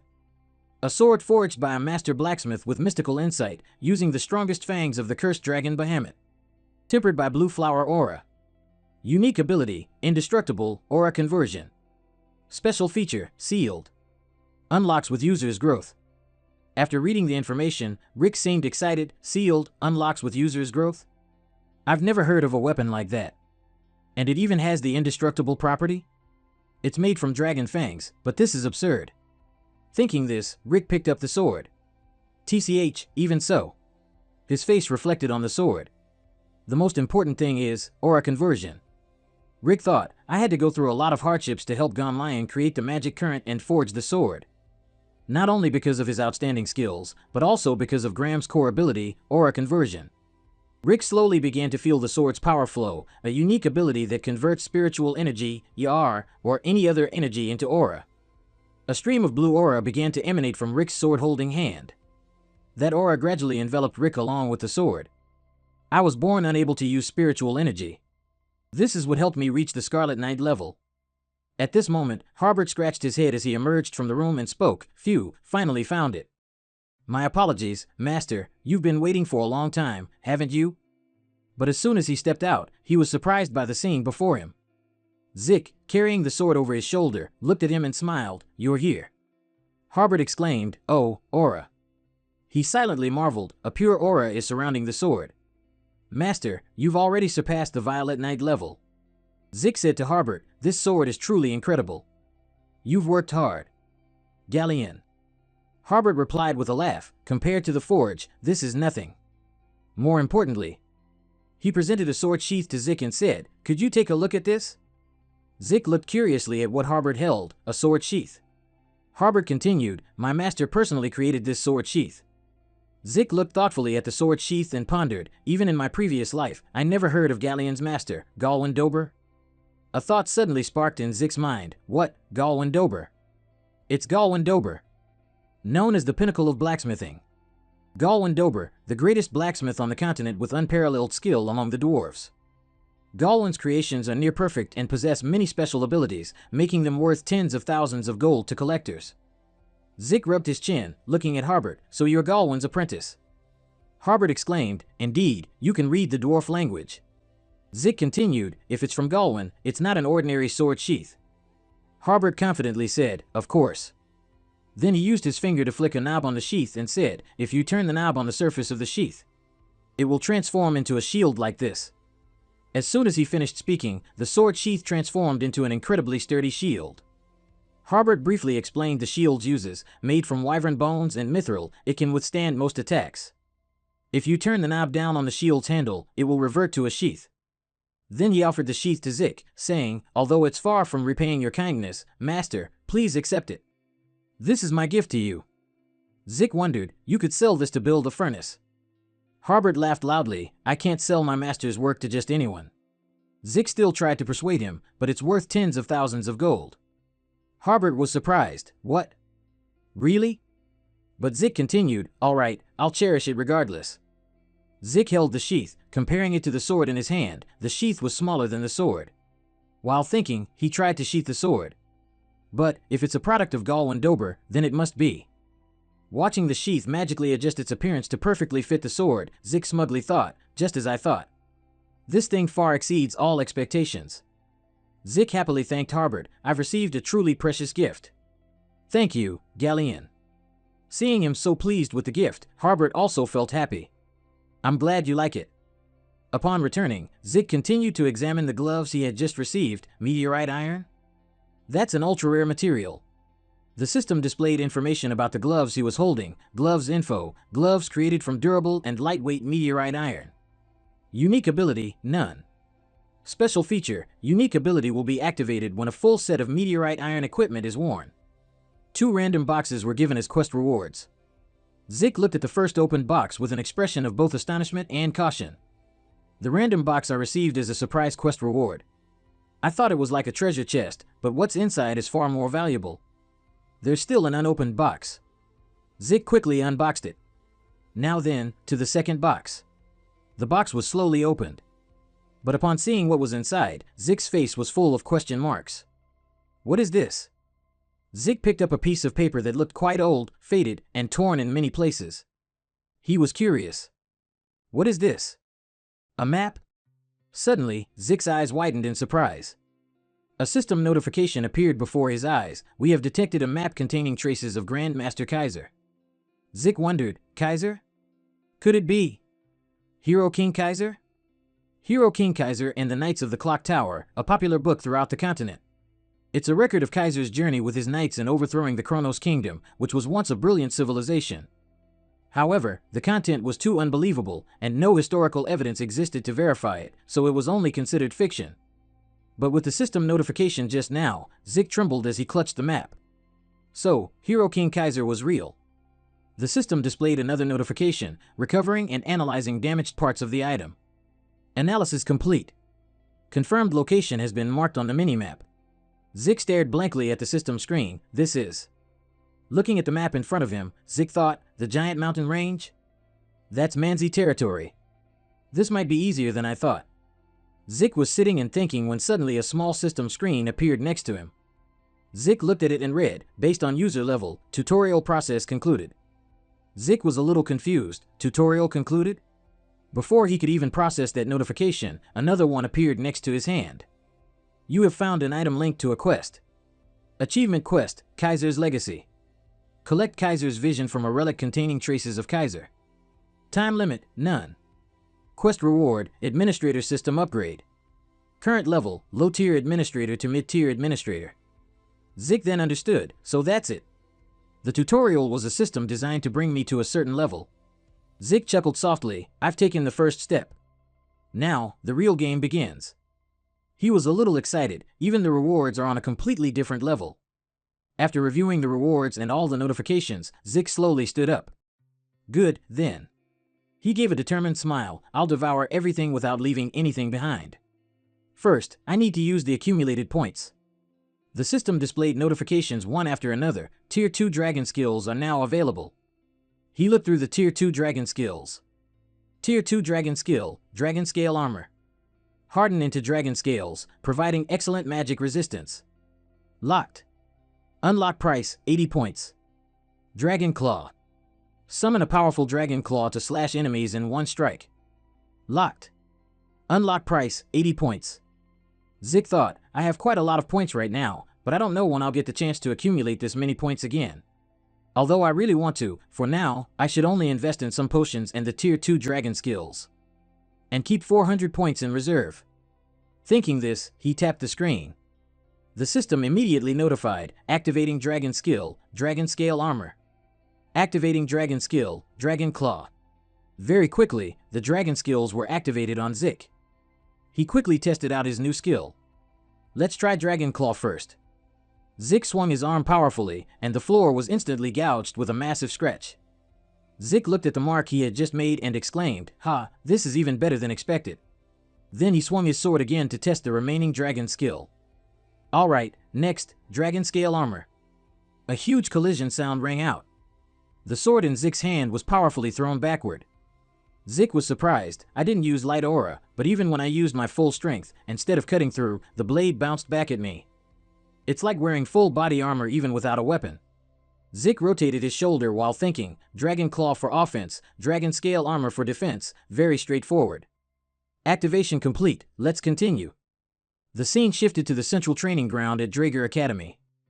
A voice echoed across the training ground, alright, before we have our practical light aura exam, I'll go over the rules. The instructor, holding a sword, continued, behind me, you can see the training dummies. They are specially made dummies, a normal physical attack can't even scratch them. He just used the tip of his sword to make a line on the dummy. He continued, however, if light aura is infused into the attack, they can easily be destroyed. After the demonstration, he put away his sword and continued lecturing. But if you can't even break it? Then he looked at everyone with sharp eyes, then you will fail. Regardless of your previous evaluations, you will have to start again from the basics. The students, hearing this, immediately became tense, sweating and discussing amongst themselves, start over? Then we won't get promoted. The instructor called out, silence. I'll call out names, and that person will step forward. Next, Aaron.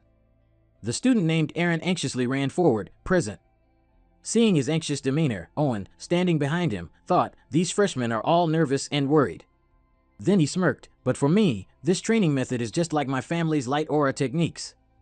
After all, the light aura curriculum at this academy was also established by the Zyman family. Then he glanced at Zakin and Zik standing behind him. No matter how talented these awakened true bloods are, they can't surpass me in light aura control. At this moment, the instructor spoke, next, Owen. Owen confidently stepped forward with his sword, ignoring the instructor's words to be ready before stepping up. He stomped his foot and swung his sword. Seeing the light aura surrounding him, everyone around was surprised. Humph. Sword resonance. The examiner turned to the instructor and said, he's only 13 years old and has already achieved sword resonance, truly impressive. The instructor just coldly replied, that's to be expected from someone of a prestigious noble family. A flash of light appeared. One dummy's body was torn. The second dummy's head was torn off. Only flashes of light could be seen as other dummies were also completely ripped apart. The other students were astonished and speechless by this sight. The dummies there were all extensively torn by Owen's sword. The examiner immediately praised him, excellent, as expected of the Ximen family. Then he placed a hand on Owen's shoulder, encouraging him, at this rate, he might even surpass Sir Amen. But instead of being pleased like other normal students, Owen gritted his teeth and knocked the other person's hand away. Watching his angry back walk away, the examiner quietly said, "What's with that attitude?" The instructor crossed his arms and frowned, "TSK, that arrogant brat." After that, the next names were continuously called, and other students also successively came up to take the exam. But it seemed none of them performed very well. The examiner looked at the scoreboard and snorted, "It seems everyone's having trouble." That instructor said, "They must have lost confidence after seeing Owen perform." He glanced at the students and thought, "However, no one has failed yet, even if it's just a small fragment. All students in the specialized class can imbue their swords with light energy. But even in a place full of elites, the strong ones always stand out." Now it was Xena's turn to take the exam. She spoke up. "I'm ready." Before taking the exam, she told the instructor, "Sir, I have a request." The instructor immediately replied, "Speak." Xena looked at him with determined eyes and stated her request, "I want to be assessed on my use of dragon-slaying technique." The instructor told her, "That's an upper-class assessment." Xena remained firm, "I know." The students below, seeing her like this, started to think, TSK, ever since she awakened as a trueblood, she's become unbearably arrogant. The difficulty of imbuing light energy and dragon-slaying technique is completely different. Maintaining light energy on a blade is already incredibly difficult. But dragon-slaying technique requires precise control to distribute the right amount of light energy for each movement. Owen thought, maybe she'll only manage 2 or 3 swings before losing control of her light energy. "Ha, Vina Turuan, your competitiveness is harming you." The instructor asked Xena suspiciously, "The failure conditions will be much stricter. Are you really sure?" Vina affirmed, "I'm sure." The instructor then agreed with her, "Sigh, suit yourself then." Vina bowed and replied, "Thank you." Having said that, she raised her sword. The other students seriously watched Xena perform her exam. A stream of light energy quickly enveloped Xena. She swung her sword down forcefully, making a cut on the dummy. After that, countless rays of light flashed, dividing the dummies into many pieces. At the last dummy, Vina decisively thrust hard into its body, shattering the dummy. Xena had completed her exam. Behind her were the scattered fragments of dummies all over the floor. The students who witnessed it continuously exclaimed, "It's clearly unrivaled just by looking. I thought Owen was the best at controlling light energy, but compared to her, he's far behind." Hearing such whispers, Owen gritted his teeth, veins popping on his face in anger. "Damn it." Rena, still breathing heavily, turned around, pointing her sword directly at Owen, surprising him. He frowned, guessing, "What is this? Are you taunting me?" But then his gaze suddenly changed. He slowly turned around, his entire face becoming tense. No, right from the start. It's true the sword was pointed at him, but there was a formidable person standing behind him.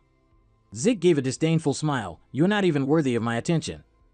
Zik scratched his head in confusion, thinking, "Looks like this is trouble." He remembered Xena's gaze. Since she glared at him like that, he couldn't ignore her. Oh well, should I meet her expectations a little? Thinking that, he immediately raised his hand and said, "Instructor, I also want to be graded based on slaying dragon art." Hearing that, the professor's face showed annoyance, his eyes glaring. He spoke up and asked, "You said your name is Zik, correct? Do you think the slaying dragon art is simple for you just because you saw student Xena perform it easily?" He continued, "Student Xena is a pure-blooded awakener." Just as he said this, he was cut off by someone else. "The grading conditions will be the same as student Xena's, no problem, right?" Hearing that, Zik smiled confidently and replied, "Of course." Without much hesitation, he began to get into position. The professor was still displeased and asked again, "Why did you allow this? That student is marked present in all classes, but I've never seen him attend even once." The other professor replied, "That's the result of this student winning a bet against instructor Andre. But anyway, you're new, so you probably don't know. A pure-blooded awakener with an unprecedented golden light, the student who broke Sir Abel's record in the dungeon exploration test. That is the person standing over there, Zikraker." The system displayed a notification, "Black Sword Bahamut has detected E, activating the Black Sword Bahamut's unique ability, Aura Conversion. Converting E into Aura." His expression became anxious as he thought, "Damn it, suppressing it is harder than I thought." After a moment of calm, he gripped the sword tightly and smirked. This should be fine, right? Without further delay, Zik began to swing his sword. As soon as she saw this attack, Rina immediately recognized it, her eyes wide as she exclaimed, "That's..." The technique Zik was using was Slaying Dragon Art, Chapter 1 Part 1, Heaven Severing Slash. She thought anxiously, me. No, compared to Instructor Andre, it's almost perfect. With a single strike, he directly split the dummy into two halves. This is the Slaying Dragon Art that I've practiced repeatedly for 2 years before regressing. From the sword swing, foot placement, to the flow of aura, my body can now move automatically without needing to think. Thinking this, Zik dug his feet into the ground, restraining his body. He looked at the sword in his hand and thought, even though I'm fed up with repeatedly practicing this technique, it seems reviewing the basics isn't so bad. This should be enough to motivate Xena. Just as he thought this, sudden whispers made him flinch. Wait, he definitely imbued the sword with aura just now, right? Yes, I saw it too, the entire sword. Does that mean Zik has reached the level of a Death Knight? Hearing these words, he flinched and exclaimed, I must have been too engrossed. Right behind him, all the wooden dummies were shattered. It seems I unconsciously revealed my aura. I just intended to adjust it to Xena's level. Damn it, I've done something attention-grabbing again. The two professors were also left speechless, exclaiming, a first-year student already at the level of a Death Knight. Hearing these words, Owen was so furious his fists clenched tightly, trembling with each beat. A fear had risen within him that he didn't want anyone to know. At the same time, on Xena's side, her fists were also tightly clenched. But her expression was completely different from Owen's, the corner of her mouth subtly curved into a smile. A moment later, in the large room, someone set a teacup down on the table and spoke, I've heard about your performance in the semester evaluation.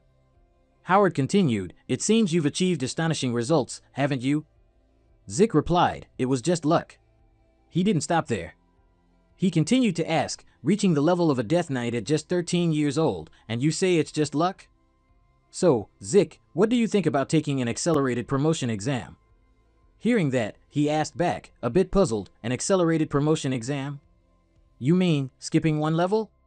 He replied. It could be one, or even more. It's a program for exceptional students like you. At his words, he thought to himself, it seems they took the bait faster than I expected. Well, Howard must have drawn more attention than anticipated, so this is only natural. Thinking this, Zik smiled and replied, all right, I'll do it. The conversation ended there, and the door slowly closed. Zik, emanating killing intent, walked along, thinking, it seems he has a plan. If he wants it, I'll play along.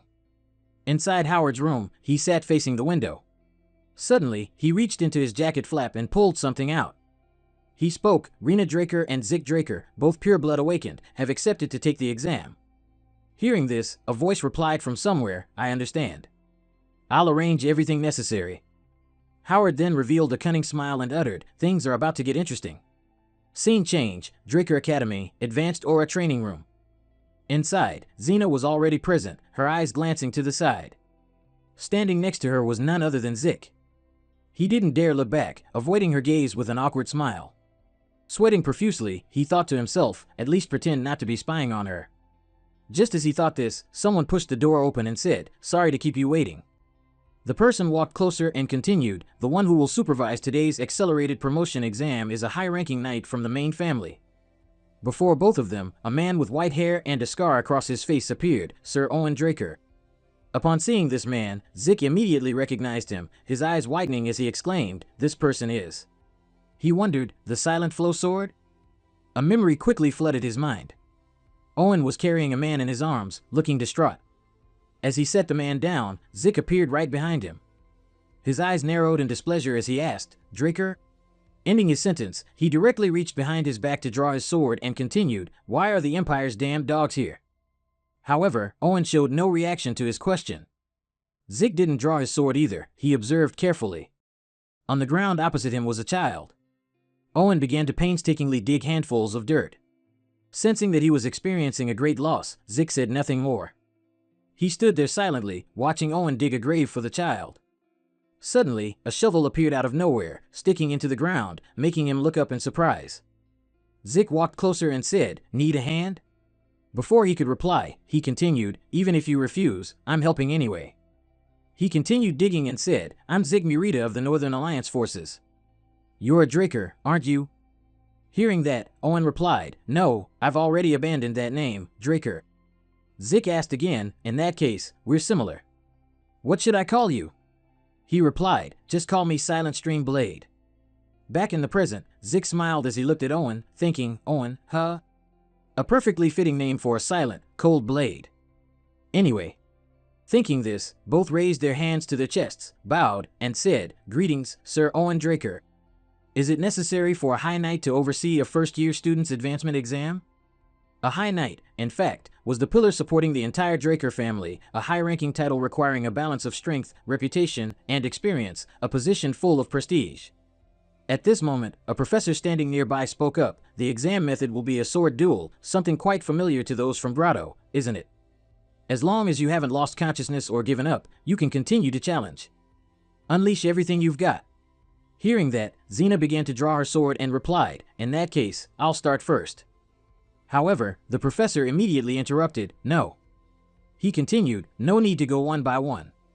Come all at once. These words infuriated Xena. She gripped her sword tightly but was immediately stopped by Zick. He said, don't be so impatient. You know the difference in strength well enough. He glanced at her, smiled, and continued, besides, the test has already begun. If you rush in without controlling your emotions, you'll lose points. Hearing Zick's words, Xena also calmed down. She let out a sigh. Then she asked, so what should I do, Zick Draker? Zick smiled, thinking, as expected of the genius Xena, her judgment is so quick. Then he replied, I already have a perfect plan for this situation. We will launch a precise strike at him. Just like that, the fight continued. Both stood to the sides, intently watching Owen. Zick observed him drawing his sword, thinking. A special single-edged sword from the Eastern Kingdom, a wando. The wando is known as a short, single-edged, one-handed sword. Designed to be paired with a shield, it originated from the Joseon dynasty, named after the ring on its scabbard, where a strap was attached for easy carrying. Thinking this, he exclaimed, so he's been using this sword for a very long time. It seems Xena's pride is being hurt, but what good are honor and pride to the weak? As he thought, he looked directly at her and nodded slightly, signaling, just put aside personal emotions and focus on strategy. She quickly understood, her eyes firm, and she nodded in response. After agreeing, both immediately swung their swords and charged straight towards Owen. But before their swords could even touch him, he quickly unleashed a series of parries, blocking them with ease. Not only Xena, but Zick also tried very hard to get close, yet he couldn't. Neither of them gave up easily, continuously coordinating with each other seamlessly. Suddenly, a loud sound echoed, Owen struck both of them, sending them flying back to one side. Seeing those moves, Xena was utterly amazed as she thought to herself. So this is what an advanced knight is like. Even though I continuously aimed for his blind spots following Zick's instructions, I couldn't land an effective blow, not even a scratch on him. With that thought, she didn't hesitate and directly used her skill, Dragon Slaying Art, Chapter 3 Part 1, I must be ready to kill. Finishing her thought, a sword strike immediately cut straight down in front of Owen, crescent slash.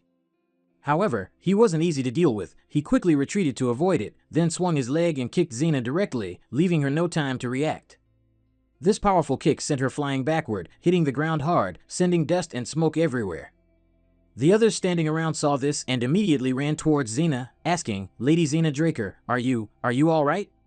Hearing that, she grabbed a piece of the broken wall and replied, I'm fine. She wiped the blood from her mouth and warned everyone, it's very dangerous here, you all retreat immediately. Even if only for a moment, I truly lost consciousness. Create an opening? With my current strength, there's no way I can do that. Thinking this, she looked at Zick and wondered, do you really believe you can do it, Zick Draker? Xena recalled his words from earlier. She was furious then, I would never participate in such a cowardly tactic. Are you trying to disgrace an honorable duel, Zick Draker? Hearing this, he chuckled and asked back, can honor be eaten? This isn't a knightly duel, it's a test. They're testing our ability to kill. Faced with these perfectly reasonable words, Xena didn't know how to refute. She sighed and replied, all right, fine. I was the one who asked for your advice anyway. But do you really think that tactic will work? Our opponent is an advanced knight. He smiled and replied, we just need to create a situation where it's forced to work. Like when you fought me at Credo, think about it, why couldn't you dodge that rock? She continued, because I didn't expect you to use such a trick. He replied, exactly. Zik smirked and continued, "It's the same for an advanced knight. Wait for my signal, it will definitely work. A small opening is more than enough." Back to the present, taking advantage of Owen's attack on Xena, he immediately used his skill, casting dragon-slaying art, Gale technique, Shadowless Step. Seeing this move, Owen was greatly surprised and murmured, "This is Sir Duck's move." No sooner had he finished speaking than he sensed something, his sharp eyes glancing backward. At the most critical moment, he managed to raise his sword in time to block Zik's incoming strike. He smiled and said, "From now on, you should be more serious, sir." Before he could even understand what was happening, the lights suddenly went out, and the space became dark. Owen looked around in confusion, thinking to himself, "The lights went out? I see, so they're using the mana suppression ability of a pure-blooded awakened one." Realizing he had fallen into a trap, he flung his sword, sending Zik flying backward. However, things didn't stop there. Zik continued to strike repeatedly in the darkness. Seeing this move, Owen thought with annoyance, "What a childish trick. Do you kids think that just by obstructing my vision, you'll have a chance to defeat an advanced knight?" This thought quickly vanished as Zik's figure suddenly appeared like a flash right beside him. He wondered in confusion, but what is this strange feeling? Why, in this thick darkness, when I can only see vaguely, does he move as if seeing through everything? While Owen was still absorbed in his thoughts, Zek also began to act. "This is the perfect opportunity for me to test my new dragon technique. After all, Owen isn't the type to go boasting everywhere, so." The system notification quickly appeared, activating Dragon Technique, Dragon Claw. On Owen's side, looking at the intensely destructive flame charging straight at him, he couldn't help but exclaim in surprise, "Is this really the swordsmanship of a first-year student?" Right now, in front of him, he could clearly see that what he was facing was the phantom of a majestic black dragon. No, this isn't merely swordsmanship. No matter what, Zek Draker has far surpassed the level of a student. As for Xena Draker, she apparently can't move as agilely as Zek does in the dark. Has he eliminated unnecessary resources to control himself? As he thought, Owen leaped into the air, swinging his sword straight at Zek. But this tactic is only effective when the opponent is of the same level. In the dark space, a series of fierce sword clashes rang out. The battle was extremely intense. Zek was surprised, thinking to himself, his movements are almost no different from before the lights went out. Could it be that he has adapted to the darkness? Just as he thought this, a sword blade flashed, slashing straight towards his chest. The one who dealt this blow was none other than Owen. Fortunately, he managed to dodge it in the nick of time. He frowned angrily, exclaiming, "He's gone. I can only vaguely see his shape. It's like fighting a shadow." While he was still standing stunned, Zek's figure appeared right behind him. As if sensing it, Owen swung his sword backward, but it wasn't a person. He wondered, "Man a light?" It turned out that Zek was using all his might to slash down all the light bulbs right above him. This noise is concealing Zek Draker's presence. And then, a swift slash came down from above his head. Owen immediately raised his sword to block the attack. Zek, without Owen realizing, was already standing opposite him, a faint smile playing on his lips. Before Owen could understand what was happening, he loudly called out, "Now, Reina." He recalled what the professor had said earlier, the structure and materials are simple, but it can only be used once. "What kind of magic do you intend to imbue it with?" Hearing Zek's words, the professor exclaimed in surprise, "What? An exploding spell?" He smiled and replied, "No, sir. Just a flash of light and a loud bang will be enough." Returning to the present, the bomb thrown straight at Owen emitted a dazzling light and a loud bang. Zek smiled contentedly, thinking to himself, "Perfect timing, Reina." This attack truly caught Owen off guard. He couldn't react, only slumping to the ground, covering his ears. His eyes were wide with shock, his teeth gritted as he cursed, "Damn it, I fell for it. Underestimating Xena was my mistake in judgment." Just as he thought this, Reina and Zek, both combined, charged forward with their swords. His face was filled with extreme excitement, a smirk playing on his lips. But before either of them could execute their plan, Owen rose up and used his technique, Dragon Slaying Art, Chapter 4 Part 1, Crescent Moon Slash. This blow sent Zek flying backward, hitting the ground hard. Reina suffered the same fate, unable to react in time. Owen stood stunned at that moment, his teeth gritted, his face clearly showing pain. At this moment, the injured from the melee were brought back one by one. A girl came up to encourage him, "You've worked hard." Before he could reply, a loud-voiced man came over, "Owen, you scoundrel, you've completely ruined someone else's disciple." It turned out to be his master. Seeing him, Owen bowed, "Greetings, master." He waved back, as stiff as ever. Duck put an arm around Owen and asked, "So, how's my disciple?" Hearing that, Owen said nothing and remained silent. He recalled that moment. Zek Draker, in the brief instant the blow landed, intentionally discarded his sword and switched to defense. He could have counterattacked, so why didn't he? Was his goal not to win, but to learn and improve? Did he only display just enough strength as needed? Owen looked at his hands and said, "Zek Draker is beyond my ability to evaluate." Scene changed to the Academy's promotion meeting room. "So, I assume everyone agrees with this proposal?" Everyone in the meeting said, "Yes, Dean." Andre also replied, "No dissenting opinions." Reina and Zek were officially promoted to the 5th and 3rd years, respectively. After that, Zek kept as silent as possible. After receiving all instructions from the Duke, Andre took over that position for Zek. Zek maintained a good relationship with Professor Fan Nong, but Zek and he gradually became distant when Zek was chosen by the Delpoa Royal Magic Research Institute and left the academy. Zika no longer had any connection to the powerful noble families, but then something interesting happened. Owen continuously sought out Zek for challenges. Then, as if he suddenly realized something, he requested leave and locked himself away for secluded cultivation. 2 years passed like that, and Zek graduated from the academy. The blessings for Zek. Congratulations, young master, on becoming the youngest person ever to enter Valhalla. You must be very proud. Zek Draker is now 15 years old. Decker said cheerfully. The dean rarely writes recommendation letters for admission himself. Zek replied, "So much trouble for tea?" Then he thought, the title of youngest freshman, Hongsen. 2 years of silence means nothing anymore. Zek said, "The enrollment ceremony is in about 3 months, right?" Decker, you go to Atlas first. He was surprised to hear that but stammered, "Yes, yes." "And what about you, young master?"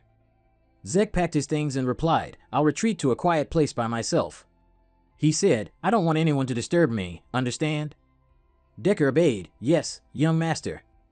The Kaiside ruins are located in the giant mountain range. Under the guise of a retreat, Zek planned to use the Aegir Kingdom's Adventurers Guild to conduct an expedition. There was no need to inform any suspicious individuals of his whereabouts. At this moment, there was a knock at the door, and Zek softly said, "Come in." Liam walked in, knelt, and bowed. "I greet you, Zek Draker." He turned back. "Liam, I've told you, that form of address makes me uncomfortable. A simple greeting is enough." Hearing that, Decker said, "Then I'll take my leave, young master." He replied, "Why did you call me all the way to the Platinum Estate?" In the room, only Zek and Liam remained. "I heard you've been transferred to the special class." Zek replied, "I am your master. How could I just stand by and watch? I've compiled everything you'll need during your time at the academy. Expected questions for academic evaluations, training manuals, and necessary materials for the exams. Go see Mage Niet and show him this. He'll provide you with all the necessary items. Oh, and when you reach your 4th year, you'll need a proper sword. You can also request it from Mage Niet. I've already paid for it, so don't worry. I believe you'll do great, Liam. I will never disappoint my master's expectations." Liam, hearing these words, was moved to tears, biting his lip to hold them back. Then he bowed his head with determination. "Just a minute ago, I said that makes me feel indebted. I'll take back what I said. The Axe Kingdom is located at the northernmost point of the central continent. Along with Delbra, Tibia, and Alingia, it's considered one of the 4 great kingdoms of the central continent. The colossal mountain range that separates the Beast Lands from the continent. It houses countless dungeons, attracting adventurers eager to seek their fortune. Recognizing this, the first king of Agos integrated adventurers and dungeons into the kingdom's main industry. With royal backing, the colossal mountain range was divided into hundreds of areas, establishing transport routes and outposts for management. This was the origin of the Adventurers Guild, an organization that later spread across the continent. Next, number 546. Number 546. Isn't here? Next, number 547. Congratulations on becoming an adventurer, Zek Murray. Submit your papers at the Zline office, they'll issue your registration card. Murray replied, "Thanks." Draker thought, while disguised as Zek Murray with a wig and magic glasses, it's best to create an adventurer identity for easier movement. Traveling under the name Draker would be too conspicuous. Zek thought, it's time to start the treasure hunt. At this time, at the gathering point, some carriages had already departed, while the rest were waiting for other adventurers. In one of those moving carriages, Zek was inside, thinking, luckily, I still found a seat during peak season. Suddenly, a voice rang out, "Hey, kid. Are you an adventurer too? You look a bit tense. Is this your first time in a dungeon? Or how about joining us? We may not look it, but we're veterans.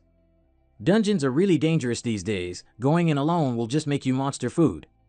There's plenty of trash like that everywhere. They say the first group you enter a dungeon with will decide half your adventuring life. Have you ever heard that?" They secretly thought their true purpose was to lure naive adventurers to use as monster bait or sell them to slave traders. Zek listened silently without saying anything. They, smiling, were also waiting for his response. Suddenly, Zek stood up and said, "Shut up." This astonished them. "W.H. what? W.H. what's wrong? Did I say something wrong?" Then Zek went near the carriage door and said to the driver, 500 meters to our left and behind us, a monster that looks like an ogre. Is this an area where monsters usually appear? The coachman asked, confused, Huh? What are you talking about? This road is a safe zone. Hearing these words, the adventurers accompanying him burst out laughing. It seems this chick is starting to panic. Don't you know that the main routes of the Adventurers Guild are directly managed by the kingdom? Forget monsters, even wild beasts can't enter a safe zone, let alone monsters. Zek spoke up, then. What's behind you? He asked, his heart skipping a beat. What? A group of monsters appeared and attacked them. The carriage convoy was broken. Everything was shattered by giant ogres. W.H. What the hell is happening? An ogre approached him while his entire body was pinned down by the carriage. He cried out in helpless panic, Saw save me. The ogre's bloody club dragged forward. Zek had quickly hidden behind a tree. If ogres were running rampant in a safe zone, it meant the outposts weren't functioning properly. After the ogres appeared, everything was in disarray. Just as Zek had predicted, they really caused a mess.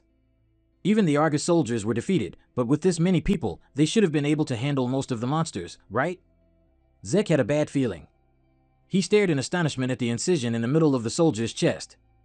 Zek gritted his teeth in anger, not monsters, this was caused by humans.